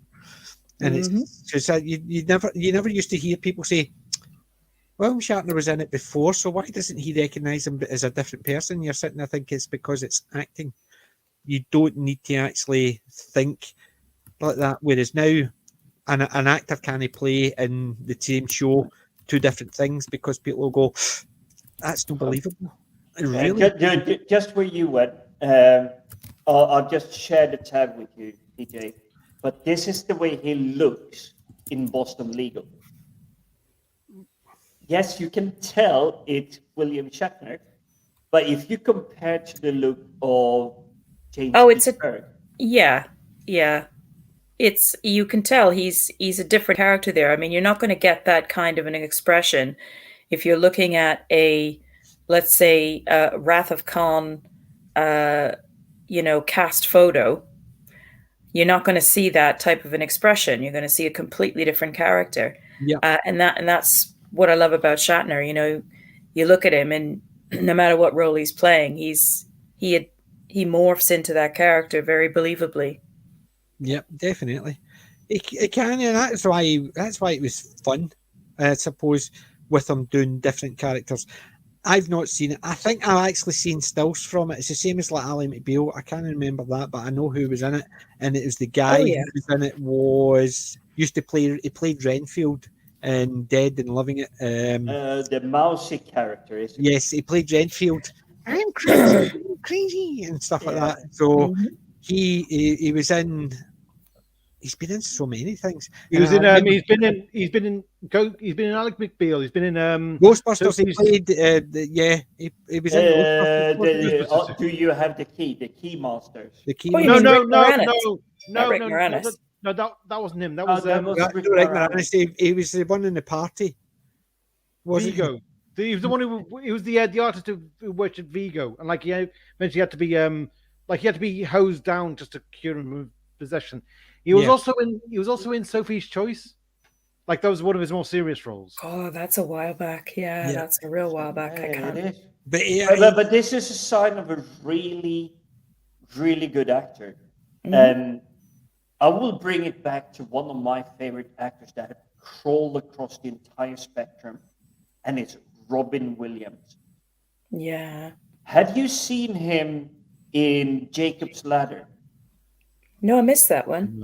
I've not seen that. Jacob's Ladder, he is a Jewish prisoner that pretends that he has a radio so he can hear what's going on, and he's giving all these Jewish prisoners hope. Yeah. Fantastic, I can heartwarming, see him doing that. very sad film. I don't And know if I then could you- watch that. That's a bit too Oh, sad. trust me, he's done worse. He's done the photo booth or 1 hour photo. I can't recall. Yeah, what it is. the photo booth. He did photo booth when he Yeah, I was. didn't see that one either. Yeah, he's a psychotic stalker. But Yeah. then Oh, you yes. have Mrs. Doubtfire. Oh, wonderful film. Absolute is like, wow, he's like psychotic killer or like the Joker of the village. And suddenly he's like a dad trying, he wants to reconnect with his kids in Mrs. Doubtfire. He's so wonderfully sympathetic in that film. He's brilliant. And I The Fisher King is another very special film that I love. Oh, And hey, absolute brilliant film. And Good Will Bicentennial Hunting. Man. Hmm? Bicentennial Man. That's another one I that haven't one is seen. just heart-wrenching. 1 hour Yeah. photo as well. Yeah, I can't watch the sad ones. They just absolutely destroy me. But Yeah. it is, sadly, I wish he was still with us. Because he Oh, goodness, had that yeah. nature of just, in his spectrum, he wanted to Yeah. crawl across. He could grab onto it and bring it in. Because And everybody bring you expected, with him. yeah, exactly. But everybody expected it's like cheeky, funny, laughing, humor. Mhm. And then it just goes like, oh, this is, wow, that's a really insane serial killer. It's like, I can't even root for him. Yeah. Yeah, he was so good and so, I mean, just so over the top, incredibly talented that it's almost like, it's like he just, I don't know how he recovered from those roles, I mean, and it seemed like he was like that all the time, and we know now that he had probably so much going on in his head all the time, and perhaps felt quite lonely, in that, because he was such a unique personality. But yeah, I agree great with that. loss. And there is something, and I think, fortunately, there are not too many people afflicted with this, but his mind was working so fast that Yeah. he had to be polite and pace himself to wait for you to give the response that he already knew you were going to give him. Yeah. He already knew the word, the inflections, everything. His mind was working that fast. And if you look at a few of the stand-up shows, he's just lightning fast, constantly. It's like lightning striking constantly.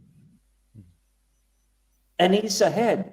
I think it was a New York stand-up thing, and there was someone trying to heckle him, and he kind of interrupted the heckler Oh, before they have the no heckler chance. finished it, and smacked the heckler down before the heckler even finished his sentence. Oh, yeah.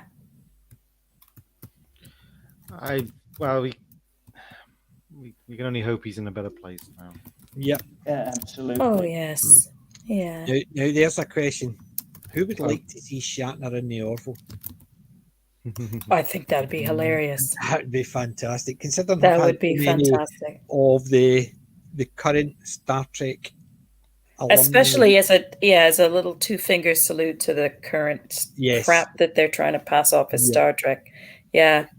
If I was, I love the fact that they had both doctors. But Orville is such an amazing, considering it actually really came out before the woke culture woke up, shall we say. Orville, the security officer, is a 2.5 foot tall lady that is as strong as the Hulk. She's And a high she's the gravity security movement thing. officer. Then you've got what do you call him? Georgia. Yeah. The guy with no gender, he's like self-reproducing, but he's brewing an No, egg. he's got him and his partner. Yeah. But the fact is, they don't make it woke. It's not all about all that, and that's the craziness. It's the only time they ever did one like that. They did the one about how the up and down vote, so it was social media they were criticising. The second one was all about the girl. It was when the baby sex was female and they're all male, so they had to go through that, and then it still went again. They didn't actually say this is the way it should be done. They just basically gave you all the facts and left it at that. But yeah, I would love to see that. Now, you look at the time when they actually did the one with the girl going back to her high dense planet, and the two protagonists, the father and the neighbor, were the two doctors from Star Trek, Fox and the Doctor from Voyager. And it's the fact that the two of them were protagonists, so you're sitting there watching the two doctors fighting each other. I just thought it's just stuff like that. I would have loved to see Shatner in it. And I need to rewatch the Orville before it starts back in March. Yeah, but Mark for me, Nanu, Pam aside, the funniest name in history.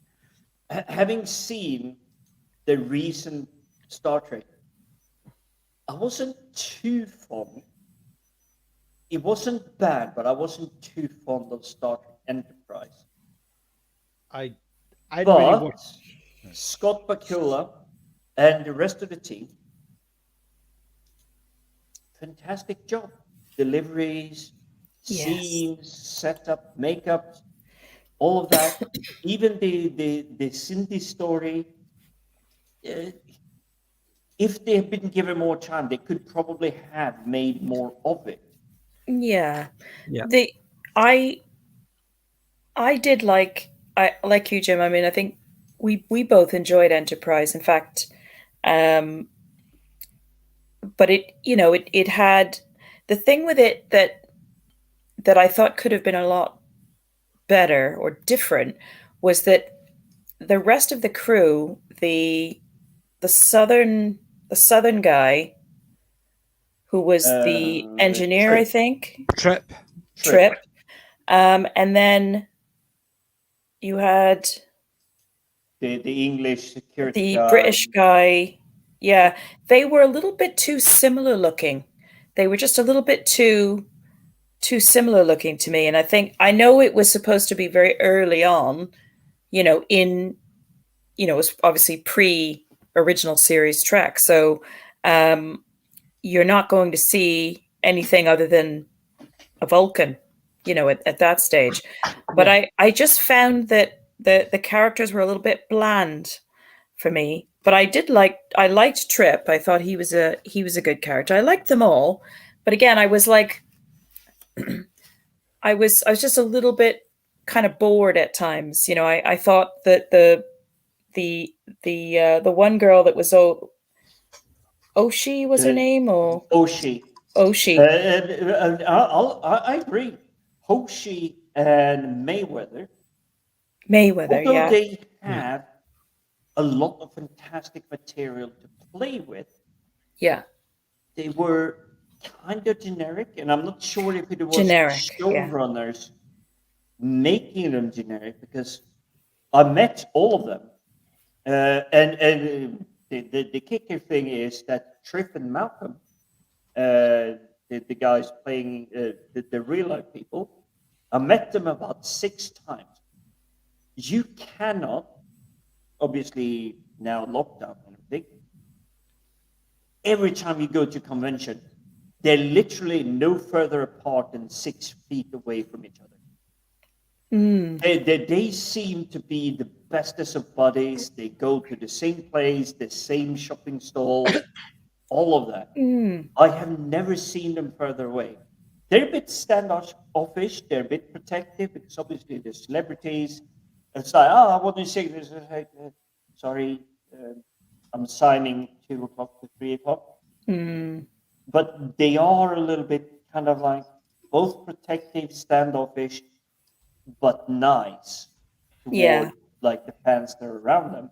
But they do seem genuine geeks, or at least curious, because every time I've seen them at the Comic-Con, major Comic-Con, big Comic-Con, small Comic-Con, whatever it is, always near each other, but always also checking out the toys, the collectibles, the really big ones that it's like, oh, this is like, there's only 2 people on the planet can afford to buy this. And you're circling around it. So it's like, oh, that looks interesting. Hmm. So Right. Yeah. I like Have that. you seen that one? Yeah. I own that one. That is one of my favorite films ever. Yeah. It is so sweet, and yet it's so funny, but it's also such a sensitive Yeah, especially film. the bit It's I always where, cry. standout I for Rick always Mayall. cry. yeah, always especially cried, the yeah. bit when she's in the psychiatrist's office and and Oh, other ones are And he disappearing. sees all the. I know, because they're taking their. I know. And so namby-pamby. yeah, Namby-pamby! yes. She But calls her snot face. yeah, There's just so many There's great. the face! it just I basically Grown must admit, up. it's the fact Grown that up. at the end when she sees her daughter basically talking to someone and she just smiles and just accept it. You Yeah, don't have to actually tell her to take her kids. But that's the thing. You it was think a very powerful film, really. it was. Basically, it was effectively saying, listen, kids could be kids, don't actually medicate them. That's what effectively Yeah. it was saying. Stop medicating kids for things you don't understand. Just because Yeah. it actually doesn't seem normal. What is normal? So if Yeah. they're talking to their invisible friend, let them. Yeah. No, if they're visible, if the voices in their head are saying, kill the cat, then yes, sort of do something about it. But if they're actually just saying, no, I want dinner for him as well. Oh, I shouldn't have used this T-shirt for this show because I have a T-shirt that says, "The voices in my head may not be real, but they have some very good ideas." I'll need Yes. to type project story time. So about Project Storytime is awesome. If you haven't come across him, I would say that's interesting. Definitely interesting. Oh, that's good. Yeah, Project Storytime reviewing Enterprise. Awesome. Yeah, me and Project Storytime has been in so many chats and so many different channels.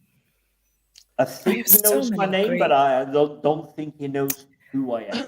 There's just so many great YouTubers out there. I mean, it's just not enough hours in the day to get to everybody. But right.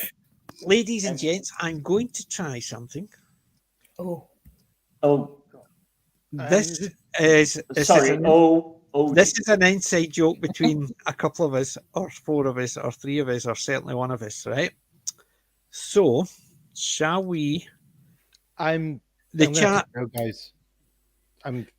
Well, I know it's it's going. just It's been getting to that. I was actually just going to wind up with just a couple of wee bits like this, just to actually just make it a wee bit fun. But if you need to go beforehand, don't worry, because we're aiming to be finished for about 1ish. I'm about to. Yeah, I'm Yeah. about to. So, well, I'll so- do it. I'll show this, and then we'll start winding down. Right? Okay. Okay. And no overly laughing, certain people. All right, you ready? Okay.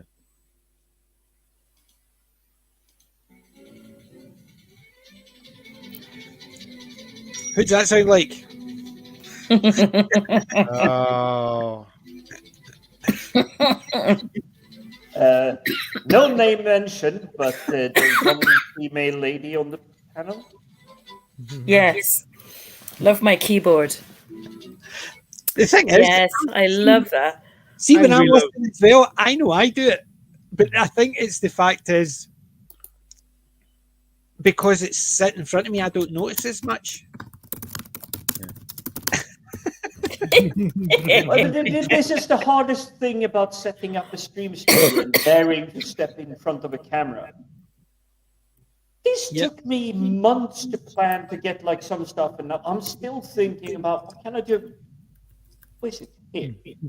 This one. That's Halloween crap. I need Jerry to Lewis. take it down. Yeah. But Yeah, I've got not another only one that, for another getting member of our getting a panel. microphone. I've got And another one for another member of panel. go Who ahead. is this? Right. So I just need to share the screen It's not again. gonna be So me, is it? I love Jerry Lewis. Might be me. Let's see. Might be me. Let me tell you something so you get this straight. It's not my work that got it this way. My work is clean. Besides, you don't get this shit from ant jobs. That's just a myth. So what does cause it? What causes it? The world causes it. This causes it. This causes it. This causes it. Information overload. All the electronics around you poisoning the airwaves. Logical fucking civilization. But we still have all this shit because we can't live without it. That is a great, great scene. I love that scene as well. Henry I like the Rollins other one, is but the other one amazing. might get a copyright. I just went through the couple that actually say they're not claimed because they're so short. Okay, who's it meant to be? I would like to claim credit, but I think it is one of our members that we are missing that's hopefully coming back soon, and it's Matt. Matt. The social media, I would have actually said yes, but I'm giving that one to Jim. Yeah. Oh. We need all this. It's all the technology. I'm saying that with the amount of technology in me, so I'm actually just hiding the fact. But You see, I had a suspicion, but it was Right, a little bit right. of our old friend. there's only two of us left, but there's only one clip. So Sadako, guess who this is meant to be for? And it ain't you. The guys would have guessed it as soon as I did it. So shall we do it? Okay. Here we go. And you can guess what this is going to be, Wend, can't you? You ready?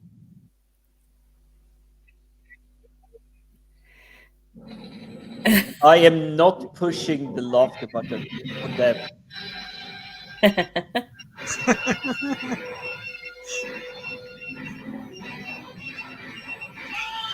Ah, yes, yes. There that is. It's PJ.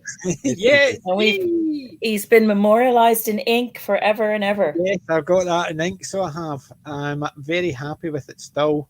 So I thought I brought the one up. But Oh, obviously, I love that. you had I hadn't put one on. I noticed Although- you put that clip up earlier, and I commented on it because Yes, I thought that's the clip. That's the one. PJ, can you is it possible you could quickly find one for me? Yes. I don't like being left out. What about this one? I've not got a Doctor Who one, unfortunately. It's just unfortunate. That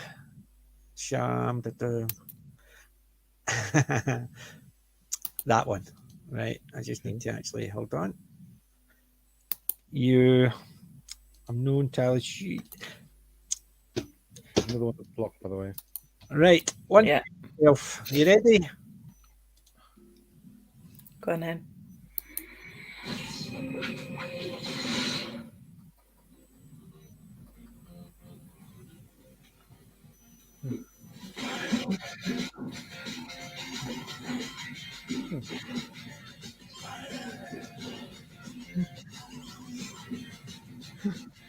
I don't know what that's from.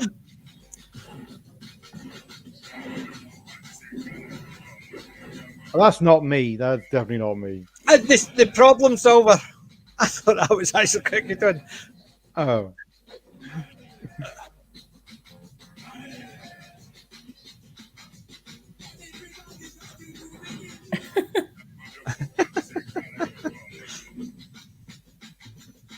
Now he's got to come back.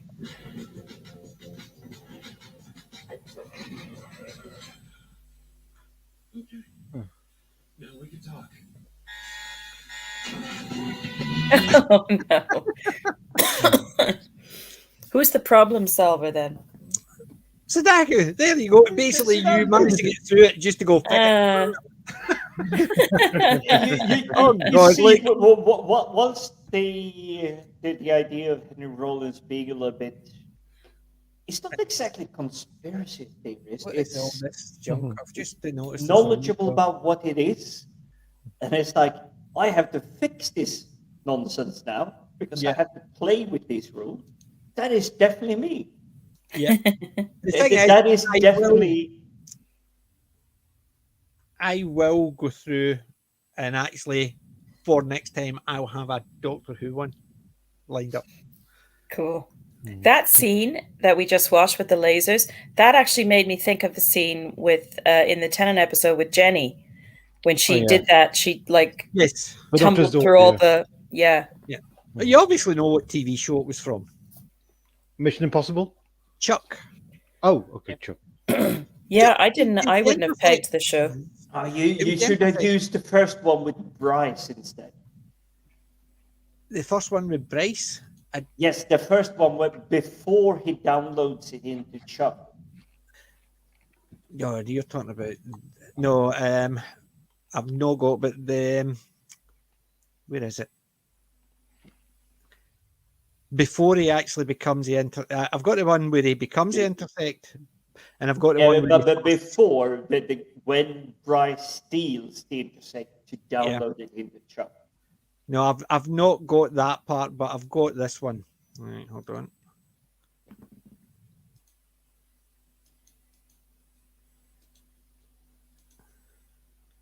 Right, it's that one. Yeah, that's the one. Yeah. Terrible troll raises his sword. Oh yeah. That's definitely Jim. Yes, I would be the one that is unfortunate enough to get someone to say, "Oh, I think Jim can deal with it." It's like, why me? Why me?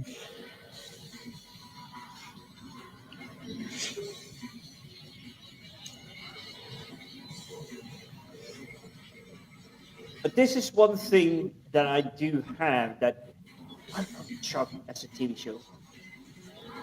But he's far too attractive to be the nerd. As in, he's clean shaven, good like facial symmetry, everything. I looked that good when I was young. Shut up. I did. Accordingly, I was a handsome wee boy. Yeah, Obviously, but we I don't grew- count the I grew out of it. 1700s. I grew out of it. This is the one thing. Some shows, and I can't pinpoint them now, is they really use a character you really didn't feel an immediate connection. Yeah. Now, Chuck Bartowski in this is just as cute as Squeak Kid. He's very Shazam-like, shall we say? Well, he did play Shazam as well, but that's another story. No. But Here's Squeak. he's definitely not looking like the pushover.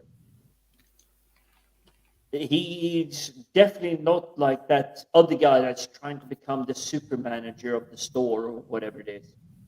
Because that guy you would believe is a pushover. You Not mean insecure Morgan Grimes? with himself. But he could have been Chuck. You mean Morgan Grimes? Yeah, he could have been that guy. Yeah. But no. it is more that he has the actual believability that between him and Yvonne Strahovski's character, you can actually believe that they may find each other fairly attractive. Whereas Yvonne Strahovski is like 4.5 feet taller than Grimes. Yeah. Every time you see him on camera, it's like, no, never, not ever are they gonna date. They probably did. He might have been really funny off camera and everything, and elevated stature and whatever. But that okay, this guy isn't that attractive. He's not too charming. He's always clumsy. But a cute guy, and if we take Henry Cavill, Yeah. really tall guy, very attractive looking. He's got all the features. Yes. You wouldn't go, will he not date this lady? No, of course he's going to date this lady. Yep. But if you took Grimes, will he not? You're going to go, no. But then the story builds it up through It steps. was actually, I must admit, I liked it, but I'm just trying to think. Let's see. Where is it? Oh, I think I'm gonna Yeah, I think have it's to going to sort of be say time. good night, chaps. Yep. I'm Right. sorry to- Let's see. I can't find it. Damn. If I don't feed the cats their little treat before bed, it's already overdue. So I'm going to be beaten to death momentarily here. Yeah. Well, we'll be winding it down anyway. So we will. So what we'll do, because Sadaku and Wend have to be going, and Yeah. I'm up in about 6 hours Oh God, yeah. early Yeah. morning tomorrow. I've got a charity shop they're actually opening, and I said I would go along to have a look see because it's quite think- nearby. So I think I'm because up I didn't sleep early. much the night before too. It seems to be catching up to me all of a sudden. Yeah. You know, like when your eyes just tear and shut. Definitely. Couple of days last week, particularly did not sleep at all, and I was up in the middle of the night, and I ended up going to work, and I was knackered when I come home and went straight to my Oh, bed. yeah. So it is one of those. Luckily enough, I had a bit of a long line tomorrow because I knew tomorrow we were going to be out and busy. So, ladies and gentlemen, thank you very much for joining us and sticking with us through our rambling. That again went all over the place. Yes. But Sadaku, thank you for joining us. Windology, that's the thank fun you of for it. joining us. Jim, thank you for joining us. And You're very welcome. It's a pleasure. everybody in the chat, thank you for joining us. If you haven't, please subscribe. Need to get those numbers up. I will be putting clips of movies on throughout the weeks, one a day. A clip a day keeps the doctor away. And unless you've got a Doctor Who clip, then we can get the doctor in. But I think the BBC will say, no. We want to keep the doctor in, not away. Yeah. So, thank you very much, one and all. And remember, ladies and gents, I ain't old. I'm classic.